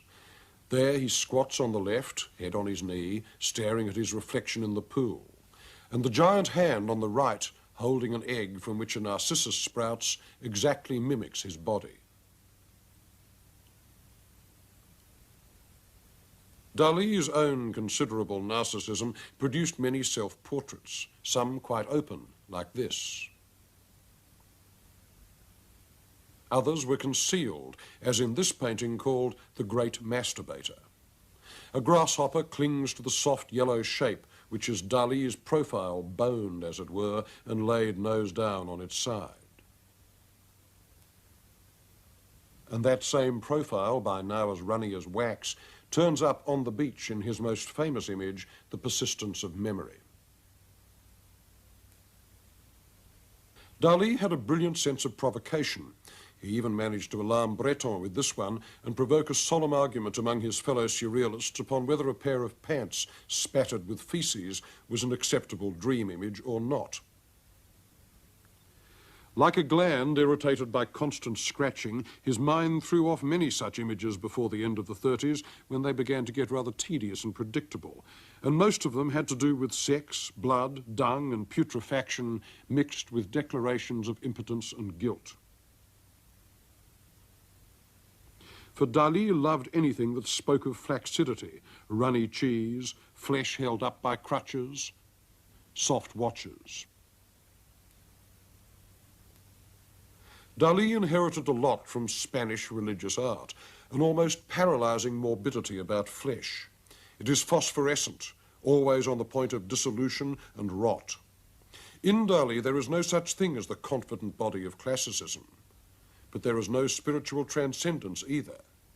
He locked himself up in the prison of the narcissistic self and then threw away the key. Eventually, the dreams weren't real at all. Just Dali being Dali, the Nickelodeon of the id. He had not reached his 40th birthday when Sigmund Freud had the last word on him. "It is not the unconscious that I seek in your pictures," he wrote, "but the conscious. Your mystery is manifested outright. The picture is only a mechanism to reveal it." So there he is, not great enough for marble, but just right for wax. It's proper that Dali should have found his place here in the Paris Wax Museum, the Musée Grévin, representing culture along with the novelist François Sagan and the clothes designer Pierre Cardin. For the Wax Museum was one of the favorite spots of Surrealism. It was a house of bizarre but second-hand illusion. Waxworks are neither art nor life. They're failures, they're sinister hybrids, and from that point of view, the cruder they are, the more potent they get. They mock the powers of art and offer none of the consolations of nature. No wonder the Surrealists like them.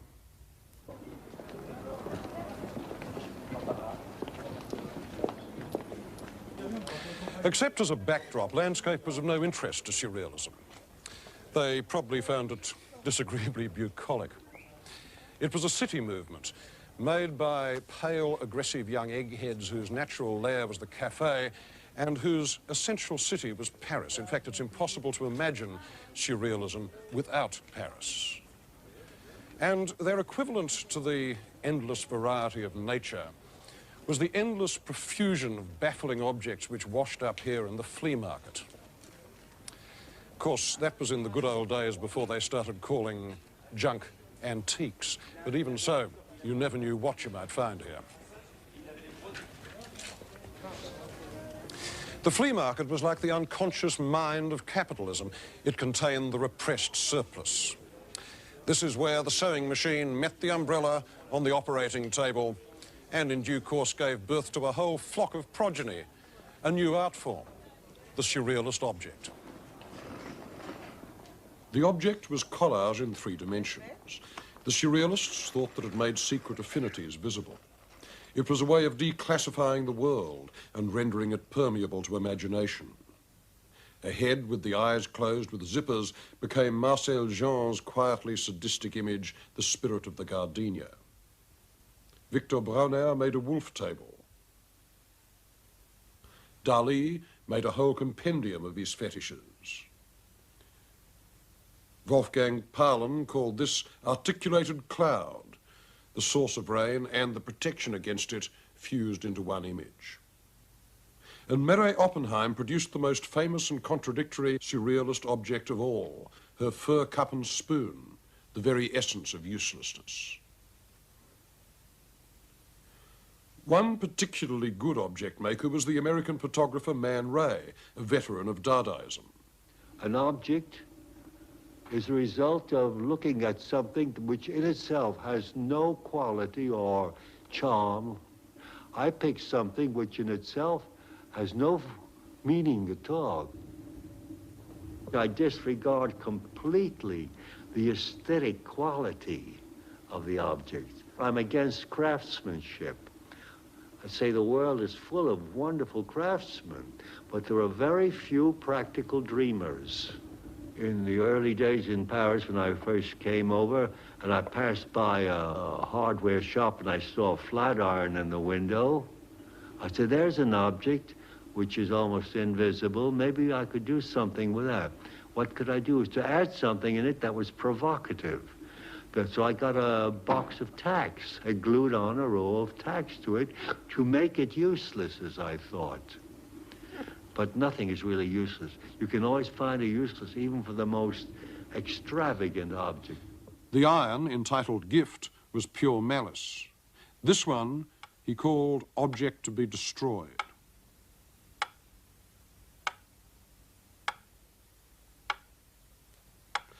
The cult of objects underlined another aspect of the surrealist imagination, the belief that the marvelous, that state of almost sexual excitement that Breton called convulsive beauty, was always available, hidden just below the skin of reality. The artist who produced the best evidence for this idea lived in a modest house in a Belgian suburb, and his name was René Magritte. Magritte was Monsieur Bourgeois to the letter, stocky, taciturn, suburban. He died in 1968, but his work continues to serve its audience rather as Victorian story painters served theirs. People like stories, but modern art doesn't tell many, and Magritte did. However, his stories weren't narratives. They were snapshots of the impossible.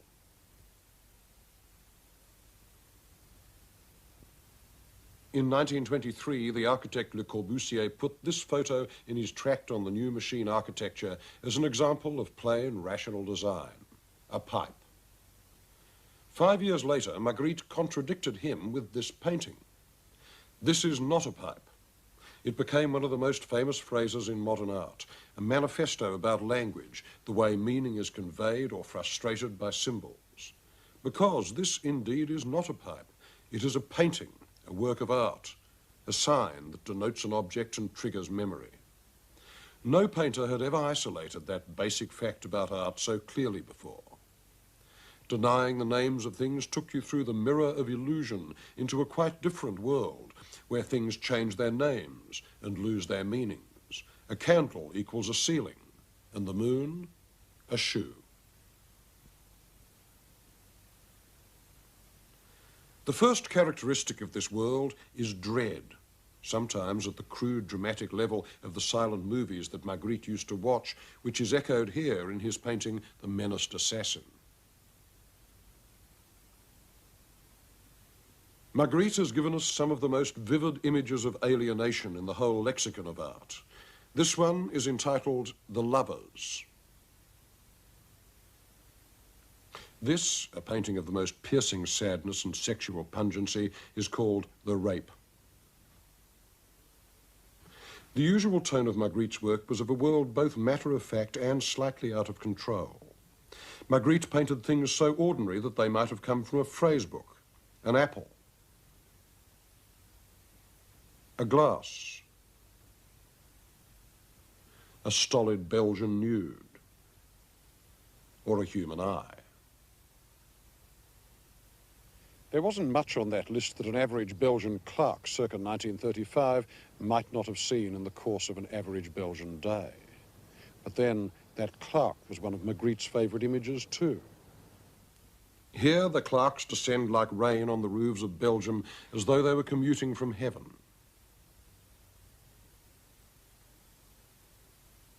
In a painting, you have a canvas on an easel in front of a view. The canvas bears a picture of the view. This picture exactly overlaps the real view. And so the play between image and reality suggests that the real world is only a construction of mind, and that somewhere among the infinite number of ways of experiencing that world, there is one ideal angle from which art and reality overlap, match, and fuse. That is the moment of surrealist vision. Magritte's best images don't look like fantasy. They're dry, tightly painted, matter-of-fact, and even pedestrian. They seem to have more in common with reporting than with imagination. And so the proper response to them is the double take. Magritte loved paradox, and he was its absolute master. And his paradoxes needed the context of real life. His paintings are not so much about the world as about the ways we find to describe it.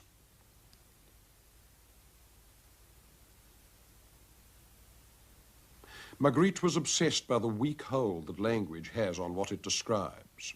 That sense of slippage between word and thing, image and object, is one of the sources of modernist disquiet. And in making it his subject, Magritte became one of the artists without whom modernist culture can't be understood. His visual booby traps go off again and again because their trigger is thought itself. When the cannon fires, the walls of familiar images go down, and we stand, as the title of this painting tells us, on the threshold of liberty.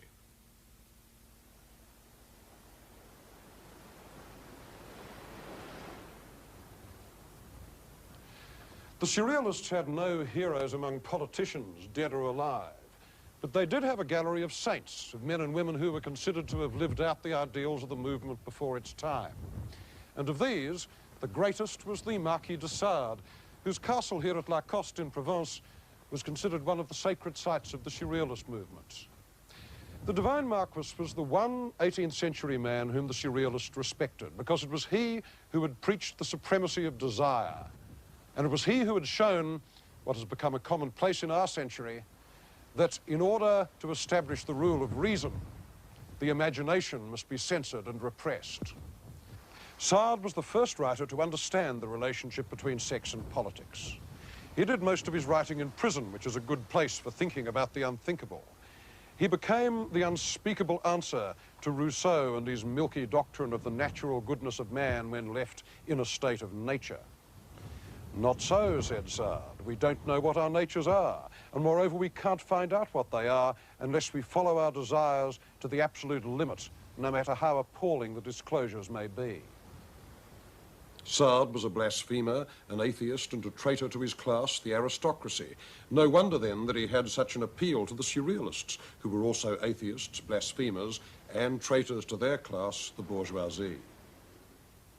The Surrealists' tributes to Sade, like this proposed monument to him by Man Ray, often had a blasphemous tone, which may seem a little dated today. But the Surrealists were almost all baptized Catholics, living in France when the church still had a great deal of power. The best crack was by Max Ernst, the Virgin Mary spanking the infant Jesus, watched by the three wise men, Éluard, Breton, and Ernst himself.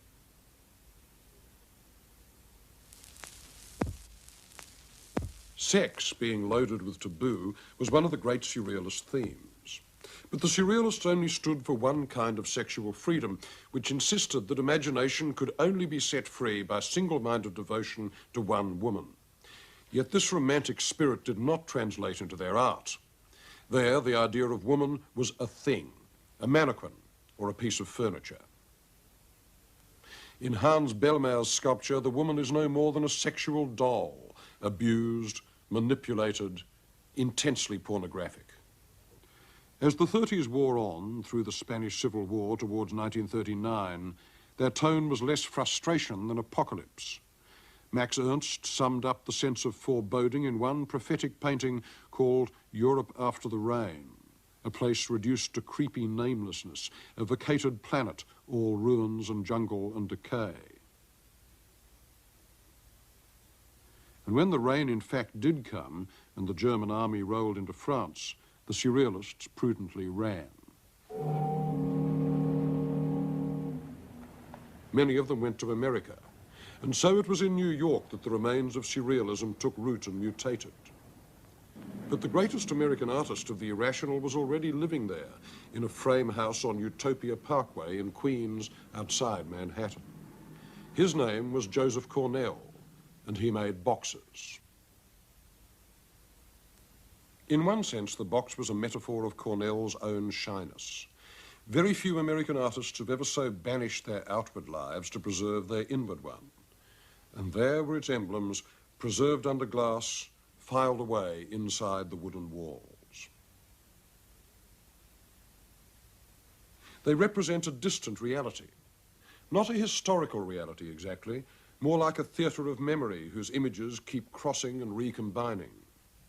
The birds, the planets, the charms, the provincial hotels and ballerinas and foreign postage stamps.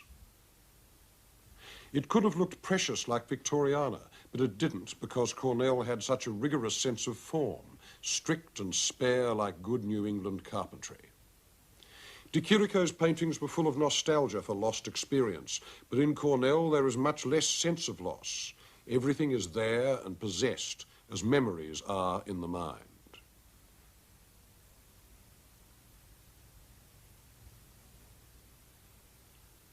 Some of the boxes were very elaborate. This one he called the Egypt of Mademoiselle Cléo de Mérode. She was a famous French courtesan of the 1890s, renowned equally for her greed and her beauty.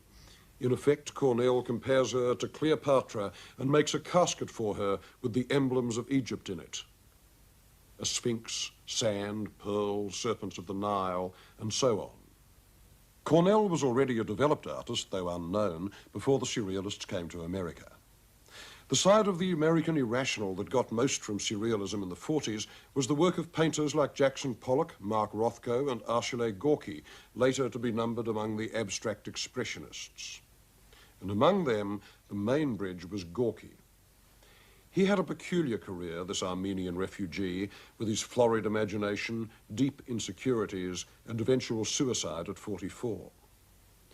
For the best part of 20 years, he turned out pastiches of the artists that he wanted to become, of Picasso and then of Miro, imitating him in paintings like this. And then, quite suddenly, Gorky found himself. The spidery, fluent line that he had got from Miro began to describe landscapes of not quite abstract form, shapes like flower stems, tendons, sexual organs, livers, and feathers. The canvas pulsates. It's filled with a kind of glowing, sweaty, pre-conscious life. It looks into the body and not out from it. A great issue among the New York painters was myth. Like the Surrealists, they felt rational civilization had let them down. They wanted painting to return its audience to what they imagined was primitive reality, to art as a magical sign. And so Jackson Pollock, in the years before he began to drip paint directly on the canvas, used these charged, meaty squiggles of paint to translate the shapes of Southwest Indian art, of rock pictographs and sand paintings, into images like this one, The Key, done in 1946. Or Male and Female, painted 4 years before. Painting accumulated resonance by appealing to myth. But the myths were in decline, and the painters were not Indians or cavemen, but New Yorkers living in the age of psychoanalysis. They were like religious artists without a context, and like the Surrealists, they concluded that the only unpolluted areas left to the modern imagination were the unconscious and the distant past. With their tiny audience and their exalted sense of the artist's role, American painters like Mark Rothko, or here Hans Hofmann in the 1940s, were the last romantics, the last artists to paint as though art had the power to change the objective conditions of life. For them, the Surrealist ideal still held true, although there was no chance that it would come true. And no promised liberation of the mind could compare to the real liberation of Europe in 1945.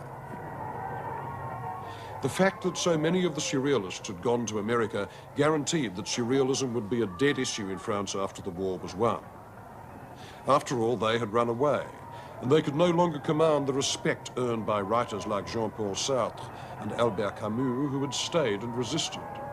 So, as a movement, Surrealism faded, and its absorption into chic, which had begun in the late 30s, became almost complete. The movement that had hoped to reshape the mind of Western man ended by advertising booze and cigarettes.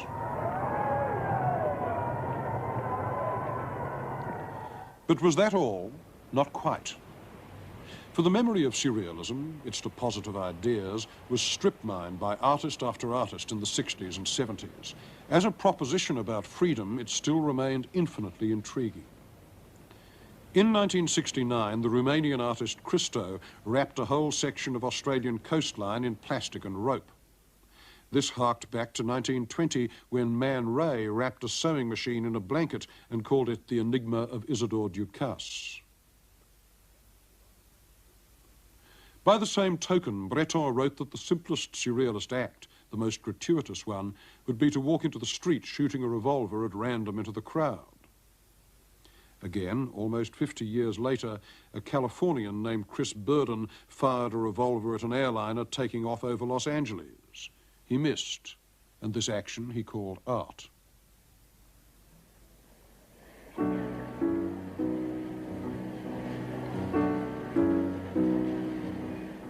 It is surprising when you look back on the 60s to see how much of their cultural surface was affected by Surrealism. A lot of the time, the kids who were enacting their pantomimes of desire and revolt didn't know this. There was the illusion that the world was being born again, the innocence renewed, the old contracts torn up in a new way. And the key to this was simply being yourself, whatever that self might be. From love-ins to the living theatre to the caterwaulings of stone poets, the word went out that art is me, me, me. Art is anything made by anyone called an artist. Quite so, but the question that such art begs is the same question that a lot of surrealist activity also skimped. Is the self, that great sacred cow of our culture, automatically interesting?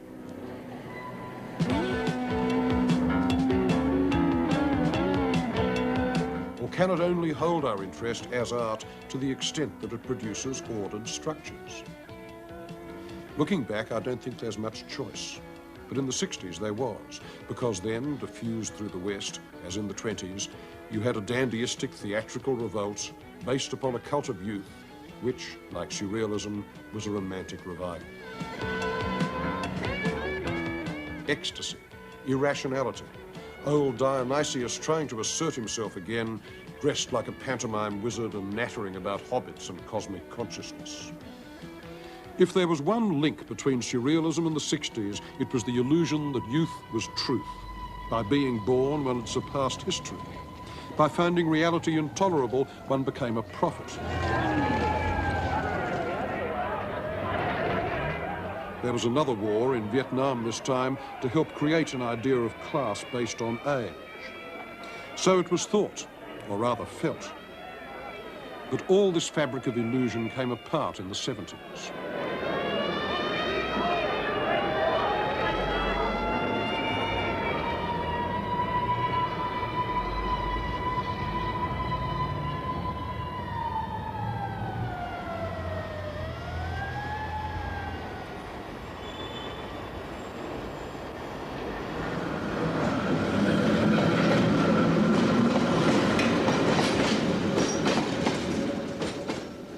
So what remains of Surrealism? Not much. It became exactly what it set out not to be, a style, and not a very durable style at that. It took European artists the best part of 200 years to digest the implications of Michelangelo's nudes, but Surrealism was completely digested within a matter of 50 years, a quarter of the time. And in the meantime, its devices have come to look more nostalgic than revolutionary. The Magrittes and Ernsts that were once hard nuggets of contradiction now end up in the sale rooms fetching enormous prices, just more units in the smooth flow of exchange that blurs the meanings of all art. But there is another side to it, because Surrealism was less an art movement than a rebellion of the mind that chose painting as its vehicle. It may not choose to inhabit painting again. Yesterday, the poltergeist was throwing plates in the kitchen. Tomorrow, it may turn up in the hall. You don't know. It's a very durable spirit, and it's hard to exorcise. But it loves everything that is contrary, extravagant, and free. And its very cussedness, its perversity, is a form of innocence, a declaration of hope.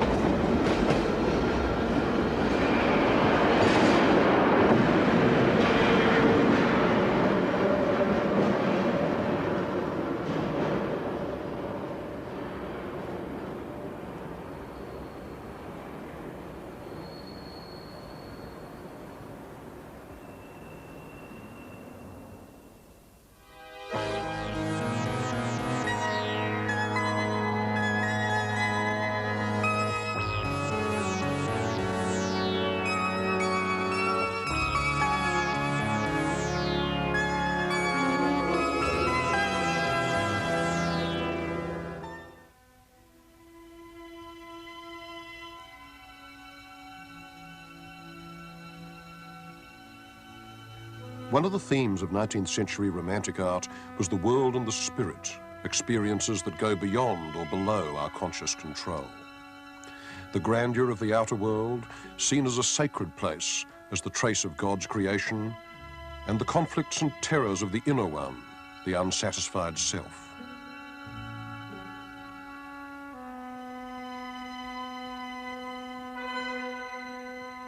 The search for these precarious images of man and nature was one of the great projects that the 19th century bequeathed to modernism.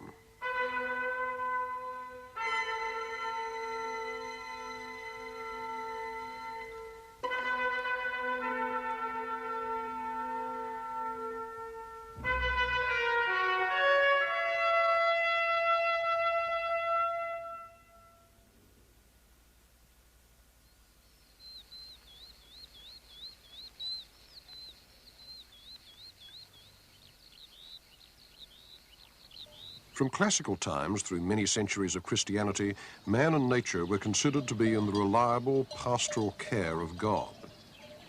But in the 19th century, God died, and artists weren't feeling too well either. Strangely enough, it was in this idyllic landscape that one great painter in his last years before suicide was to express his own sense of isolation in the world. This is the lunatic asylum at Saint-Rémy-de-Provence in the south of France, near Arles.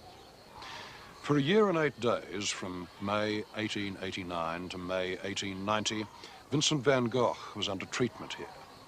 Just what his illness was, nobody to this day is quite sure. The one aspect of its symptoms that everybody knows about was that he cut off his earlobe and gave it to a prostitute in Arles. He suffered, as they say, from manic depression, which is an opaque way of skirting an issue that we still don't understand. Though you continually hear terrible cries and howls like beasts in a menagerie, in spite of that, people get to know each other very well and help each other when their attacks come on. When I'm working in the garden, they all come to look, and I assure you they have more discretion and good manners to leave me alone than the good people of the town of Arles. The garden and the asylum look much as they did in Van Gogh's time. Even his irises are still there. There are people who love nature even though they are cracked or ill. Those are the painters. Then there are those who like what is made by men's hands, and these even go so far as to like pictures. Though here there are some patients very seriously ill, the fear and horror of madness that I used to have is already much lessened. He suffered from agonizing fits of paranoia and a kind of paralysis of the will accompanied by hallucinations during which he couldn't work at all. And these were separated by long, clear months during which he could and did, which were in turn punctuated by the most extraordinary moments of visionary insight. At such moments, everything he saw was swept up in a current of energy. Everything he sees is made from the same plasma. The moon comes out of eclipse, the stars blaze, the sky heaves like the ocean, and the cypresses move with it.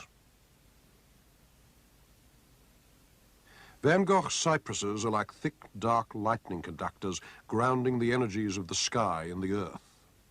They are alive as no painted tree had ever been and as no real cypress could be.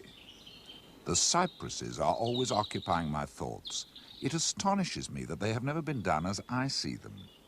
The cypress is as beautiful in line and proportion as an Egyptian obelisk, a splash of black in a sunny landscape. Just outside the asylum walls, you can walk in Van Gogh's olive grove and measure the way that he changed it, inventing the form of the dry grasses and the flickering blue shadows on them, and turning the olive trunks themselves into shapes like human bodies, grown old and arthritic with work. Again, the continuous field of energy, pouring through the light, rising from the ground, solidifying in the trunks. You can see his landscapes motif by motif, without necessarily seeing what he saw.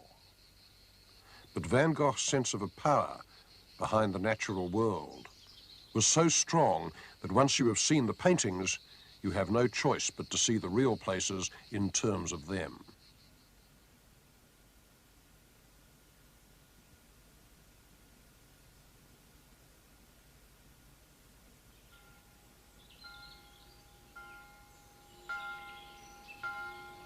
Another artist might have found these landscapes of twisted grey limestone formless, unpaintable.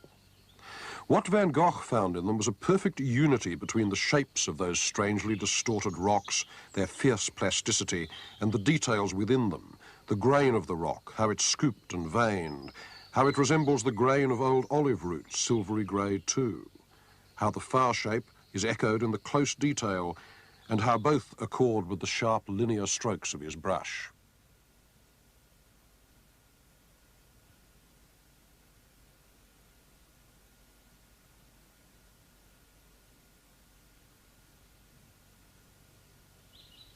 One of his favourite sites was over the Plaine de la Crau, whose flat fields and furrows and trees were, he said, as infinite as the sea, only better because people lived on them.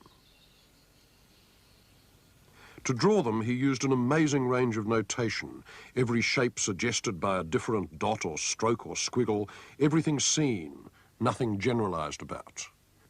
Few drawings have this richness of surface.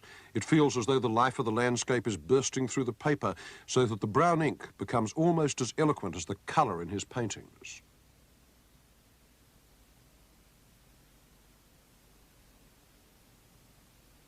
Van Gogh's paintings were not the work of a madman. They were done by an ecstatic who was also a great formal artist. Today, the doctors would give him lithium and tranquilizers, and we wouldn't have the paintings, perhaps. We don't know. For Van Gogh confronted the world with a kind of insecure joy. Nature was to him both exquisite and terrible. It consoled him, but it was his judge. It was the fingerprint of God, but the finger was always pointed at him. Sometimes the eye of God was, too. The yellow disk of the sun, huge and merciless, the emblem of Apollo. What Van Gogh called the gravity of great sunlight effects filled his work not only with a flood of colour, but also with a symbolism that one can only call religious, the idea that human life is lived beneath an immense exterior will, and that work, like sowing and reaping, is not simply work, but an allegory of life and death.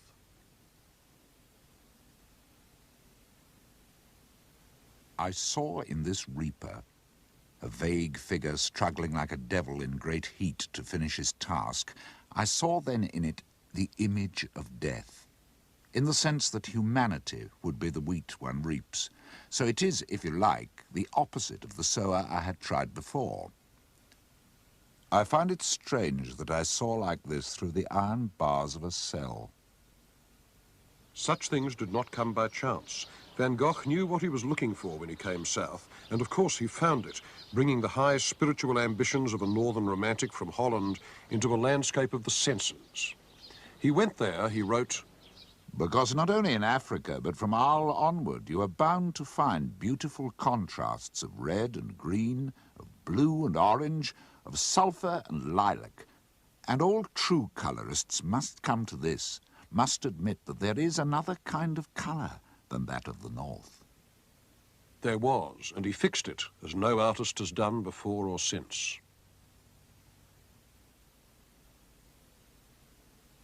Van Gogh was 37 when he shot himself, but in the last 4 years of his life, he'd changed the history of art. The freedom of modernist colour, the way that emotions are worked upon directly by optical means, was one of his legacies, as it was Gauguin's too.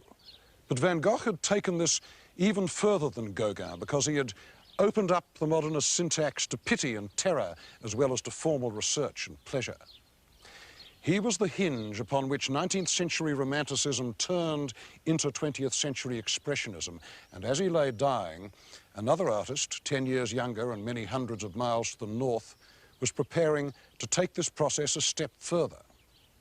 In Van Gogh's work, you can see the self scratching to be let out. But in Edvard Munch's, the self is out.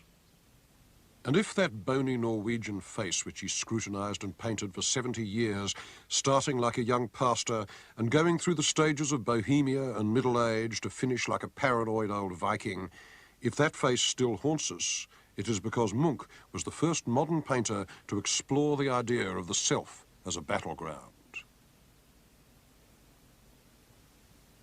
25 years ago, there was not a general agreement about Munch's greatness. Many people who should have known better kept on thinking of him as a sort of gaunt, psychotic troll whose obsessive self-inspection didn't make much sense below the Arctic Circle. But today he seems in every way as universal an artist as Ibsen or Strindberg. He was almost literally raised in the family sick room in a dreadful atmosphere of whispers, silences, vomit and carbolic acid. Disease and insanity were the black angels on guard at my cradle. In my childhood, I felt always that I was treated in an unjust way, without a mother, sick, and with threatened punishment in hell hanging over my head. A great deal of Munch's creative life was spent exorcising the demons of childhood. The sick room, the praying faces, the small twisting hands of anxious women, the terrible apprehension that went with Munch's use of illness as a central metaphor of visionary insight, these surface in the paintings over and over again.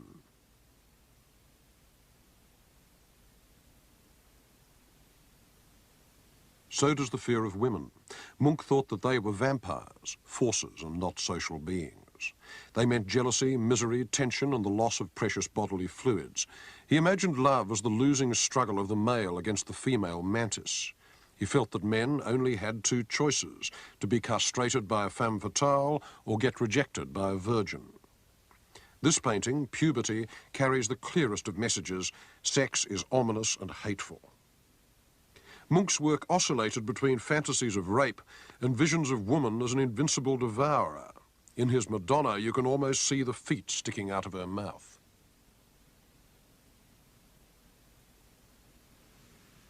When Munch was at the height of his powers, this was his summer studio at Asgard Strand, a couple of hours by car today outside Oslo. Before Van Gogh, cypresses were just trees, and before Munch, this was just a stony provincial beach with a grey horizon and a pier and rocks and trees coming down to the water. But what he made it into was one of the emblematic landscapes of the modern mind. In his hands, it came to stand for alienation and loss and yearning.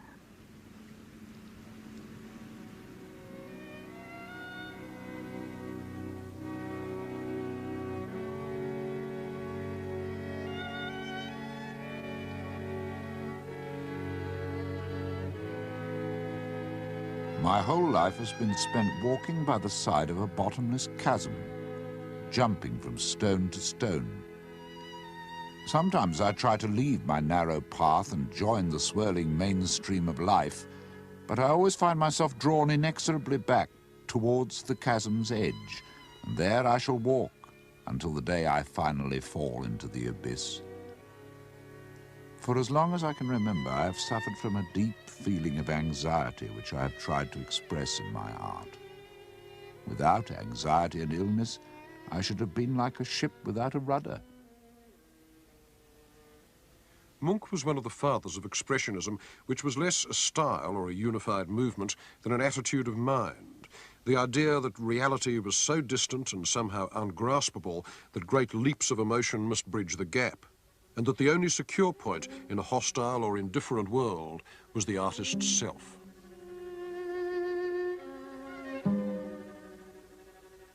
Munch's sense of estrangement in the crowd filled his images of the city. I can see behind everyone's masks. Peacefully smiling faces, pale corpses who endlessly wend their tortuous way down the road that leads to the grave.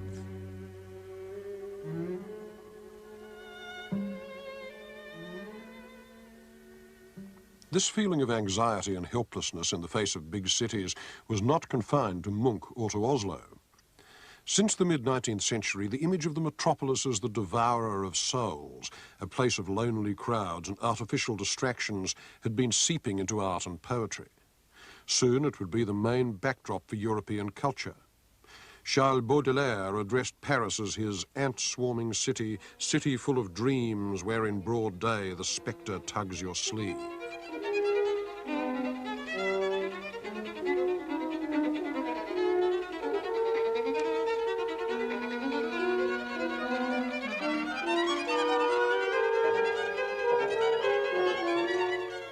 From the crowded boulevards and cafes of Paris, a peculiarly ironic view of life was emerging, based on disposable style, dandiest display, fleeting encounters.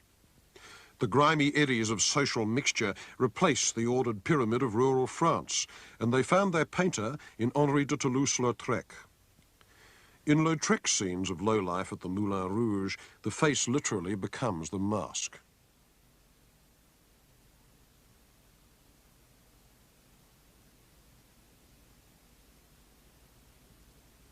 The Belgian painter James Ensor also picked up that image, using it to convey the idea that society was not only unreal, but a sort of demonic carnival, a collective of threatening masks.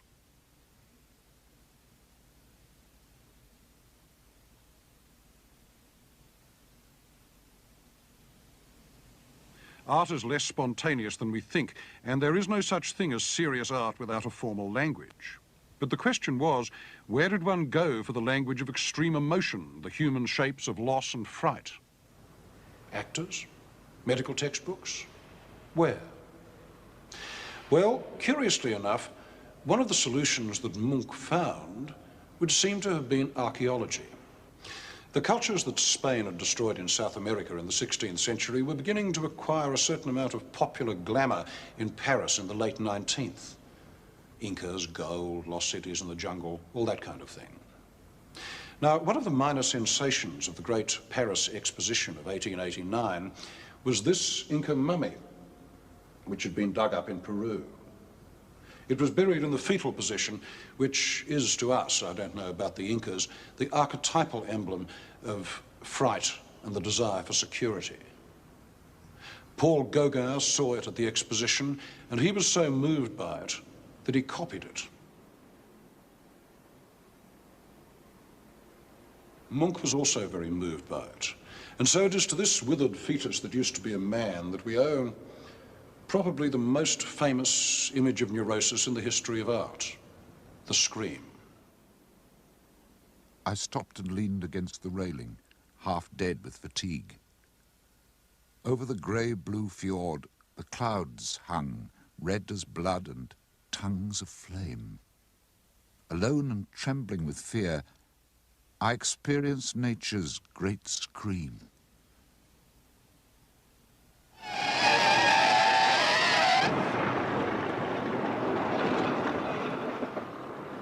This theme of the city as a condenser of anxiety also ran through German Expressionism in the years between the turn of the century and World War I, especially in the work of a group of artists which called itself Die Brücke, the bridge, meaning a bridge to the future.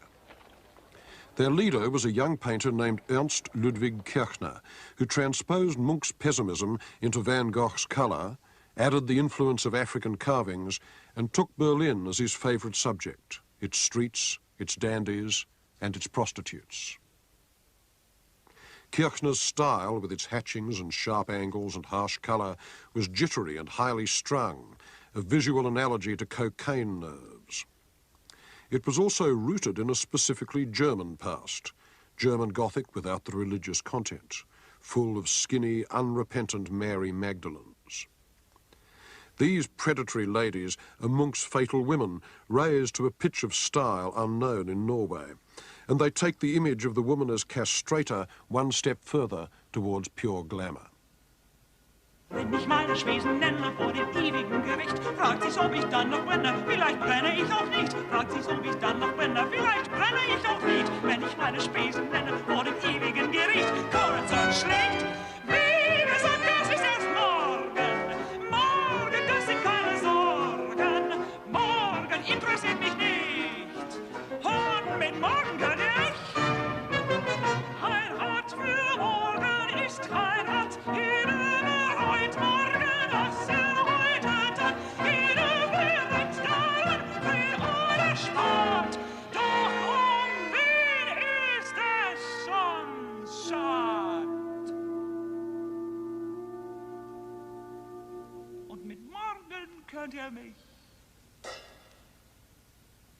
In pre-war Vienna, the leading expressionist was the painter and playwright Oskar Kokoschka, whose early work, including his self-portraits, was more Baroque than Gothic. High-strung, elaborate, switching between elation and misery. They came out of the same milieu as Freud and Schoenberg, that brief moment when Vienna, in the decay of its empire, was one of the capitals of introspective modernism. Kokoschka lived to 1980, and in his 60s he talked about his ambitions as a painter. Life is so short, and I want to squeeze every bit out of life. Like to live in the light, to live under the sun. It's such a great gift. We forget it today. I'm not a spectator. It's not the vedute I want to paint. It's like in opera, you can see what happens out of it. I want to participate. I identify myself with the object. And therefore, as much in midst of life I want to be. I am an aspire here. I'm far away. I'm not here and sitting onlooker, patient onlooker. I'm but active. The landscape is not so much different for me from a face. I wander in a face, I wander in a landscape. I'm a wanderer. I can't stay stiff and admire. I have to do something. I have to mix it up with myself. In the twisting hands and strained faces of Kokoschka's portraits, the artist becomes the sitter's accomplice, not by giving him or her a socially useful mask, but by admitting a shared neurosis, a kind of mutual outsidership.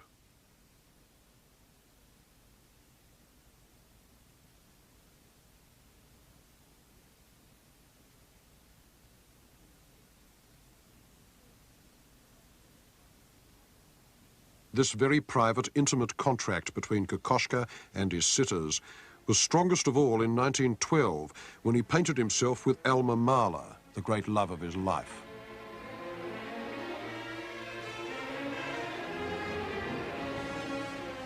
His affair with Mahler's widow also inspired Kokoschka to paint what is still the key image of expressionist love, the Tempest. The two lovers whirled along in a cockleshell of a boat, not on the sea, but in space. The shapes turbulent and broken, all highlight and darkness, the air, the lovers' bodies, and the boat caught up in the same ecstatic dislocation of form.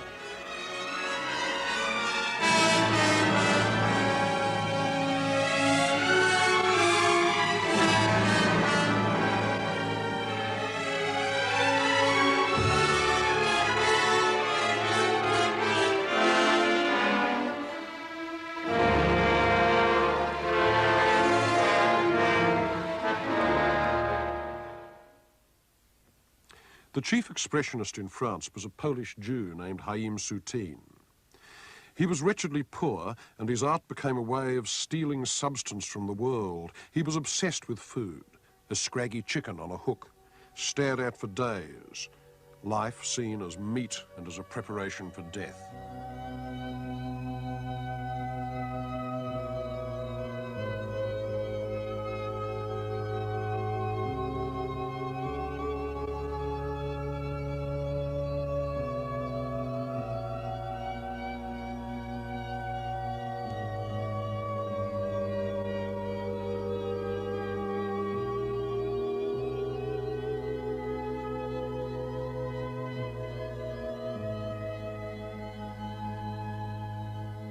Soutine could give the carcass of an ox the pathos of a crucifixion.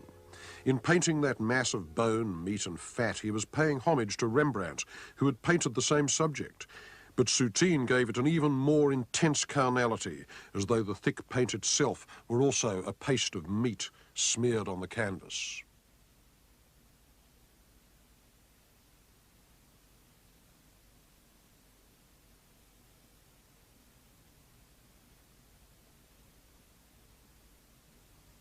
His landscapes, particularly the ones he painted near Serres in the south of France in 1920 to 22, are even more turbulent, like an extreme distortion of Van Gogh.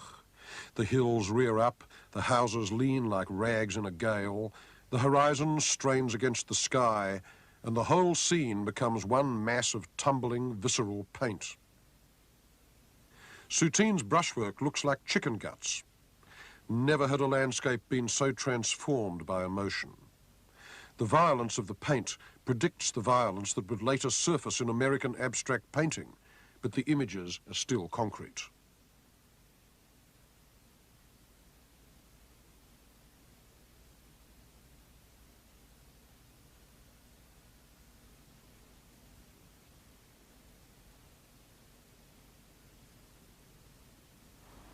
After the Second World War, the English painter Francis Bacon took up Soutine's theme of the dismembered carcass to set forth his own vision of a cannibal's world from which all moral relationships had been erased. I have tried to be as realistic in my way as I can be. After all, you only have to think about life, or have experienced it in any way, or think about the meat on your plate, to think how disturbing what is called reality is.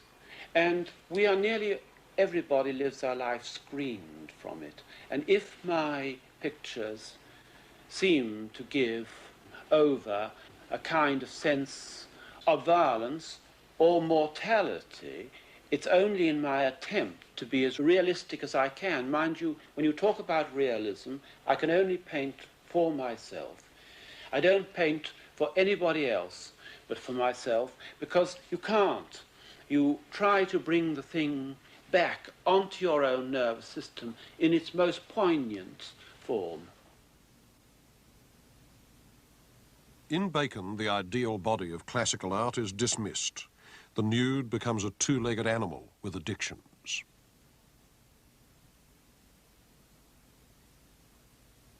One of his sources was photography, the early sequential photos of human action by Edward Muybridge. In Muybridge's book Animal Locomotion, the naked body is studied with perfect attachment as a machine.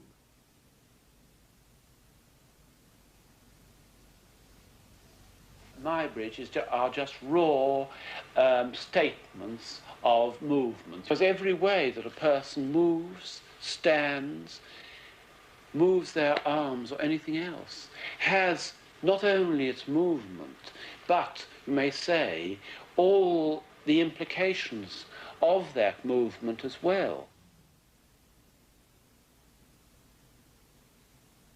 In Bacon's paintings, all sexuality is turned into violence, a sort of dog-like grappling in closed rooms whose furnishings you can't identify. The bed suggests a cage or an operating table. The walls and floor are the colour of bad motels. Yet the fragments of a tradition lurk behind the images, and one of Bacon's obsessive emblems was Velasquez's portrait of Pope Innocent X.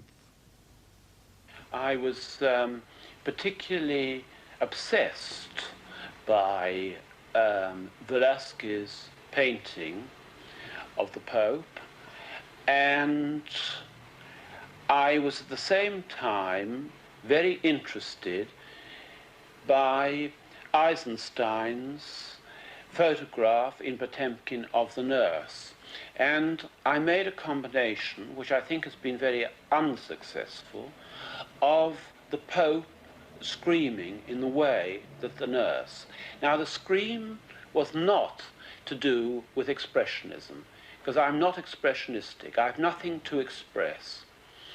I was absorbed by the idea of the color of the mouth, the teeth, the saliva, you may say the beautiful red and purples of the interior, rather of the mouth, rather like Monet was obsessed by haystacks and the light falling on them from hour to hour. In the face of paintings like this, you may well feel that Bacon has a great deal to express.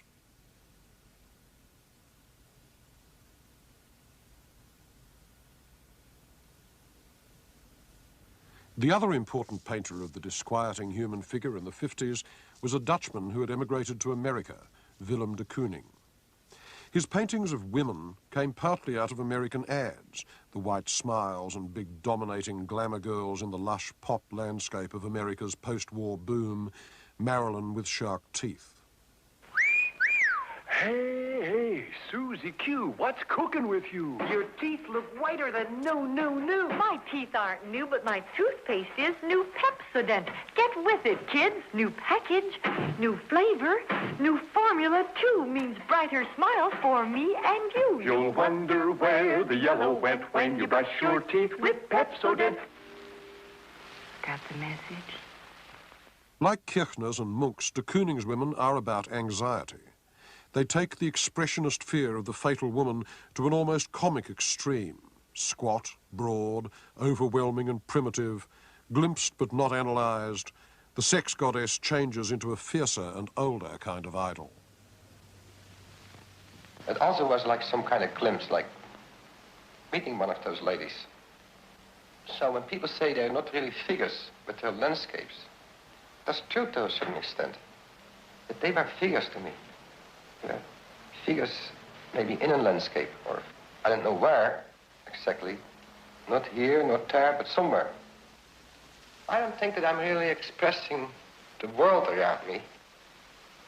You know, this real world, the so-called real world, it's just something you put up with like everybody else. I'm in my element, and I'm a little bit out of this world. And then I'm in the real world. You know, I'm on the beam. Because when I'm falling, I'm doing all right. When I'm slipping, I say, hey, this is very interesting. It's when I'm standing upright what bothers me. I'm not doing so good. I'm stiff. As a matter of fact, I'm really slipping most of the time into that glimpse. Well, that's a wonderful sensation, to slip into this glimpse. I'm like a slipping glimpser. This spontaneity of touch and looking, the slipping glimpse, ran all through de Kooning's work, both figurative and abstract. But he and Bacon were among the very few artists who could handle expressionist distortion after the Second World War, because reality had now outstripped art.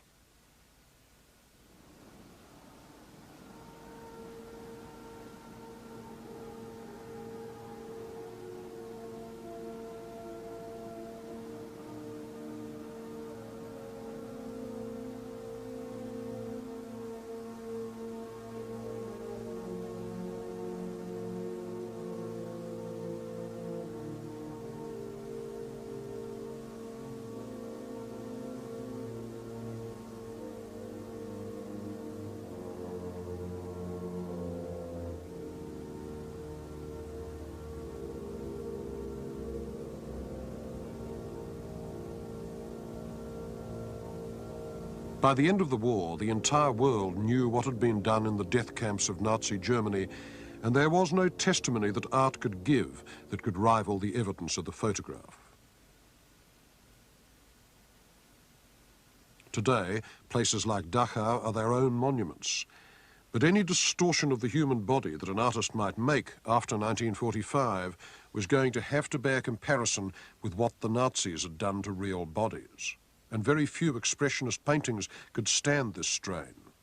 Here, photography was enough. Anything else would have seemed gratuitous.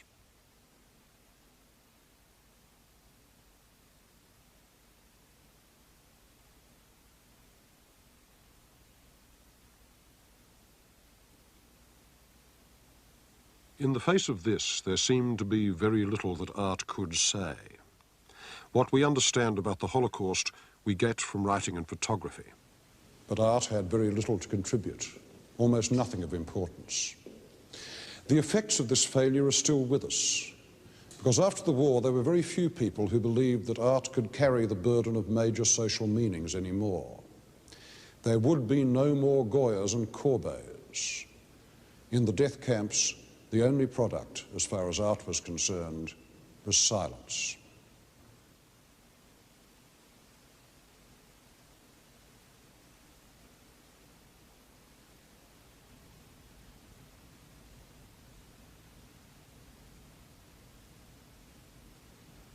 Beside these horrors, there were only two sources of uncontaminated images open to art. One was complete abstraction, the other was the natural world, and artists had been combining and recombining these for 30 years.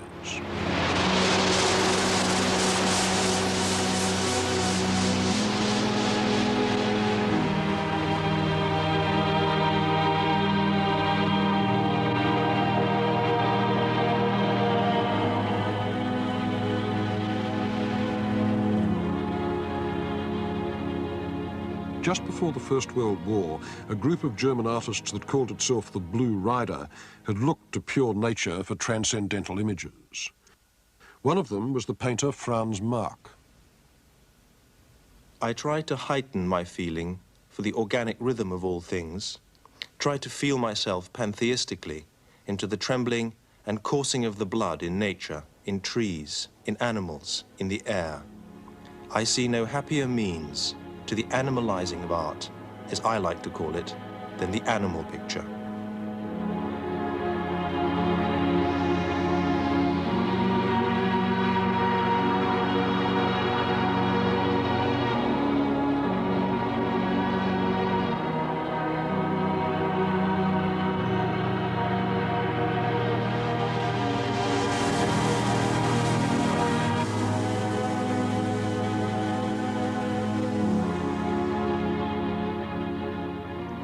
Very early in life, I already found man ugly, and animals seemed to me cleaner and more beautiful. But even in them, I discovered much that was unacceptable and ugly, so that my art instinctively, and out of inner compulsion, became increasingly schematic and abstract. Marc wrote that from the trenches in 1915.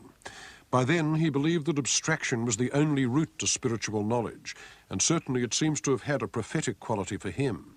In 1914, he painted this image called Forms in Battle. 2 years later, at the age of 36, he was killed at the Battle of Verdun.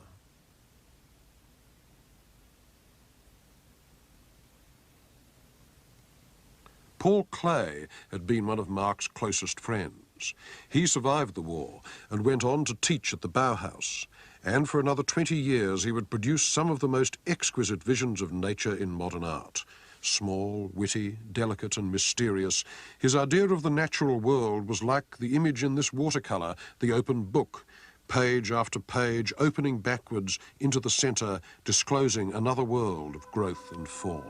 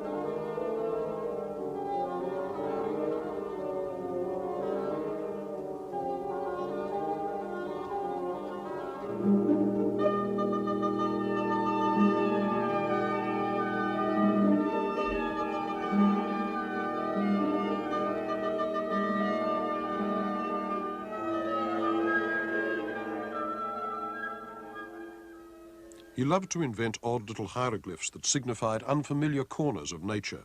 He was drawn to structures so small that the normal eye misses them: plant cells, seeds, plankton, diatoms.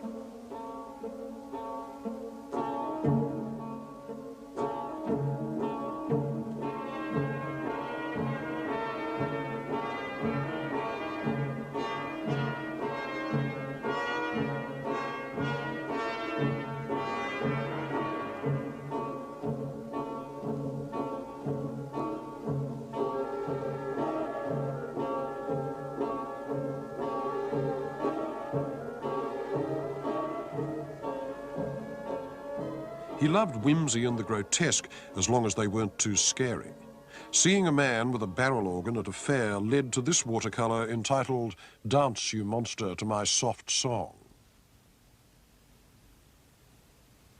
But for all its waywardness, Klee's imagination was connected to deep strands in German Romantic art, a vision of nature as sacramental, a gift of God, mysterious and benevolent.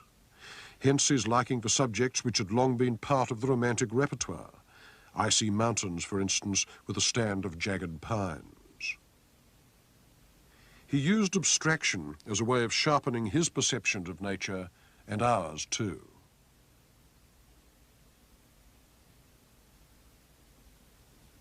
In fact, the central theme of Klee's work, to which his watercolours and paintings return over and over again, is the Garden of Paradise, all life composed under the eye of natural order. Klee taught painting at the Bauhaus in Germany in the 20s, and one of his colleagues there was the first artist to try to paint transcendental images that were completely abstract. His name was Wassily Kandinsky.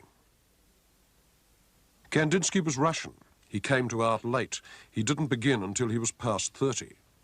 Folk art and the Russian icon were his early influences, and they showed in his bright patterns of flat colour. Of course, he'd looked at fauve paintings too, as you can see in this Kandinsky from the early 1900s. But gradually the patterns become more abstract. These shapes are not immediately recognisable as women, but there they are, in the midst of a pastoral scene with animals.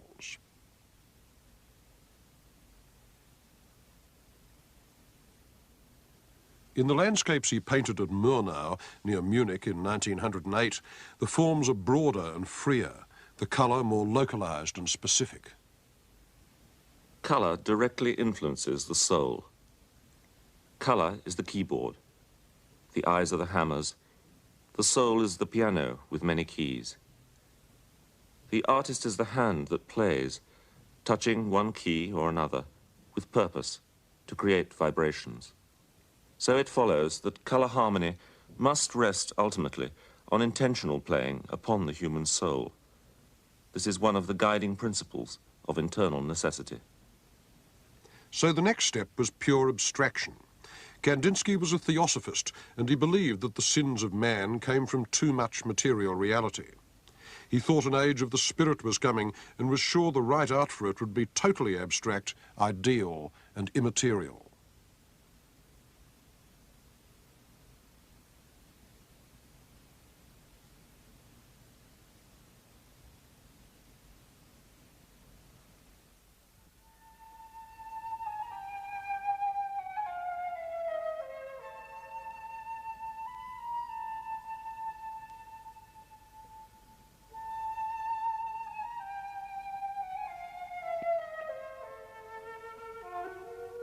Although Kandinsky painted his first abstract pictures around 1911, the natural world continued to offer images of another sort to both painters and sculptors. Some of the greatest images in modern art come from the tranquil assurance that however abstract you may get, there is no break between human culture and the natural order. And the high priest of this feeling was the son of a Carpathian peasant. His name was Constantin Brancusi. He lived in Paris and he died here in 1957. And this was his studio, a place visibly sacred to tools and to the beauty of the marks that they make. Coming out of a strong craft background, Brancusi knew the nature of his substances very well, the qualities of bronze, timber, marble, limestone, plaster. He wanted his sculpture to have, as substance, the same perfection that his subjects had as organisms. What this rapturous feeling for the skin of materials produced was sculpture that declared itself in mass and in contour and in surface, but not in detail. It began to look as timeless and as perfect as a new-laid egg.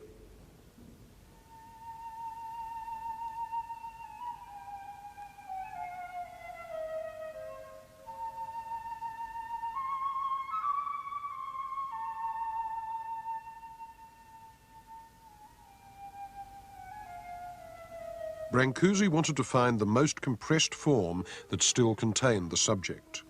Not geometrical, always organic, like this stone fish, whose shape makes you see it slipping through layers of water. Or the minimum form repeated, as in his endless columns, composed of units that in theory could keep going up forever. In every piece, the tightest possible image.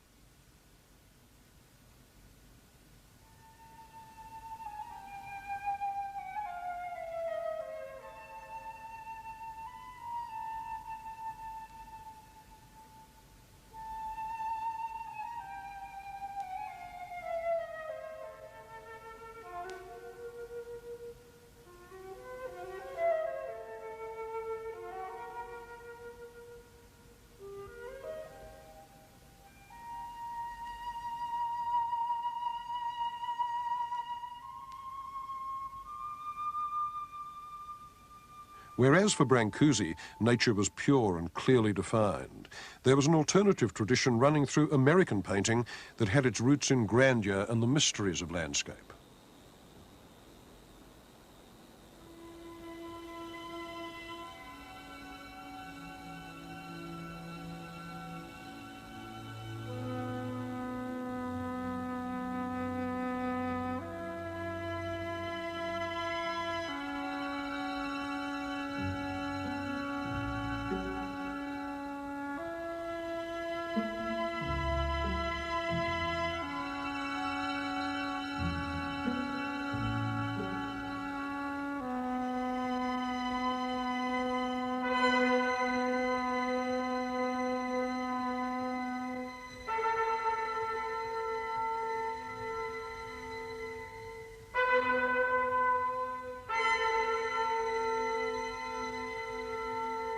In the 19th century, the Grand Canyon of the Colorado River had come to typify what the American wilderness meant to artists. It represented the designs of God, his unedited manuscript.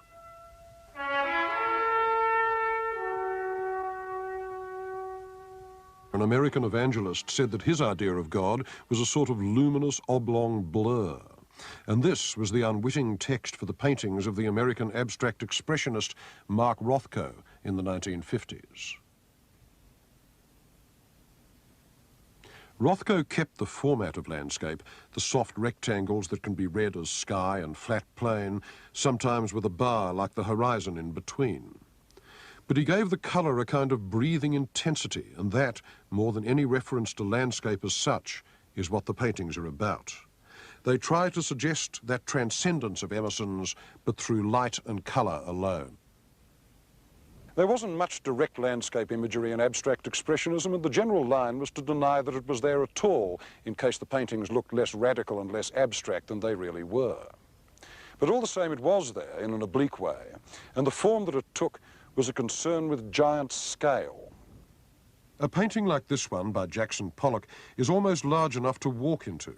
The space it suggests is not just an illusion, but a physical fact, at least in 2 dimensions.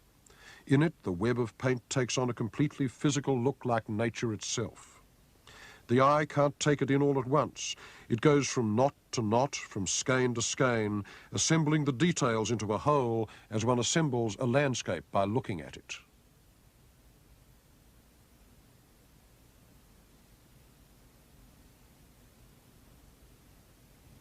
Now, abstract expressionism was less the creation of cowboys, but of New York Jews. All the same, space itself, radiant, optimistic, endless, was very much an American myth, and it was bound to affect them in some degree or another. And on Jackson Pollock, who was not a migrant's son, but a Native American from the western states, its effect was very large indeed. Pollock was the first American artist to influence the course of world art. For the last 10 years of his life, until he died in a car crash in 1956, he lived and worked on Long Island outside New York. My painting is direct. I usually paint on the floor.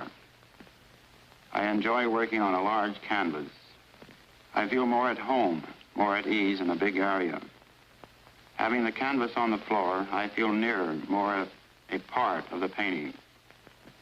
This way I can walk around it, work from all four sides, and be in the painting, similar to the Indian sand painters of the West.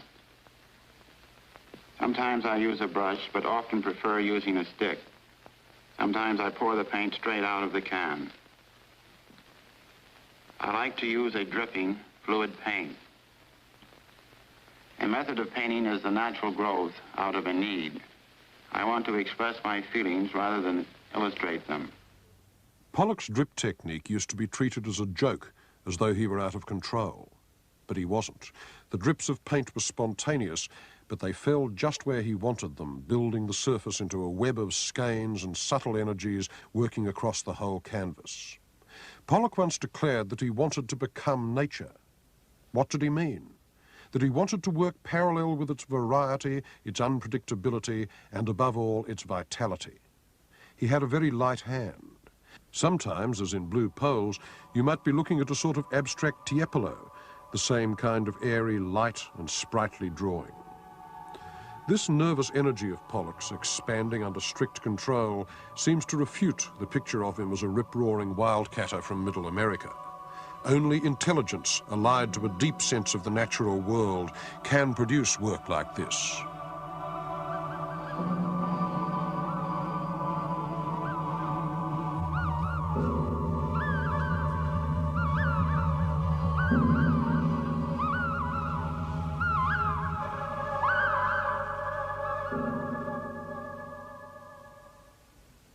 Another leading figure in abstract expressionism, both as painter and as writer, was Robert Motherwell, the last major collagist in the tradition of Georges Braque, but perhaps best known for his series of black and white paintings, the Elegies for the Spanish Republic.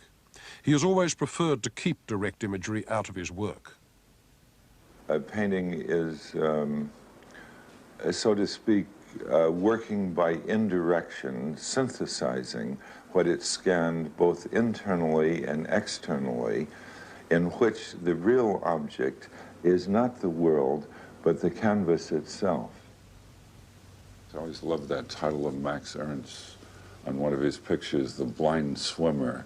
I think in a way we all worked as blind swimmers, as quite good swimmers, but quite blind. What the black was doing was slowly becoming a somber force, but also a brilliant force. There are certain painters who use black as a color as vividly as other artists can use fire engine red, let's say. But in the end, it seems that in my mind, a black is also symbolic of death. Motherwell's Spanish elegies were provoked by the memory of the Civil War, though their field of suggestion is not only political. But in the meantime, what happened to the older ambitions of abstract art, like Kandinsky's hope that it could bring about some kind of spiritual change in those who saw it? The last religious commission given to a major artist is actually in America. It's here in Houston, Texas, where the de Menil family built a non-denominational chapel, a space for contemplation. They also commissioned the abstract expressionist Mark Rothko to do paintings for it. This was in 1964, and they were installed, finished, in 1971, a year after his death.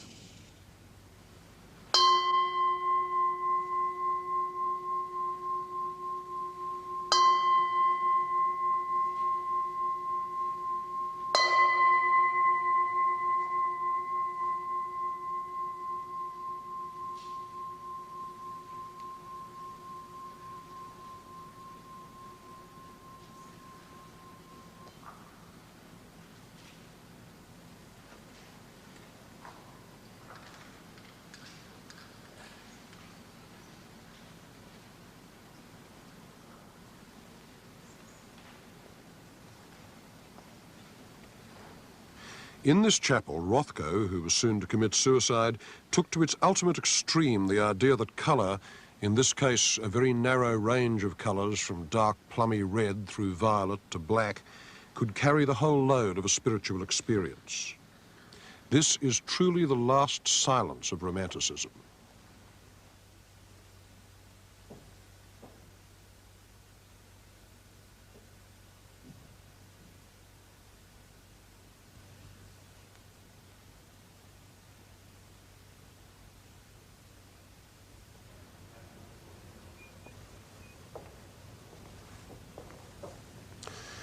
I can't enter this chapel without emotion, but I never know whether I'm feeling what Rothko meant me to feel. He wanted to be a great religious artist. He was not only a Jew, but a Russian Jew, and he wanted his paintings to act like icons and to possess the full moral seriousness of the Russian novel. Now, he had the wrong equipment for this. He had an exquisite sense of nuance and silence and vagueness. But this he wanted to carry the full patriarchal grandeur of the Old Testament. It couldn't, and these paintings are the result. These are not active images. They're more like zones of silence, blank slates which you complete by looking at them. And what they present as sacred is the state of receptivity, of slow looking. In fact, the condition of being an artist, of being Mark Rothko. The world is drained out of them. Now, does that make them religious art? Holier men than I have thought so in this chapel. And if I have my doubts, it's because they're so very withdrawn. The horizons and storms of earlier romantic sublimities have gone, and what is left as the sole subject of contemplation is a void.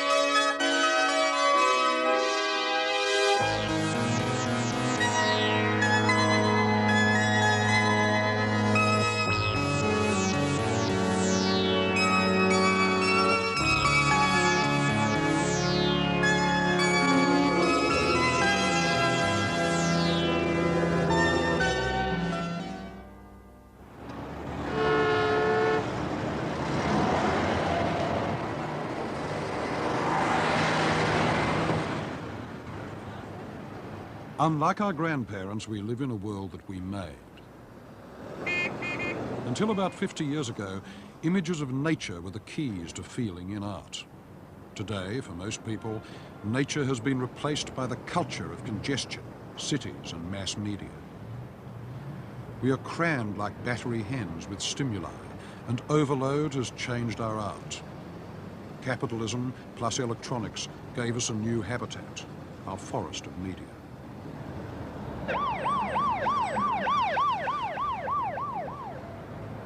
The problem for art was how to survive there, how to adapt to it, because otherwise it was feared art would go under. Well, it's Saturday night and I just got paid. By morning, don't try to save. My heart says go, go. Have a time. It's Saturday night and baby, I'm feeling fine. Gonna rip it up. Gonna rock it up. Gonna shake it up. Gonna ball it up. Gonna rock it up. And ball tonight. Got me a date and I don't be late. Pick her up in my 88.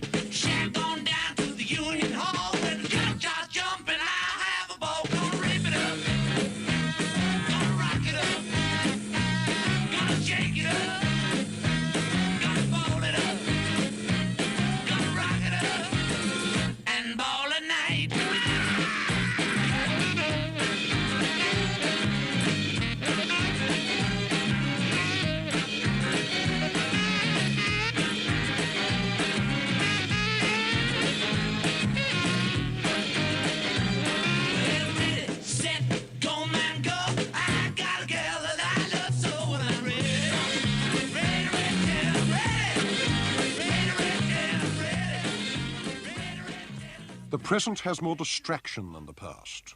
Works of art once had less competition from their surroundings. The background to the organised sound of Gregorian chant wasn't random noise. Silence was one of the dominant facts of medieval life. You listened to one thing at a time.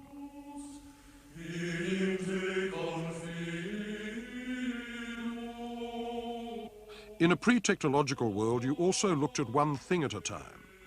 Things could not be reproduced. No print, no film, no cathode ray tubes. Each object singular. Each act of seeing transitive. Not today. Today, the object splits into a swarm of images of itself, clones, copies. The more famous an object is, the more cultural meaning it has, and the more unique people say it is, but the more it breeds. Mass production strips the image of its complexity so that it resembles a sign. A sign is a command. It's something you take in all at once. It means one thing only. It isn't any better for being handmade. Pictures are different. They're more complicated. They mean a lot of things. You scan them, and their meaning adds up and unfolds. You don't get it all at once. Pictures educate. Signs discipline. Mass language always tends to speak in the imperative voice. The idea of sitting down and painting this landscape like an impressionist was obviously absurd. But how could art defend itself against a torrent of signs which were more vivid than its own images? By assimilating them, by grafting the vitality of media onto what had become a wilting language. That, at any rate, was the hope. In the 19th century, the world of the Industrial Revolution appeared in landscape painting, slowly pushing its way into a fixed aesthetic category like an intruder in paradise. Manufacture invading nature. The sign found its way into art a little bit later. The gap between the formal speech of painting and the lingo of signs began somewhere after 1900, when a few artists and poets realized that print was all around them and that it made up a visual language which art, up to then, had barely even scratched. The prophet of this was the Polish-French writer Guillaume Apollinaire, the poet of Cubism. You read handbills, catalogues, posters that shout out loud, "Here's this morning's poetry." And for prose, you've got the newspapers. Sixpenny detective novels full of cop stories, biographies of big shots, 1,000 different titles.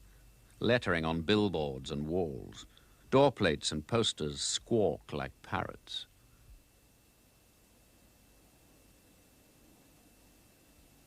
But the home of the quick message was America, especially New York. Its shapes were already a subject for American artists by 1920. To Joseph Stella, an Italian migrant artist, the Brooklyn Bridge was a cathedral of the new.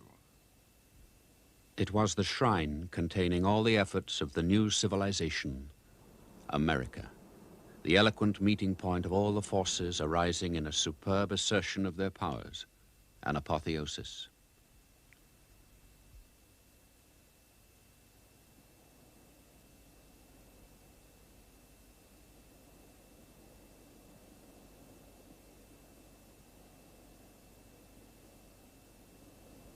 The vision of the new city as sublime, as a temple of progress, almost a new Jerusalem, was felt by other artists. Here by Georgia O'Keeffe.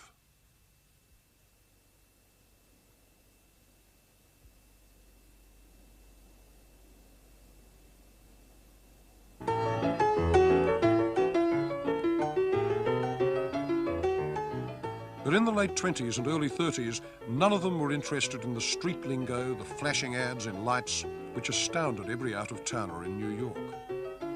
That was too vulgar.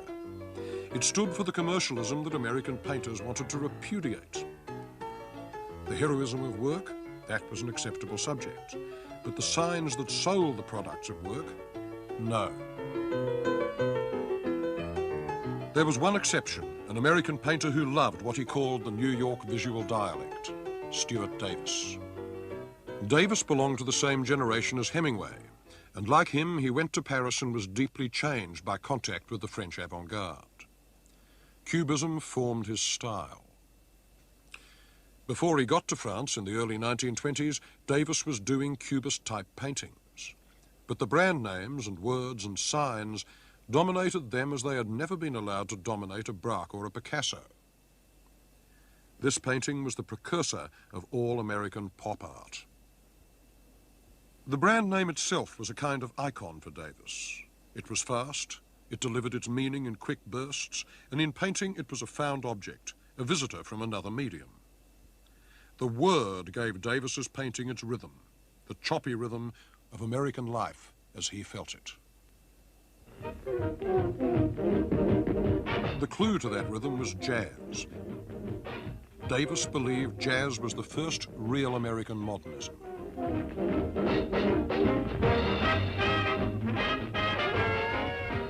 The brilliant colours on gasoline stations, chain store fronts and taxicabs, synthetic chemistry, fast travel by train, auto and aeroplane, which brought new and multiple perspectives, electric signs, 5 and 10 cent kitchen utensils, movies and radio, Earl Hines' hot piano and Negro jazz music in general. In one way or another, the quality of these things plays a role in determining the character of my paintings.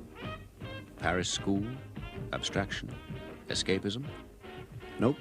Just color space composition celebrating the resolution of stresses set up by some aspects of the American scene.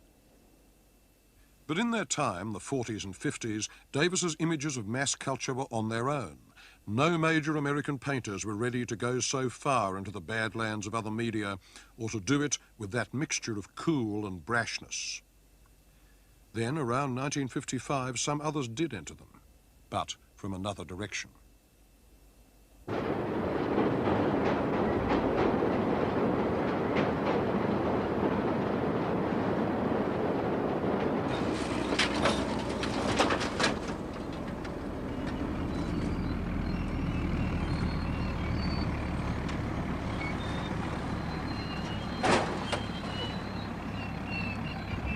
If you buy a half-pound of bacon in a supermarket, you end up with 1.5 ounces of plastic and cardboard wrapping around it.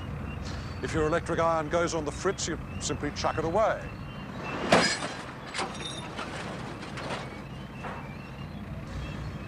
One of the peculiarities of a place like the city dump is that it makes you realize that New York throws away in the course of a week probably more manufactured goods than were produced in 18th century France in the course of a year.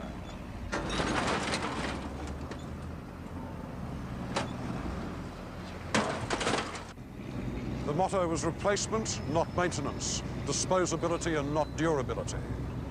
And there was a subject in this landscape of waste and this secret language of junk, because during the 50s, some American artists realized what the Dadaists in Europe had known about 30 years before, namely that societies reveal themselves in what they threw away. Street junk was to these men what the flea market had been to the Surrealists. And among them, there was one budding master, a man in his 20s from Texas named Robert Rauschenberg. Actually, I had a kind of a house rule. If I walked completely around the block and I didn't find enough to work with, I could pick one other block in any direction to walk around, but that was it. The works had to, whatever I did, had to look at least as interesting as anything that was going on outside in the window.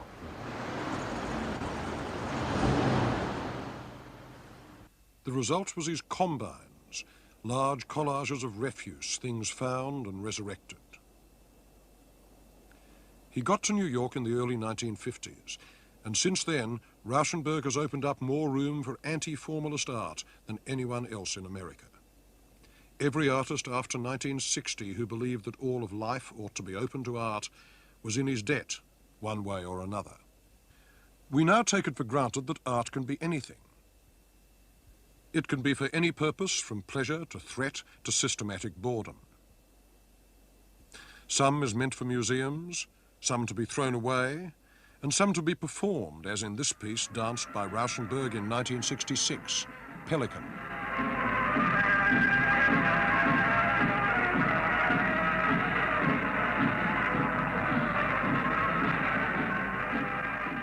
This plurality at the end of the 70s is largely due to what Rauschenberg did in the 50s and 60s. Its roots are in Dada, and especially in the collages that Kurt Schwitters made in Germany in the 20s and 30s. Merz pictures, he called them, modern city life describing itself in its own waste. Junk, torn posters, old photos, tickets. Rauschenberg applied this to the even brasher life of the American city. The New York streets gave him his palette of objects. In the studio, he sorted them out and glued them down. I tended to work in things that were either so abstract that no one knew what this object was, or it had been so mangled that you couldn't recognize it anymore, or something so obvious that you didn't think about it. He punctuated them with slathers of paint. These painted links are what Rauschenberg got from abstract expressionism, and they remind us that the things in his combines are meant to hang together as paintings and not just sit there as objects. But the combines were meant to look a bit random. Each one was a rendezvous where the common objects of the day could gather. Monogram was the most notorious of all the combines. Why the goat? Partly, I guess, because he had one as a pet when he was a kid in Texas. He was bereaved by its death, and he wanted to resurrect it. Animals have one main use in Rauschenberg's art. They're innocent witnesses, survivors of nature in a flood of culture. Why the title? Because monograms lace through one another, as the goat does through the tire. But if you ask why it has lasted, why monogram keeps its shock value despite 20 years of reproduction in the history books, the reason is probably sexual. The goat in the tire is one of the wittiest images of sexual penetration ever made by an artist. Jasper Johns was always bracketed with Rauschenberg in the 1950s. Actually, the two of them were utterly unlike one another. Where Rauschenberg's work was garrulous, Johns was terse. Rauschenberg breathed out, but Johns breathed in. His work was about difficulty. It was extremely subtle and didactic, and like Marcel Duchamp, his mentor, Johns was interested in the ready-made image. He wanted to use things that were so simple, so familiar, that, as he put it, they left him free to work on other levels. New York painting had been full of inventions, of displays of character. Johns would show what could be done with things that were not invented, things that were so well known that they weren't well seen. Very early on, Johns gave a clear outline of his theme, which is the difference between science and art, which helps you understand the way in which art operates. He did this at first by painting targets. Now, everybody knows what you do with a target. You pick up a gun and you shoot at it.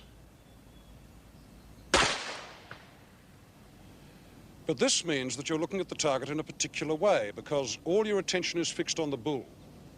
You're not concentrating on the outer circles. In official language, one would call this an extreme example of hierarchical perception and selective looking.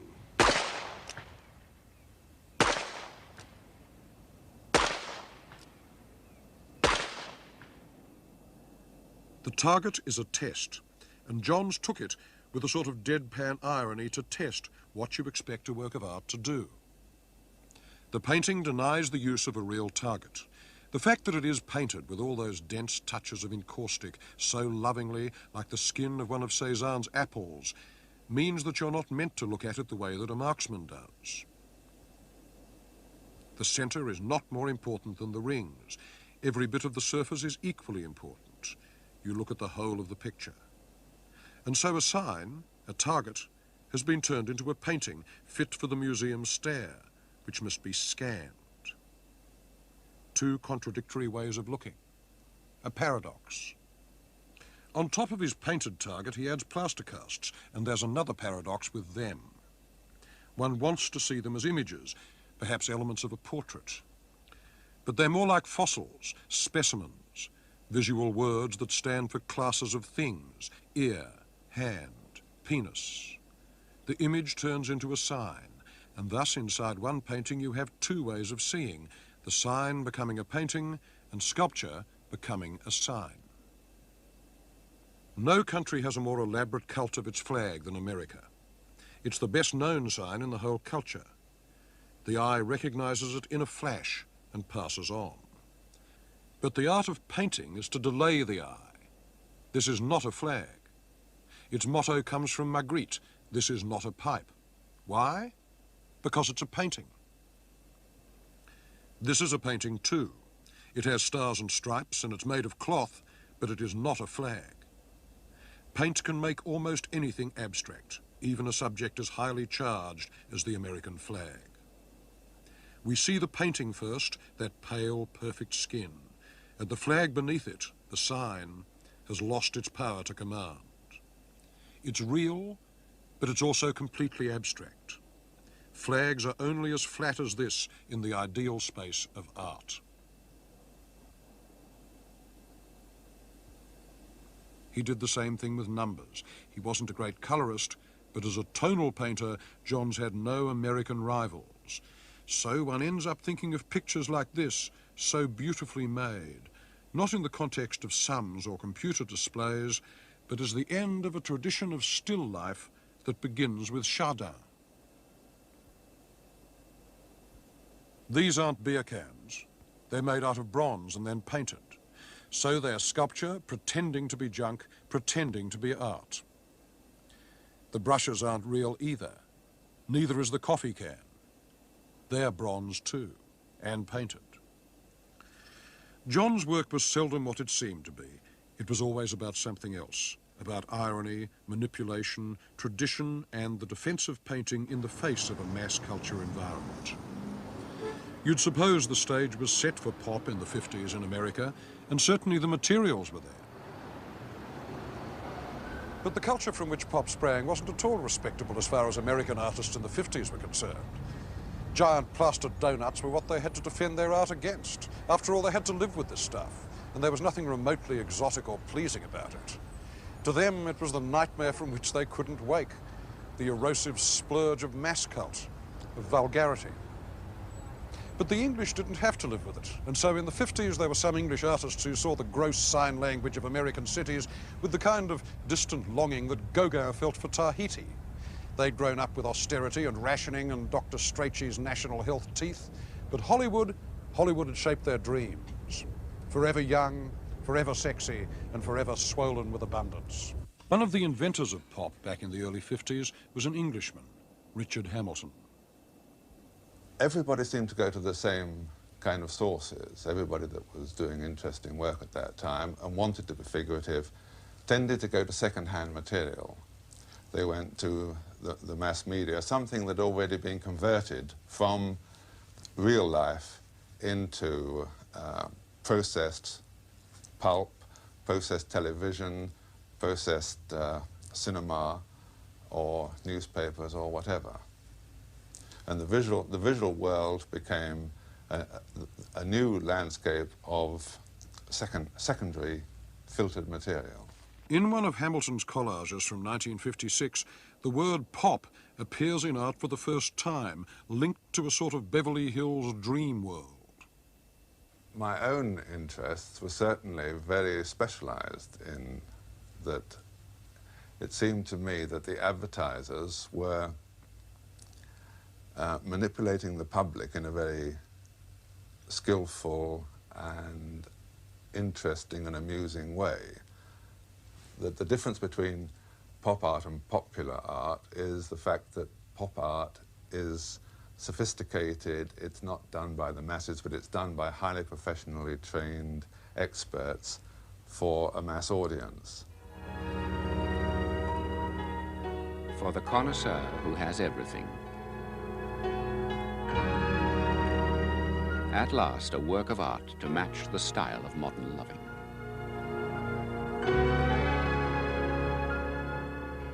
The critic laughs. A perfect marriage of form and function, design and delight. Created for you and yours by Europe's most caring craftsmen in an exclusive edition of only 60 examples.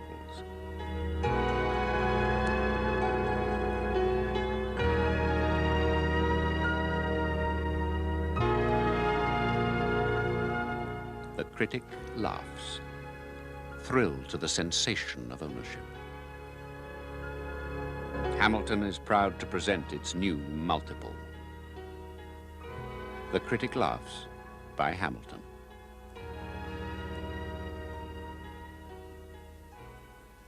It's the other possibility, the other extreme of the hot dog, but it's still, to some extent, a pop object.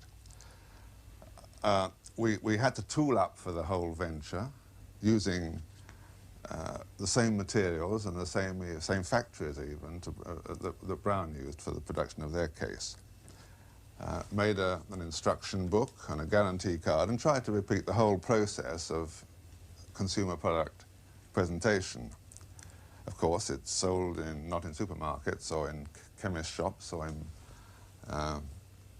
department stores, but in rather smart galleries throughout the world, or presented in exhibitions in elegant museums. I've also made posters of this kind of subject and all the other ephemeral material, and the idea of making a commercial seems to me to be the realization of a dream when you can go through the whole analogy of producing the object and making all the literature and then come to the great finale, which is that you make a film and present it on TV in the form of a commercial. And that whole process is the work of art, to my mind. That is the work rather than the single object. That the analogy is what's to the industrial and advertising process is much more important than the object as a sculptural form. More than 40 years ago, a great Marxist critic, Walter Benjamin, said that it was going to be hard and maybe impossible for any child raised in the howling blizzard of signals to find his way back into the exacting silence of a book. Benjamin died in 1940, but what he feared from radio and cinema and advertising came 1,000 times truer with mass television. The box you're watching has done more to alter the direct discursive relationship of images to the real world, on which painting used to depend, than any other invention this century. This isn't really a matter of good or bad programming. Everybody knows the box is a cornucopia of dung most of the time, but the effects, I mean, don't depend on the quality of programs. They flow from the nature of television itself. You only have two choices when you're watching a movie in a cinema. You can go or you can stay. With television, there's a third. You change the channel. But there must be... Heard all of it. As well as it was... Candidate's wife. California, and we're going to have a lot of... How do you like... bolts, be my guest. Really lengthened out yesterday. Judy Woodruff. Anyway, it really has... There have been two examples. Disclosure and sealing. There was a story with a headline... And you also do some looking for gold. That is, to proceed aggressively with... Every boy's triggerless creamy ice cream. And it's your... And so, in a chaotic way, the dream of the Russian constructivist filmmakers and of the German Dadaists has come true with television, because whole societies have learned to see in terms of montage and juxtaposition. Ours is the cult of the electronic fragment. Because it's so intimate and casual, the box worked on us in other ways too. Its images had a weird, contradictory kind of tone. They were real, present in the room. But at the same time, they were very artificial, because their illusion wouldn't hold. They kept creeping up the screen or breaking off into dots and lines and jabber, not like film in a cinema. Their reality was provisional. Their reality was provisional, but the color was ultra-vivid. Electron color, not the color of ink or nature or paint.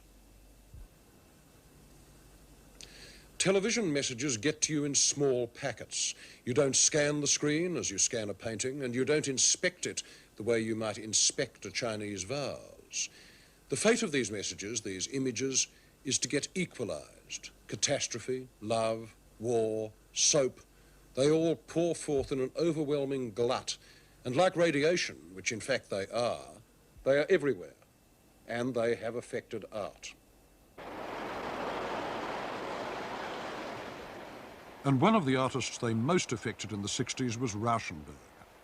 He lives a long way from New York now, on an island off the Florida coast. No junk here, but his work is still saturated with images from the media.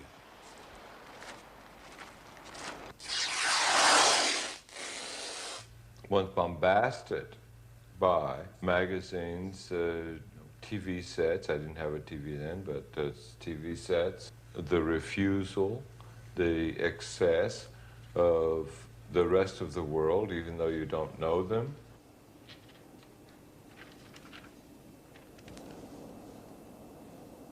I can't move again until, if I forget where anything is. If I could paint or make an honest work, it somehow should incorporate all of these elements, which were and are a reality.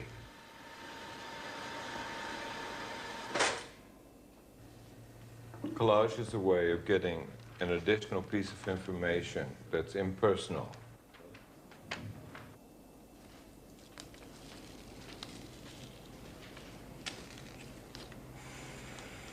I've always tried to work impersonal. In the early 60s, printed images began to replace objects in Rauschenberg's work. The bank of images included anything from 15th century reproductions to diagrams from the Scientific American to yesterday's front page. As the images in his work in the 60s piled up, the paintings took on a heightened documentary flavour. He wanted to give canvas the accumulative flicker of a colour television set. The subject was glut. President... I don't think there's any doubt at all. I think of the league, I think the only one in the end since I came in office. Pepsi. In the morning, the assembled report. It's not valuable unless you sell it. I don't know where... His view of the media was both affectionate and ironic. He liked excavating whole histories within an image, histories of the media themselves. Consider this red patch. It's a silkscreen enlargement of a photo that he found in Life magazine, which was in turn a parody of this famous painting, Duchamp's nude descending a staircase. The painting was based on an early sequential photo by Marais. So the image bridges 70 years of technological time right there. It goes from photography to painting to photography, back to painting. But the irony is that it ends up looking like the figures of Adam and Eve expelled from Eden in Masaccio's fresco in Florence, which turns the image of Kennedy, who was dead by then, into a sort of vengeful god with a pointing finger, thus fulfilling the prophecy of the 19th century French diarist Edmond de Goncourt. The day will come when all the modern nations will adore a sort of American god, about whom much will have been written in the popular press. And images of this god will be set up in the churches, not as the imagination of each individual painter may fancy him, but established, fixed once and for all, by photography. On that day, civilization will have reached its peak, and there will be steam-propelled gondolas in Venice. From television, film and photography, we receive a stream of images every day. There is no way of paying equal attention to all that surplus, so we skim. The image we remember is the one that most resembles a sign. Simple, clear, repetitious. We absorb rather than inspect. Indifference becomes our second skin. Everything the camera gives us is slightly interesting. Not for long, just for now. The human extension of the glut of images is celebrity, which replaces the Renaissance idea of fame. The artist who understood this best and became best known for understanding it was Andy Warhol. Warhol is nearly as famous as Picasso, at least on the level of chit-chat and gossip. But Picasso was famous for his energy and masculinity, Warhol for his passivity and sexlessness. He became a famous artist by silently proclaiming that art can't change life, whereas others once did by loudly giving the impression that it could. No, I don't think I'm a revolutionary artist. He got started in the 50s as Andy Warhola, a Polish kid from Pittsburgh who made it to New York as a commercial artist. By the end of the 70s, he'd relapsed into being another kind of commercial artist, doing Nescafe Society portraits, a painter without a subject. His career as a man with something to say lies in between. Art is short for artist. I thought words are just always made shorter, so art was just cut from the word artist and made shorter. What he extracted from mass culture was repetition. "I want to be a machine," he announced. Warhol loved the sameness, an infinite series of perfectly standardized products. When Monet painted in series, he did it to glorify the eye, to show how it could discern tiny differences. Discrimination within abundance was the essence of such painting. Today, we have sameness within glut, and that was what Warhol painted. His work in the early 60s was a baleful mimicry of advertising without the gloss. It was about the way that advertising promises that the same pap with different labels will give you special, unrepeatable experiences. Advertising flatters people that they're a bit like artists. The consumer is rare, discriminating, a connoisseur of experience. If Warhol was once subversive, and in the early 60s he was, it's because he turned that round. A famous artist who loved nothing but banality and sameness. I want to be a machine, to print, to repeat, which was the most cunning sort of dandyism. He began by doing straight advertisements, then he ran ironic commentary on them, but by the 70s, advertisers were copying him, like this.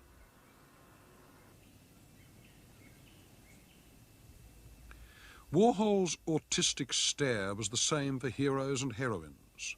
All you learn is that celebrity breeds clones, thousands of signs for itself, a series without limit. The image is less painted than registered. No nuances, just slips in the silkscreen. It looks coarse, grainy, quick. It wants you to glance at it like a television screen rather than scan it like a painting. And like American TV in the 60s, it's also haunted by death. And as with TV, the violence Warhol enjoyed got filtered through a cool, indifferent medium, photography and silkscreen. These disaster paintings have one subject in common. Not just death, rather the state of being an uninvolved spectator. The eye passes them like that man passing in the background. What this added up to was one piercing insight about the nature of media. But that was it. It could be done over and over again, but not developed further as art. The idea had a half-life, like a radioactive isotope. It sent out a lot of radiation in the 60s, and then it became feeble, and then dead. Boredom finally became boring.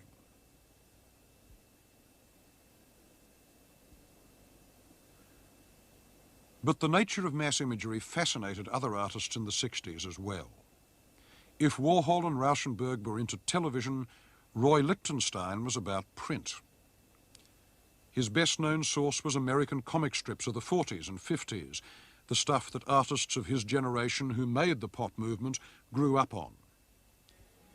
To its detractors, it looked about as challenging as bubblegum. Take a comic and blow it up. But there was more to it than that.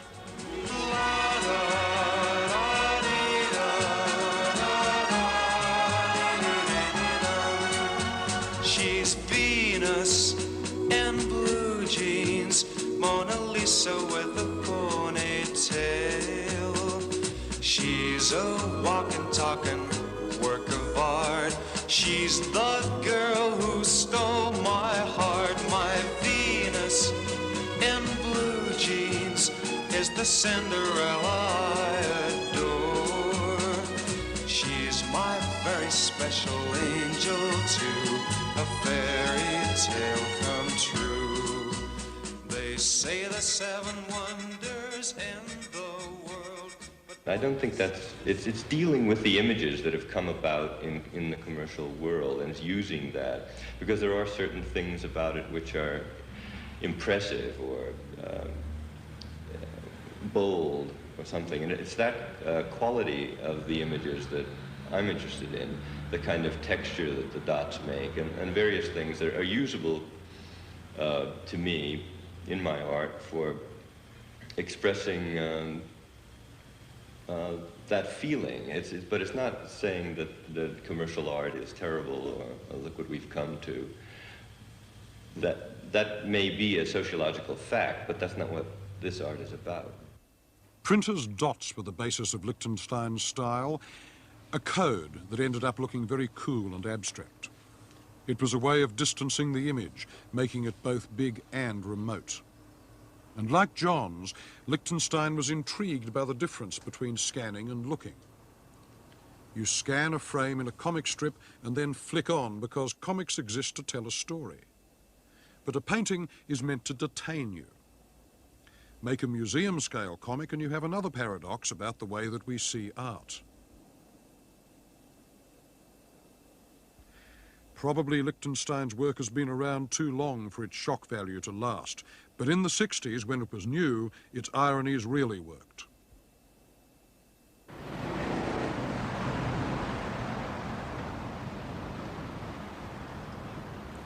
Another source for art in mass culture was the American billboard. James Rosenquist used to paint them for a living.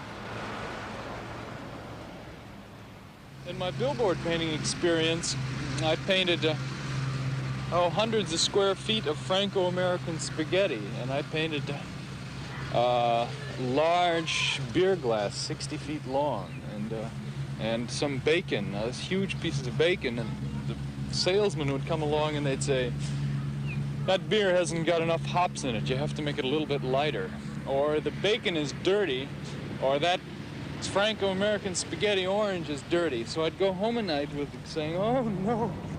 There's a kind of Buckeye surrealism in big American advertisements with their weird meetings of image and their overlaps and sudden cut-offs and giant sighs. And that went into Rosenquist's paintings. They had a casual narrative style, but enormous, the scale of 19th century history painting. Like billboards, they were about paradise, but a paradise of consumers, fatally compromised.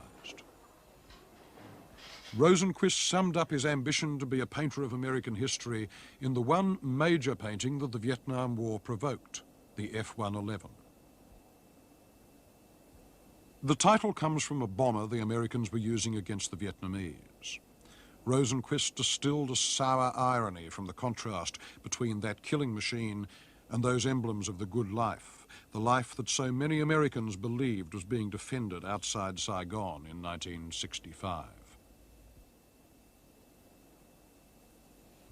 Pop was big and brash. It had learnt that from other media. But there was no chance it could survive outside the museum. On the street, real mass culture would have simply crushed it. This gap between art and life was not closed. Now and again, an artist would try putting a big picture among the billboards. This one is by Alex Katz. A set of pretty upper bourgeois American profiles with one black face thrown in can do nothing against 42nd Street.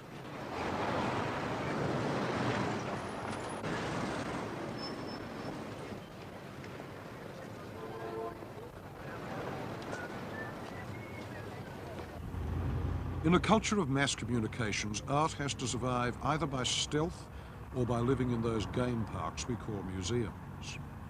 And no country in the world makes that clearer than America, the home of the most enlightened patronage and of the most profound indifference to the visual environment that our century has known. The city that put up the stiffest resistance to the idea of culture with a capital C was this one, Las Vegas. You can't imagine an art museum in a place like this, and in fact here the idea of art simply evaporates because there's nothing to do. It flies off in the face of the illusions of which this place is composed. Sudden wealth, endless orgasm, Dean Martin. This is the Disney world of terminal greed, and no wonder it had such an enormous appeal to the pop sensibility, because here you have an infinite variety of signs which are all plugging exactly the same product, luck. Now the product's abstract, and only the signs are real. And so Vegas sums up American giganticism, not because it's big, but because it pretends to be. Its monuments, the city lights, are conceived on a scale much beyond anything that most artists ever get to work on. And so really the town is a work of art. Lousy art, but art all the same. And no wonder that this festive junk food for the eyes had such an appeal to artists and critics. Hello, darkness, my old friend. I've come to talk with you again, because a vision softly creeping left its seeds while I was sleeping, and the vision that was planted in my brain still remains within the sound of silence.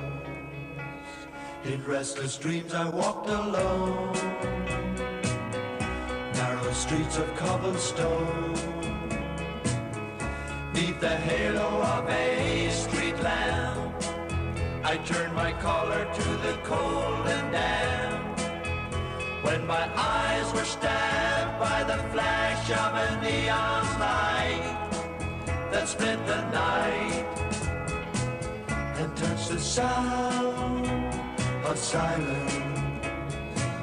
And in the naked light I saw 10,000 people, maybe more.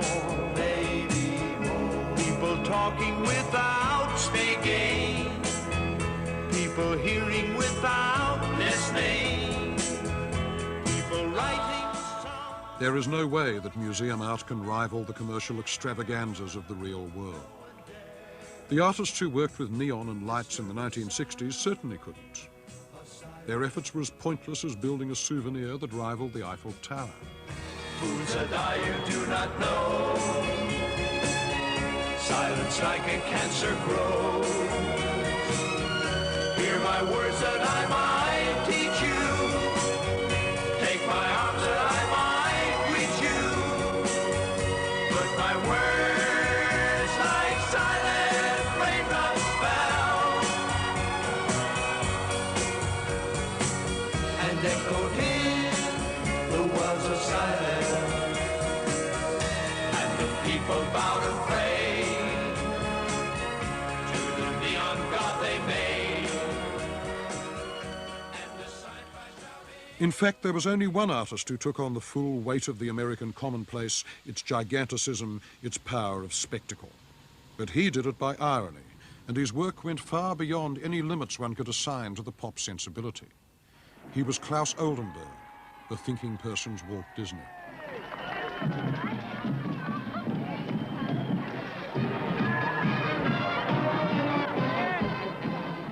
I always try to attend the Thanksgiving Day Parade, which is held in New York. And sometimes if I'm in Europe, I made a special point of coming back so I could attend it. I guess it all started when I was small. I was always taken to the parade, and it's always figured in my imagination, the excitement of seeing those huge balloons in the air moving about. But my interest in the parade is not so much an interest in the circus aspect of it, or in the clowns and the floats. I'm really specifically interested in these balloons on that scale and what they do in the air, and the whole engineering aspect of getting these balloons down through all the streets, and the whole process of filling the balloons with gas, which goes on a whole 12 hours before the parade. All these parts of the parade are very interesting to me, and it's the balloons that I come to see. rather than anything else. Born in Sweden, raised in Chicago, Oldenburg grew up fascinated by the size of things American.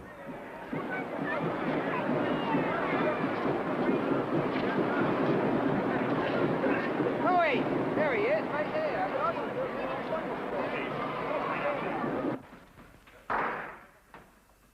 From the beginning, his art was literally about appetite, the desire to touch, squash, stroke, absorb, digest, and become what he saw. Probably I do two things that are contrary. I try to make the art look like it's part of the world around it. At the same time, I take great pains to show that it doesn't function as part of the world around it. He took ordinary things.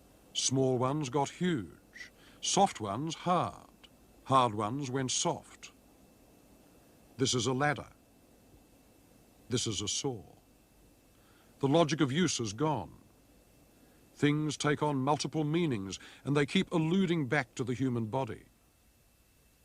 A Chicago fire plug becomes a torso with breasts and nipples, a monumental nude. This is the original fire plug, because this fire plug was directly outside of my house. And this was the fire plug I saw every day, and is more or less the one that my fire plug fantasies are based on. This is the one that was gone in 1968 as a souvenir of the Democratic Convention. This way it's kind of breasts, and if you turn it upside down, it becomes a bottom half of the torso, these being legs. I like to take an object and deprive it of its function completely. Take an ordinary object, change its scale, its material, and suddenly it is a stranger to the world, weird and complicated. Well, I mean, I have a condition I want to express about form, and then an object sort of fits into that condition, and then I take the object without thinking too much about the object. That is, this could just as well have been a bank vault, except that I like the lights, which are very simple, you know, very straightforward, and symmetrical form, which is what I was looking for, something geometric and uncomplicated.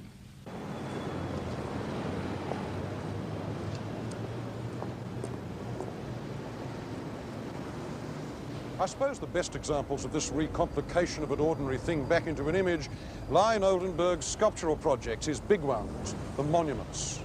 Not very many of them have actually been built, but in Philadelphia, this one was. And what could be more ordinary than a clothespin? But on the other hand, you'd have to go some way before you found anything more dreamlike and grotesque than a clothespin 40 feet high. Like a monster in a movie, it suggests that the real world is somehow contrived to rise against its owners. But it's also partly human, a fact which underscores its monstrosity. The clothespin has two legs, and one is encouraged, therefore, to read it as a man. The spring clip on the thing's torso suggests compression, force, inhibition. The angles are all sharp and there's nothing flabby. And the thing is, in fact, a giant authority figure, a sort of parody of the hero in sculpture, a modern Colossus of Rhodes. Oldenburg's range goes all the way from that to the pastoral, like this giant trowel.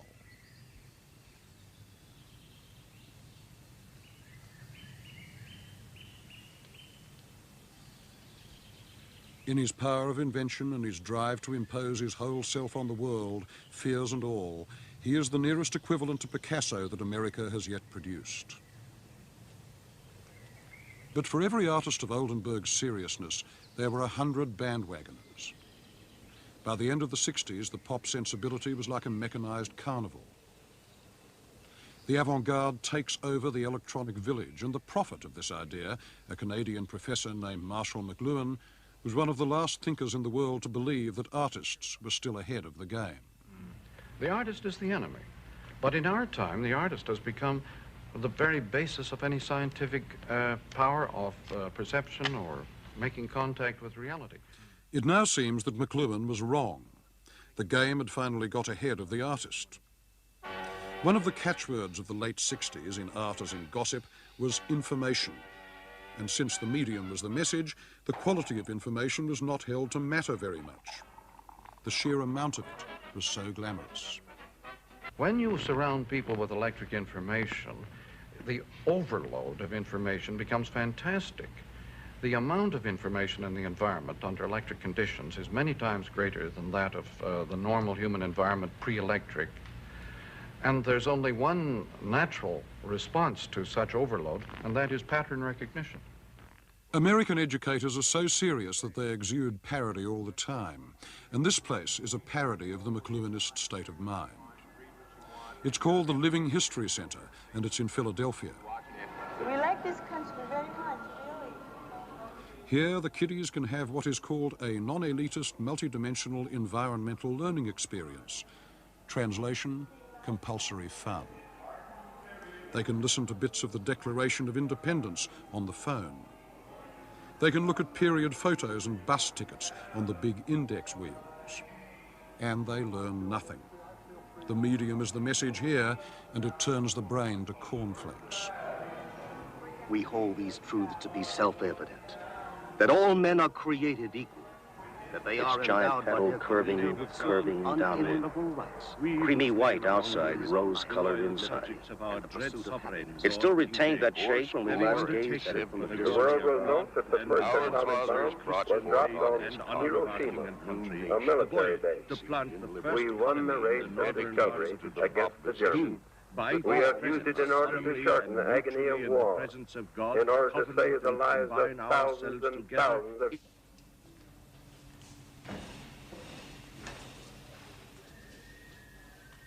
The good side of the pop sensibility was its openness to life, its readiness to let art react to mass culture.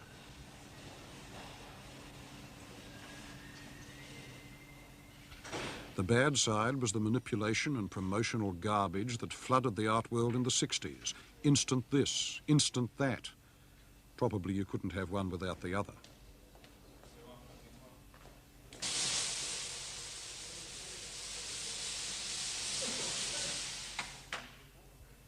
We were told over and over again that art based on mass media was more democratic than art that wasn't. It could survive in the big wide world, but generally that turned out not to be true. Whether it was difficult exacting stuff like Jasper Johns or just entertainment like most pop art, it needed the museum more than ever. You want it that way or the other way? Well, it's a square print, so we can turn it around if we don't like it. For all the talk, art based on the media turned out to be just as fragile as any other kind.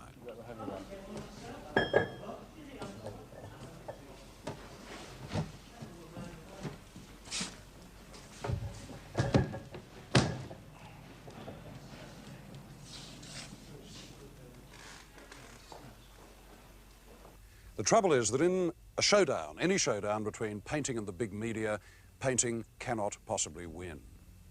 People believe what they see on the screen, in photos, or even on the box, but nobody extracts the essential information for the conduct of their lives from looking at paintings anymore. The thing is that, compared to the media, art's a small thing. It's just a vibration in a museum, really. And it deals with what hasn't already been said. It isn't even a very good religion, but once it gives up its claims to seriousness, it's shot. The pop sensibility and its ironies nearly took these claims away, dissolved them in the doctrine that the medium is the message. But then it became apparent that all this doctrine boiled down to was the idea that it doesn't matter what art says. Now, perhaps Andy Warhol was right for his moment when he said that pop art was about liking things. But even so, it's not enough. Man is an animal who judges. And even in a culture which is split as disastrously in as many ways as ours has, the problems of choice and taste and moral responsibility for images still remain. In fact, they get harder.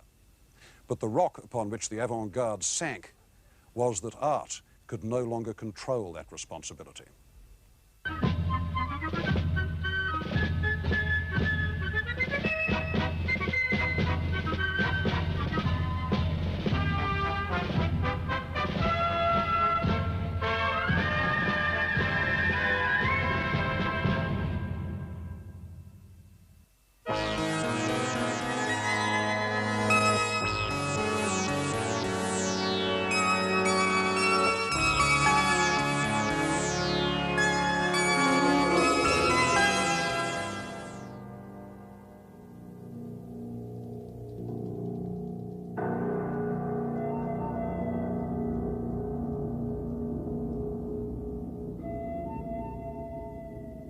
One of the myths of modern art is that it began like a prophet in the desert, the avant-garde, the rejected outsider armed with truth. Today, that myth is lost. By the start of the 70s, the idea of an avant-garde in painting and sculpture was winding down. It's now over, part of a period style. And in the meantime, modernism itself has become our official culture.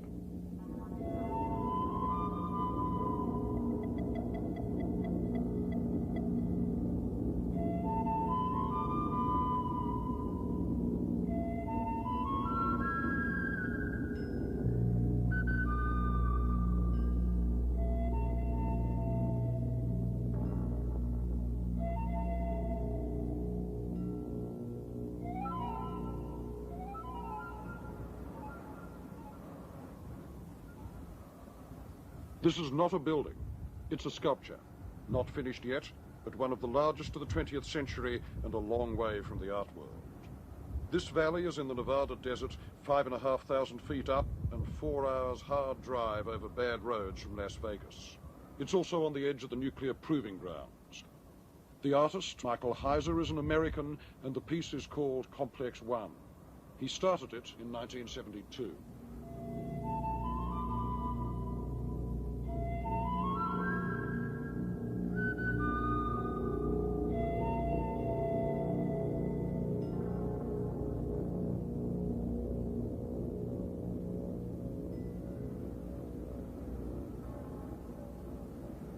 "40 meters long, 33 wide and 7 high. A colossal task. At the most, a couple of dozen strangers see it in a year, so it has a smaller audience than Cubism did 70 years ago.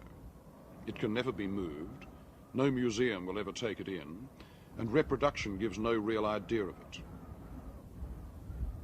We're at the end of modernity, and modern art has found its mass audience.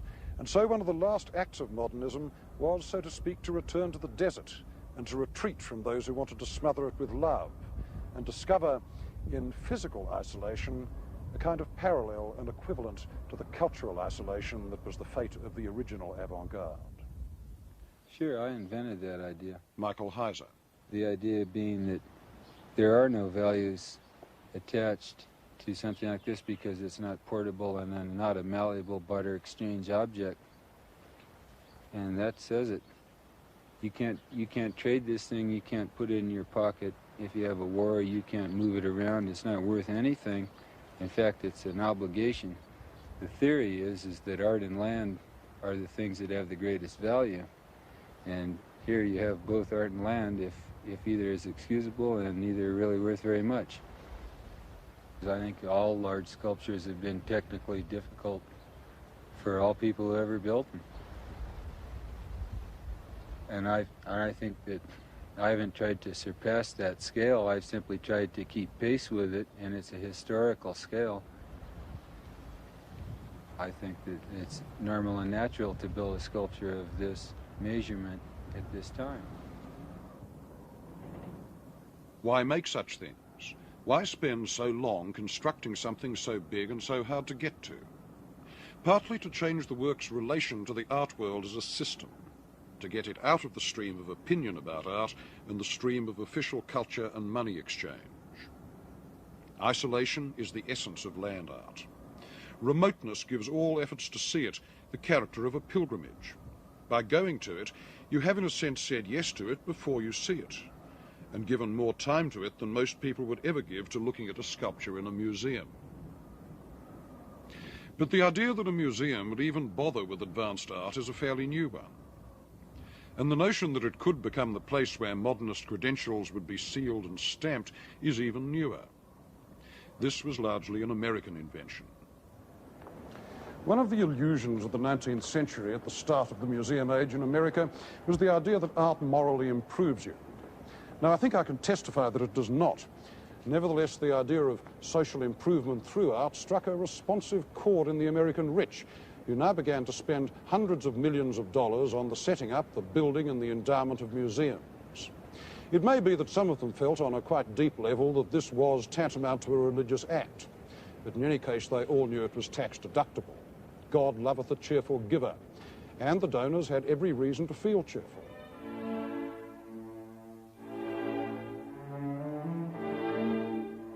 The earlier American robber barons, Morgan, Frick, Carnegie, had amassed monuments to themselves, monuments of past art, housed in neo-Renaissance palaces.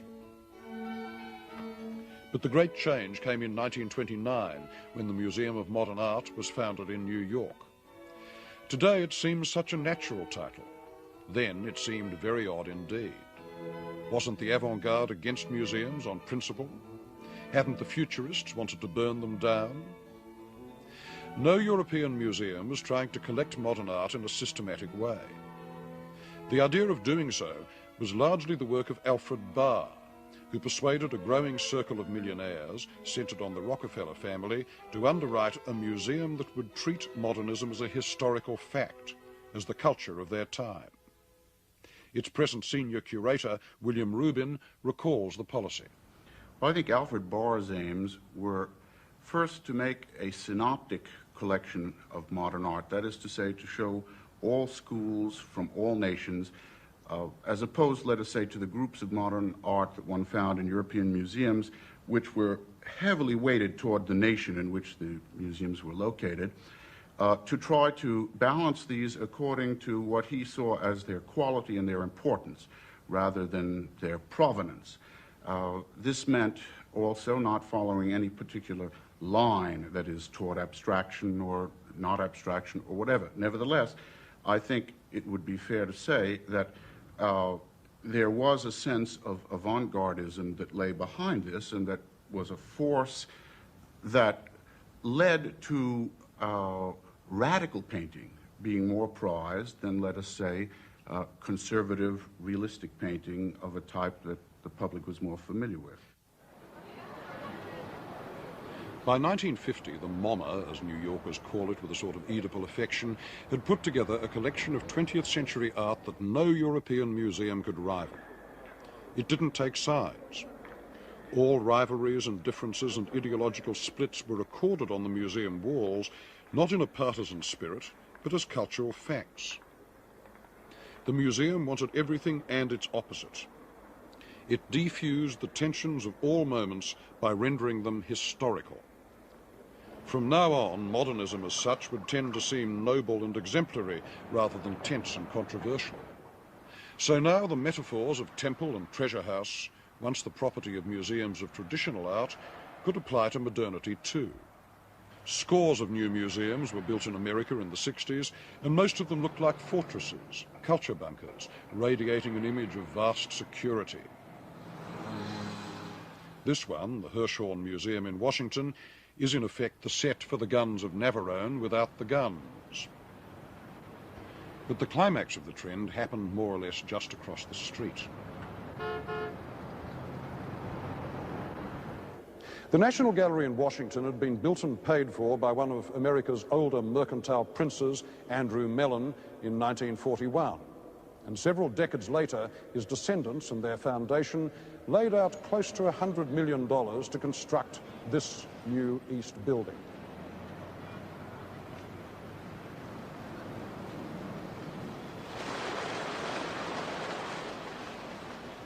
Its main feature was this enormous nave. Here people could stroll about and enjoy the sensation of being in the Church of Art without actually being obliged to pray. If ever a museum set up a building whose main function was to praise its own stature as an institution, this was it. The galleries themselves were relegated to the corners. The cost of this remarkable essay in museological splendour was about a third the price of a nuclear submarine, which puts it in one perspective. On the other hand, it was about twice the gross national product of some African states, which may put it in another. This may be pondered by anyone who does not think modernism is our official culture. The result of such expansions is to turn the museum from a sort of articulated tomb into a low-rating mass medium. And meanwhile, the interlock between new art, capital, real estate, education, displaced piety and showbiz has gathered enough power to transform whole neighbourhoods outside the museum. I'm in with the in crowd. I go where the in crowd goes. I'm in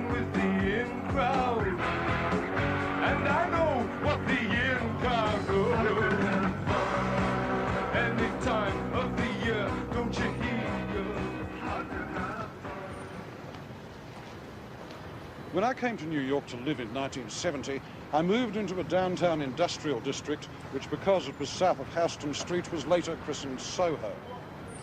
Now, in those days, there were 2 art galleries in Soho, there were 2 Italian bars, no restaurants, no tourists, and quite a lot of peace and quiet.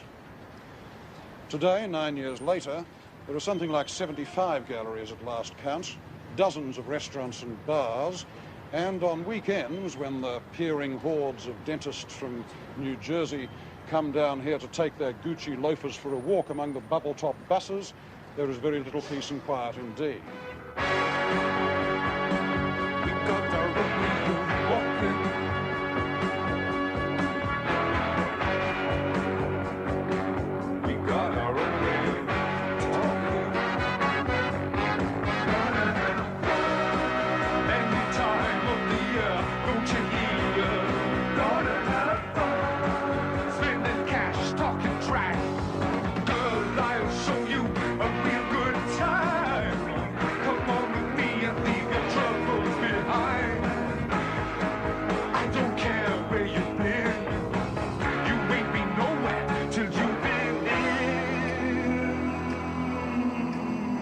Such are the healing and transforming powers of art.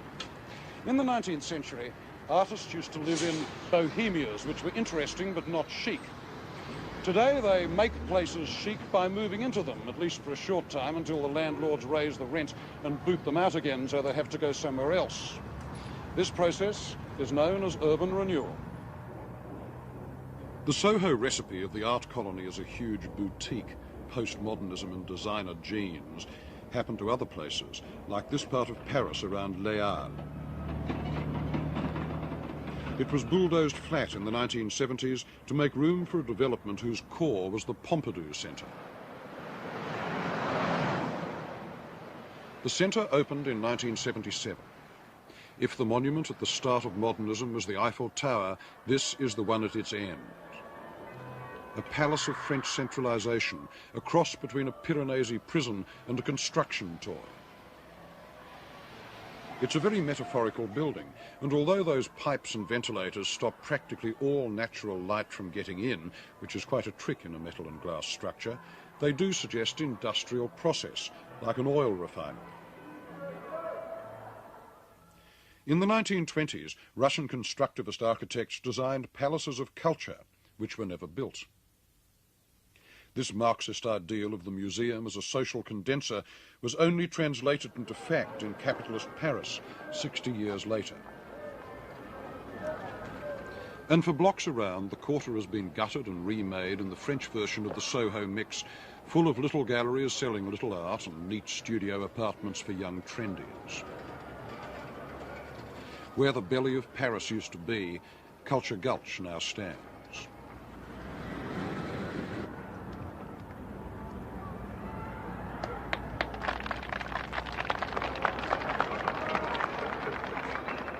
If anyone had suggested 30 years ago that the fallout from modern art would produce such mutations, nobody would have believed it. This is what happens when big concentrations of social interests decide to use modern art as their aiming point.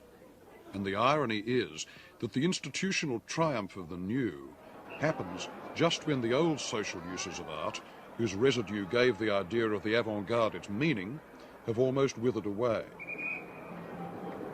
Alors, messieurs, dames, vous avez pu constater par vous-même, il vient de se faire enchaîner. In the 15th century, one of these uses was to inform and to explain. Where did you get your information about the world and its history and how to live in it? Well, not from magazines or newspapers, because they didn't exist. And not from books either, because in the 15th century the idea of mass printing was hardly even an idea. 500 years ago, you and I probably would have been completely illiterate. This left 2 other channels of information. One was the spoken word, and that included everything from village pump gossip to the high rhetoric of the altar and the pulpit. And the other one was visual images, painting and sculpture. Of these, painting was the more eloquent, with its much greater power of visual illusion and its adaptability to almost any given surface. This chapel in the Church of San Clemente in Rome was painted by an artist named Masolino de Panicale. Now, 500 years later, we can look at his work with a tourist's eye or with an art historian's, but the one thing we cannot do is see it with the eye of his own audience, because that eye supposed, as our culture no longer does, that painting was one of the primary dominant forms of public speech. Painting explains and describes, and here it describes a legend. The task of painting was to make it vivid and tangible and credible, to insert the legend into the life of a group of people who gathered here so that it would strengthen their faith and alter their beliefs, and so compel behaviour. Now that, as I understand it, is what public art fundamentally has always been about. But today we have no credible public art because other media have taken its old power away. Throughout its history, up to the end of the 19th century, art kept this didactic purpose. It showed people what to worship, what to pray to, whom to believe, what values to adopt. It was the main generator of social symbols. Today, the whole issue of the use of public art is in question, but most of the time our ancestors simply assumed that it was the main purpose of painting.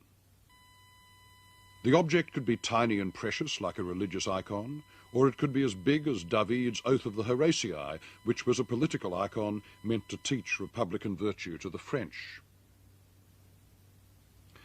We know that art is about pleasure too, and fear,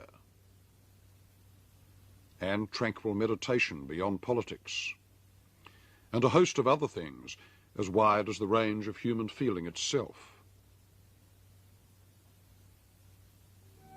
But up to the end of the 19th century, the importance of art was usually bound up with its role as public discourse.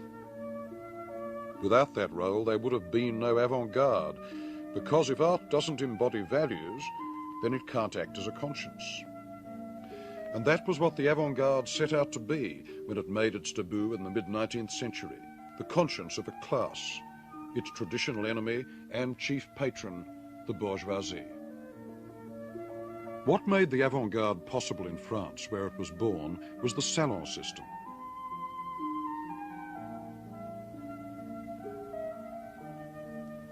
Instead of a circle of artists trying to get work from one prince or bishop, you had hundreds, even thousands of easel paintings competing for the attention of thousands of middle-class people.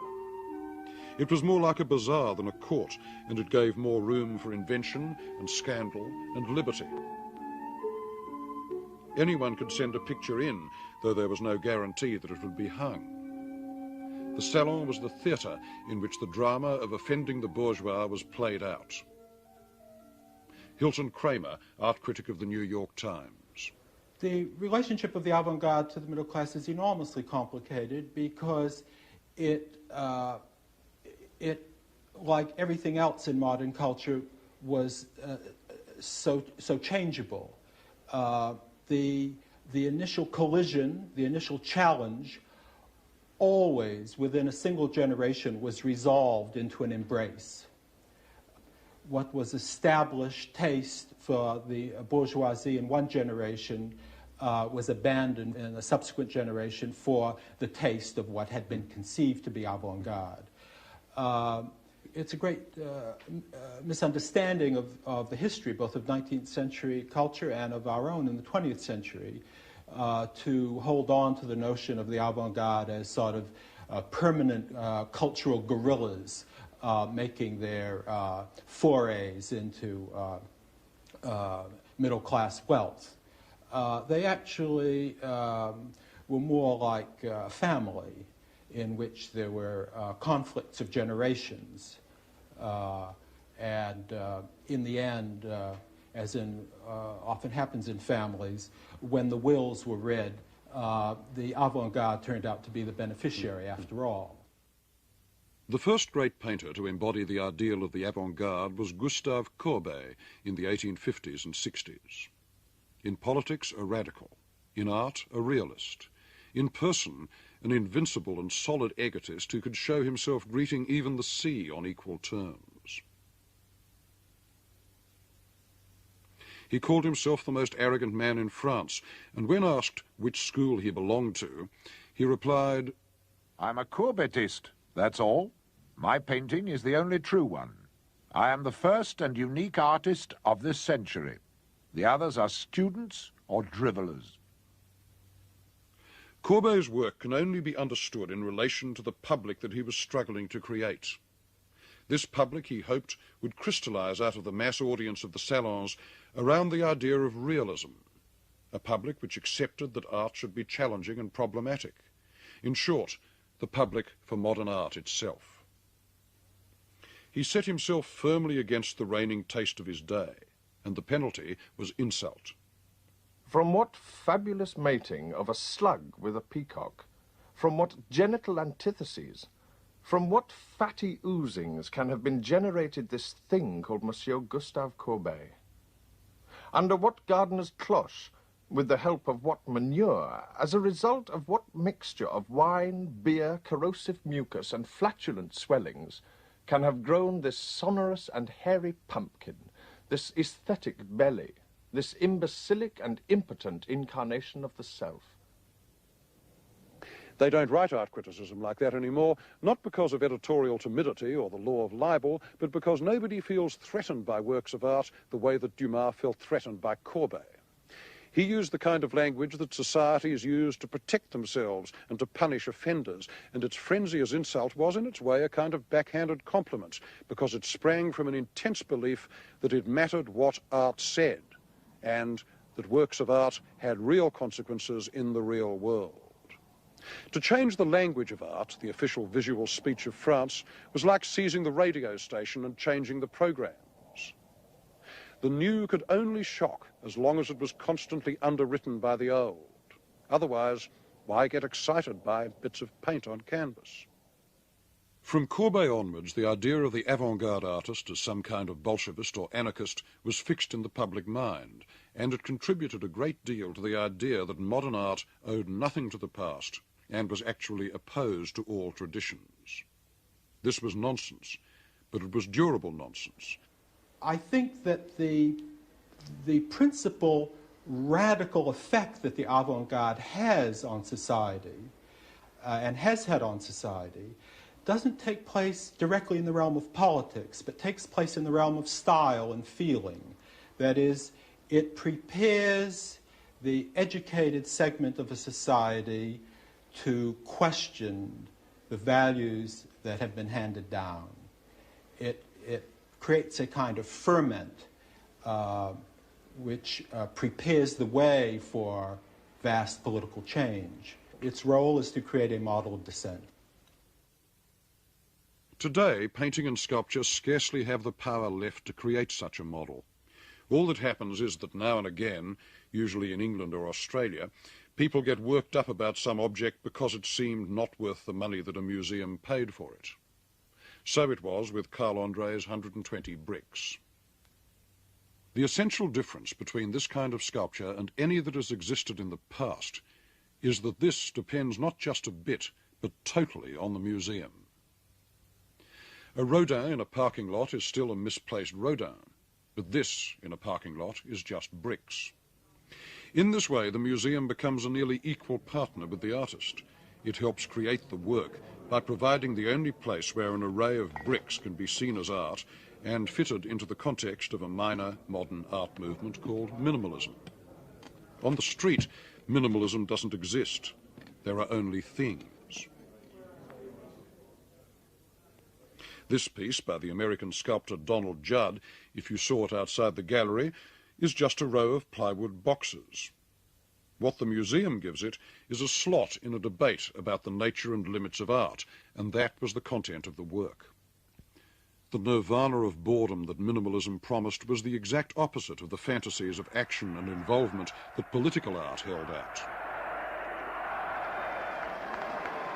But the real field of modernist experience lies somewhere between dumb mass propaganda on one hand and the silences of a dying avant-garde on the other. That experience is not collective. In front of a Matisse, you do not hear the chant of surging millions. You hear one voice carefully explaining itself to one person, the interested stranger, yourself.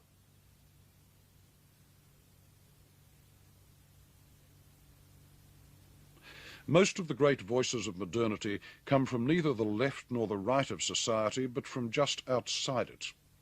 And the basic reason why the avant-garde had so little influence on action and such a lot on sensibility is that it was solitary. William Rubin. Religious painting ceases. The painting of the political leader disappears. The painting of history as such disappears. All the themes that belong to the collectivity, so to say, disappear. And one of the ways we can define modern art, if we want to, is that it has been an art that did not engage itself in the old collectivities, but rather in a much more limited world of the experience of the artist himself and of the people who loved and were interested in that world. This world of the artist has, of course, since then been commercialized and various other things have happened to it, but let us say in its essence it was a private world as opposed to the public world which characterized pre-modern art. This recoil from the public stance didn't only happen in abstract art, it came in depictive art as well. There is an immense gap between the ambitions of a Courbet and those of an American realist sculptor like George Segal, because his subject is not so much human sociability as the difficulty of any kind of communication at all.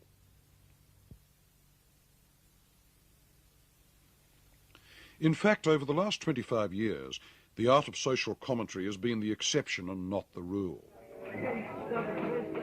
One of these exceptions is Ed Kienholz, who makes big tableaus charged with irony and grotesqueness, very much in the tradition of Berlin Dada, but starting with the American scene.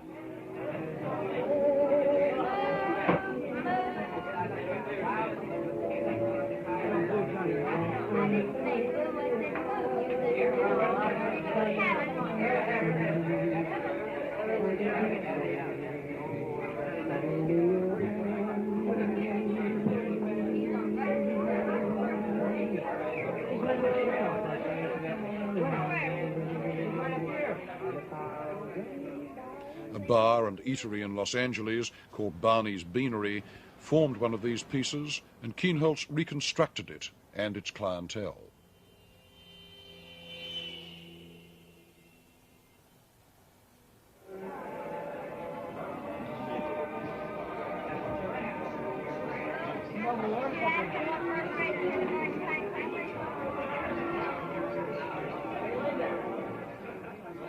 Most of the avant-garde styles since Cubism were meant as a criticism of life, but the dominant museum style of the 60s certainly was not.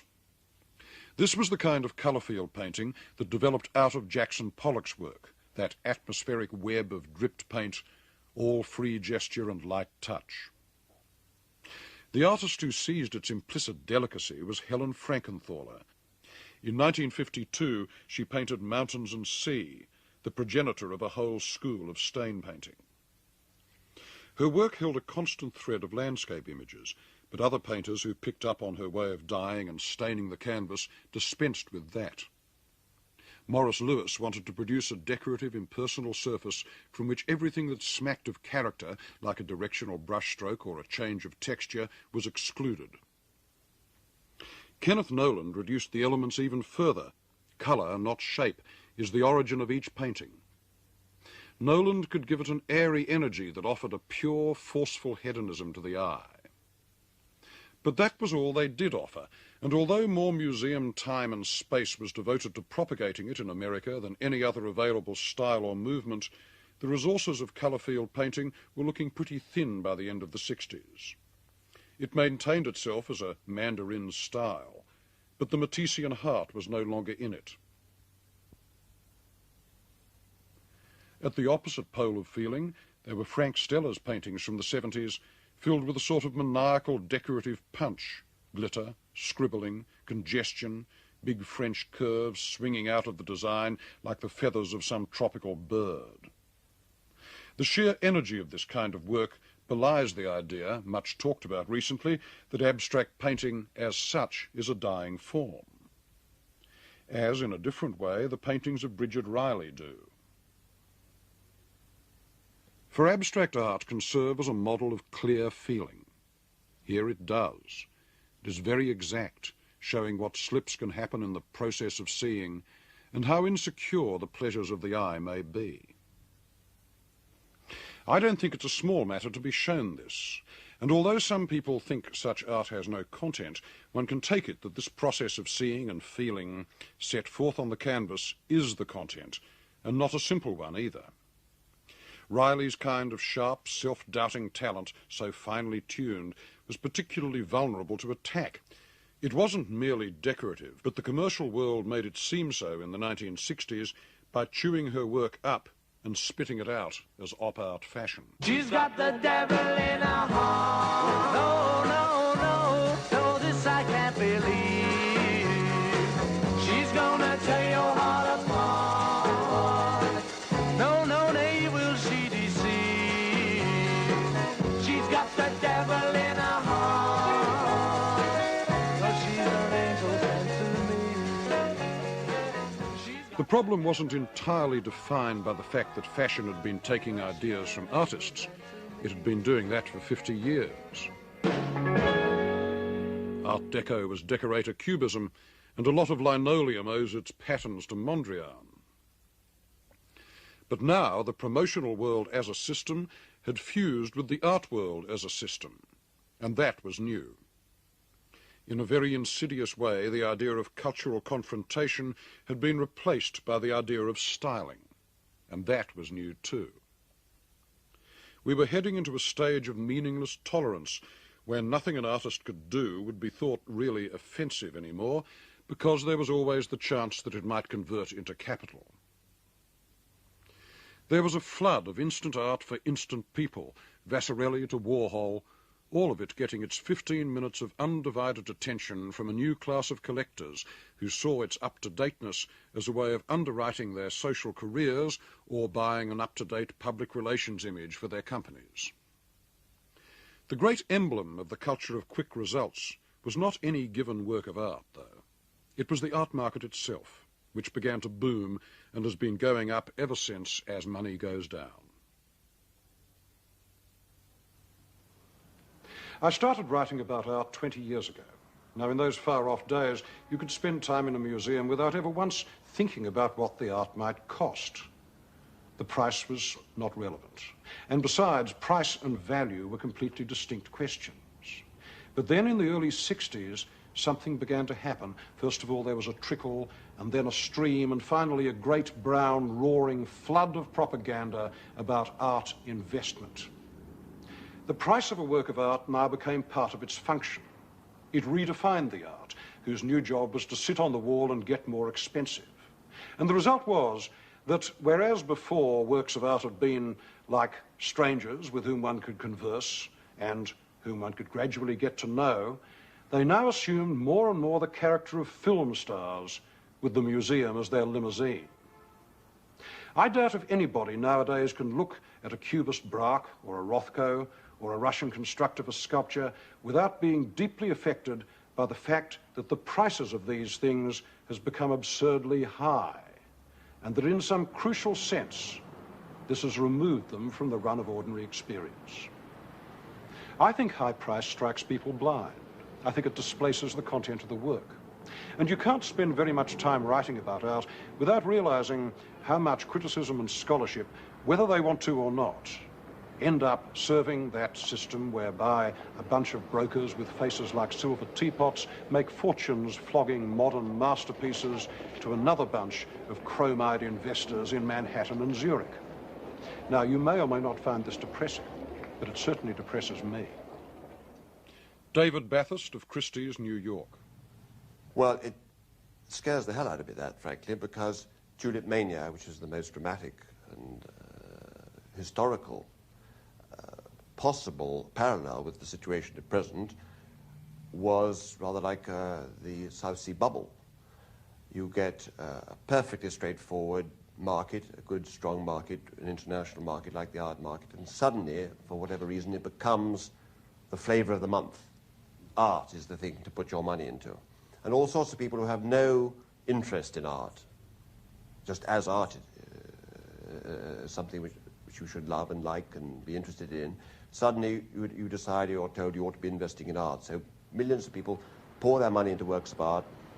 They expect it to perform in some way like some magic stock. I've £3,000 bid for it. For £3,000. £3,000. 200, 500, 800, 4,000. At £4,000. 4,000. £4,000. Any more? £4,000. 4,000. £4,000. Any more? The basic law of the art market is that art has no intrinsic value, no value as material. Its price reflects only two things, desire and scarcity. Its scarcity can be controlled to some extent, and nothing is more manipulable than desire. High price isolates the star painting. It makes it a curiosity, a celebrity, and like other celebrities, both famous and only partly visible. You can't walk into a museum and look at a picture which you know has been rammed down your throat in the newspapers only a month or a year ago, that this picture's just fetched 2, 3, and in the case of the Velasquez in the Metropolitan Museum, fetched $5.5 million. You can't look at that picture and totally put that out of your mind. You must be wondering, good heavens, is that really worth $5.5 million? And however marvelous the work of art is, this element must cloud your thinking quite heavily. And in fact, it must dominate your thinking. It's rather like a pretty girl.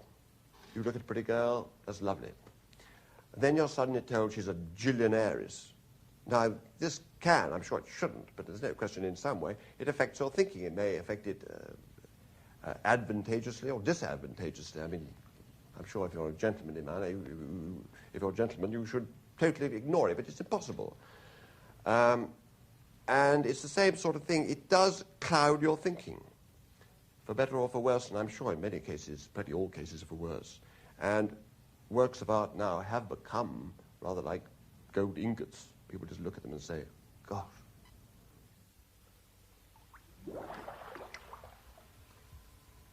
So one reaction among artists in the 70s was to stop making objects altogether, to make art which in theory couldn't be sold, art that was simply an event, leaving behind just its traces on film or tape. Performance art, which most people still have trouble seeing as art at all. It's a kind of high-intensity theatre, and because its basic material is the artist's body, some performance pieces carry risk and pressure to an extreme, like this one by the Englishman Stuart Brisley, where he pushes himself almost to drowning in a tank. I am interested in placing the body in certain circumstances whereby a certain strain occurs, where a certain tension occurs, for example, being underwater. And in this case, I was dealing with the problem of people who almost drop out of the bottom of the social system and become tramps or down and outs or what have you. And so that one has this kind of mute character. And that was one of the major elements in the piece that I wanted to express.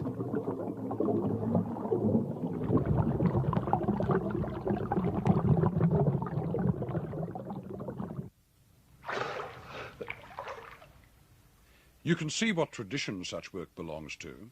It's Expressionism.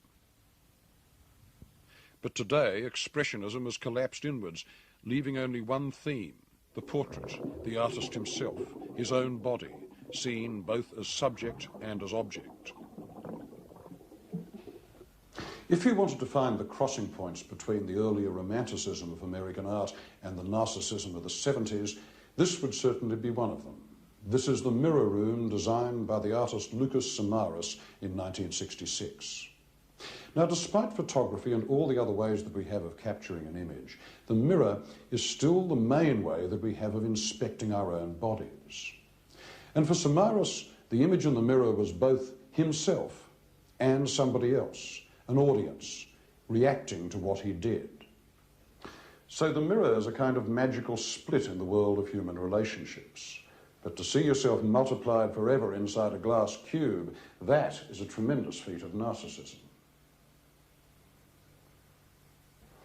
Even the table and the chair throw back little facets of oneself, and their own shape gets quite lost in this maze of reflections.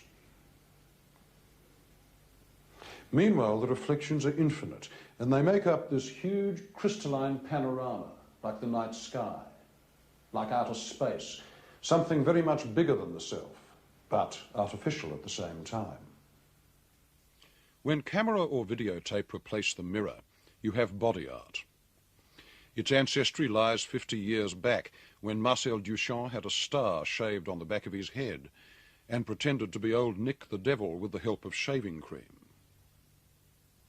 Probably its most interesting practitioner today lives in Vienna. Appropriately, since Vienna was the city of Freud, the cradle of psychoanalysis, and its culture was permeated by the expressionist desire to inspect and question the neurotic self. Today, the artist Arnulf Rainer draws inspiration from photos of catatonic poses and grimaces in the madhouse and acts out his own developments of them before a camera. Then he alters them by drawing. Ich bin natürlich, so wie alle, wie viele Künstler in einer Tradition des Selbstporträts. Like all artists, I'm in a tradition of self-portraiture, and there is probably a special relationship to Van Gogh's and Schiller's self-portraits, insofar as they are done in a very manneristic, heightened and exalted form. Steigernden und außer sich geratenen Form gemacht haben. Und vielleicht ist das ganz allgemein. Perhaps it is important in general that I experience a strong identity between the expression of my body, my pose, and my psychological state.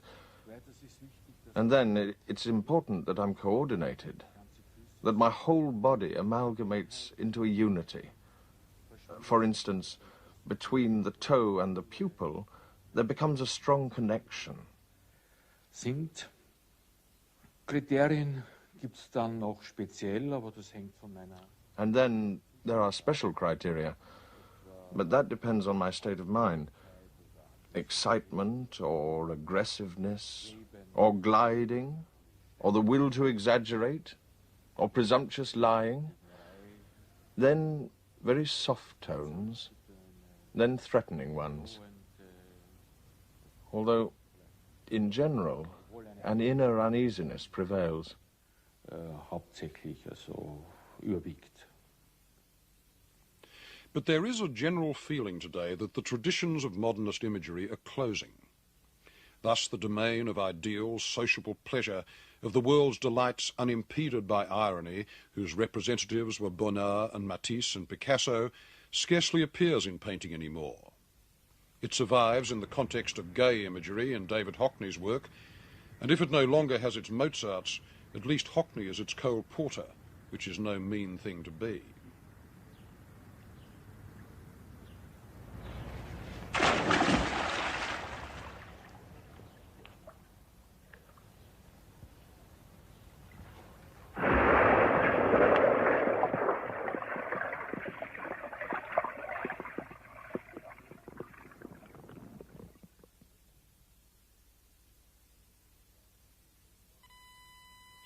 Meanwhile, the hope of the Dadas, the Surrealists and the Constructivists that art could influence politics is gone.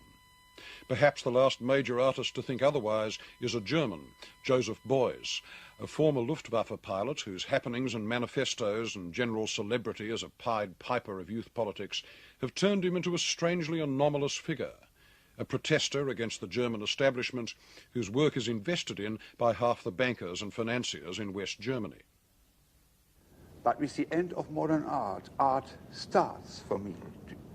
You know, with the end of modern art, art is not dying, art comes to birth. That is my idea. But then it is a real other understanding of art. It is an anthropological understanding of art.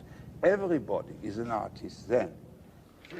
Beuys' answer to the political decline of the aesthetic avant-garde was to define art as any kind of being or doing, rather than specifically making, and then to designate the whole social fabric, politics included, as what he called a social sculpture. I think it is a basic metaphor for all social freedoms, but it shouldn't be only a metaphor. It should be in the daily life a real means to go in and to transform the power fields of the society. Of course, it's one thing to wish that art had influence over events, and quite another to show that it actually does. Boy's own work did not escape the machinery of the 70s, in which the meaning of all avant-gardes, socially directed or not, was effectively gutted by the market. But the work is often amazingly powerful. Boys took glass cases and filled them with grimy mementos of the German past. A dried rat in a pail of straw, a hot plate with 2 blocks of fat sitting on the burners, chipped crockery, mummified sausages, sinister bits of metal and wire, and an old picture of a concentration camp. This piece is known as the Auschwitz box. Its intensity is such that one can hardly imagine a school of boys. The work is too personal for that, too haunted by memory.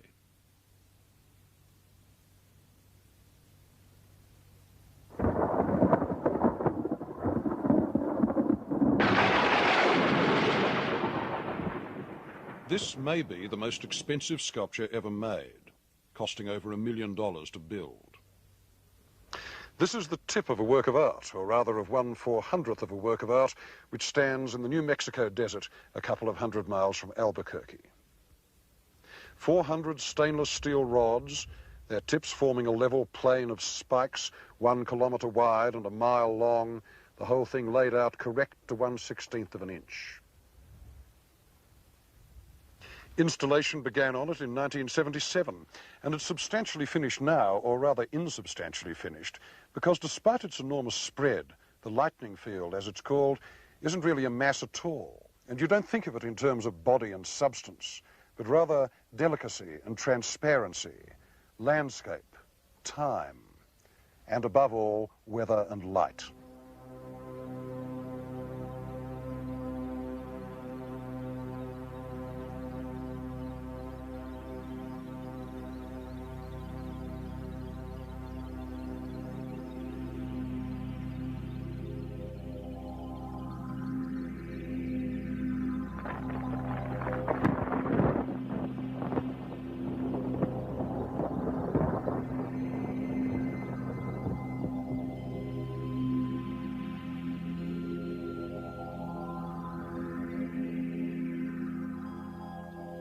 The artist who conceived this work is Walter de Maria.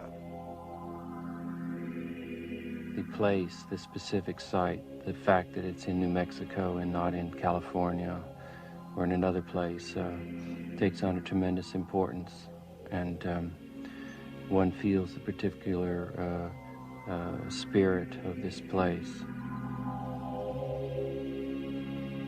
The site was chosen because it was remote and isolated, more so than other places. There's a heavy incidence of lightning here during the summer months. The pointed tip serves as the direction which sends the invisible electric charge into the atmosphere to complete the circuit between nature itself and the work.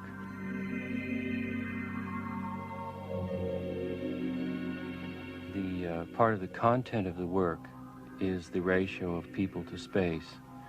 So if we think of 4 to 6 people in one day walking through the field, they have a very private experience.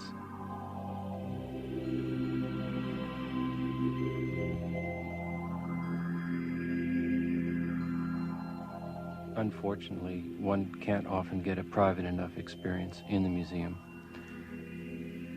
though the museum has its function. The museum has its own architecture, its own traditions, which don't fit here.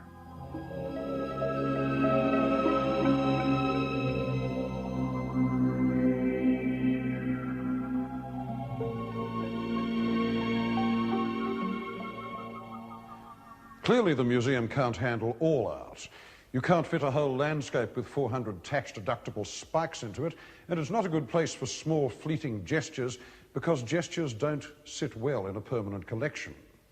Nor is it a good place for getting shot at in, or half drowned in, or getting covered in goat guts, or experiencing any one of the other various things that body artists over the years have chosen to do to their bodies. Every institution has its limits, though it may try not to observe them. You have to think of museums as broadcasting on a given frequency, and not all the signals coming out of the culture can get on that one wavelength. This is not the museum's fault. A museum can no more contain all culture than a zoo can hold all nature.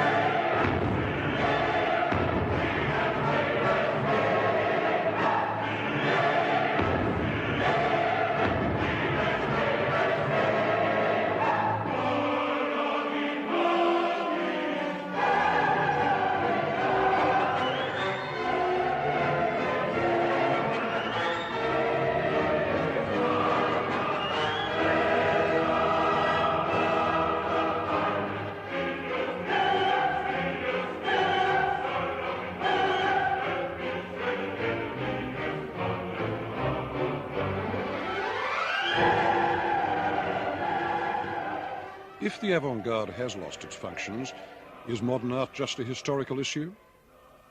Thomas Messer, director of the Guggenheim Museum. I don't think that art owes us anything. I think that art is its own motor, its own result. We exaggerate what art can do, at least in a direct way. I think that we are having expectancies about this, which when they're not fulfilled, or not fulfilled in that way, we turn around and blame it. So I'm perfectly content to leave art go its own way, and furthermore, I have absolutely no fears about the fate of art. I do worry about art institutions, which is a different matter. But as long as there is life on this planet, there will be art, whether we recognize it as such, whether we see it for what it is, or whether we look in wrong directions and presume that something is art that isn't, is another matter. But art is safe. As to whether modernism is over, I think it's probably a little too early to say. I don't think that it's out of the realm of possibility that a handful of great geniuses, great painters, could emerge within the next 10 years and revitalize this tradition. And that's all it takes, 2 or 3 men. At the same time, they will revitalize it, I think, in a way that will make it not certainly resemble very closely what existed before. And I would have to admit, in the face of those who argue that modernism is over, that there is a lot of evidence to suggest that a period is ending.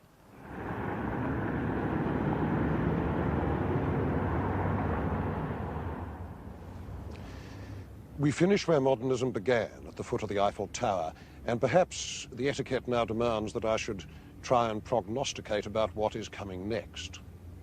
Well, I won't, because I don't know. History teaches us one certain thing, that critics, when they fish out the crystal ball and start trying to guess what the future will be, are almost invariably wrong. I don't think there's ever been such a rush towards insignificance in the name of the historical future as we've seen in the last 15 years. The famous radicalism of 60s and 70s art turns out to have been a kind of dumb show, a charade of toughness, a way of avoiding feeling. And I don't think we are ever again obliged to look at a plywood box or a row of bricks on the floor or a videotape of some twit from the University of Central Paranoia sticking pins in himself and think, this is the real thing. This is the necessary art of our time. This needs respect. Because it isn't, and it doesn't, and nobody cares. The fact is that anyone except a child can make such things, because children have the kind of direct, sensuous and complex relationship with the world around them that modernism in its declining years was trying to deny.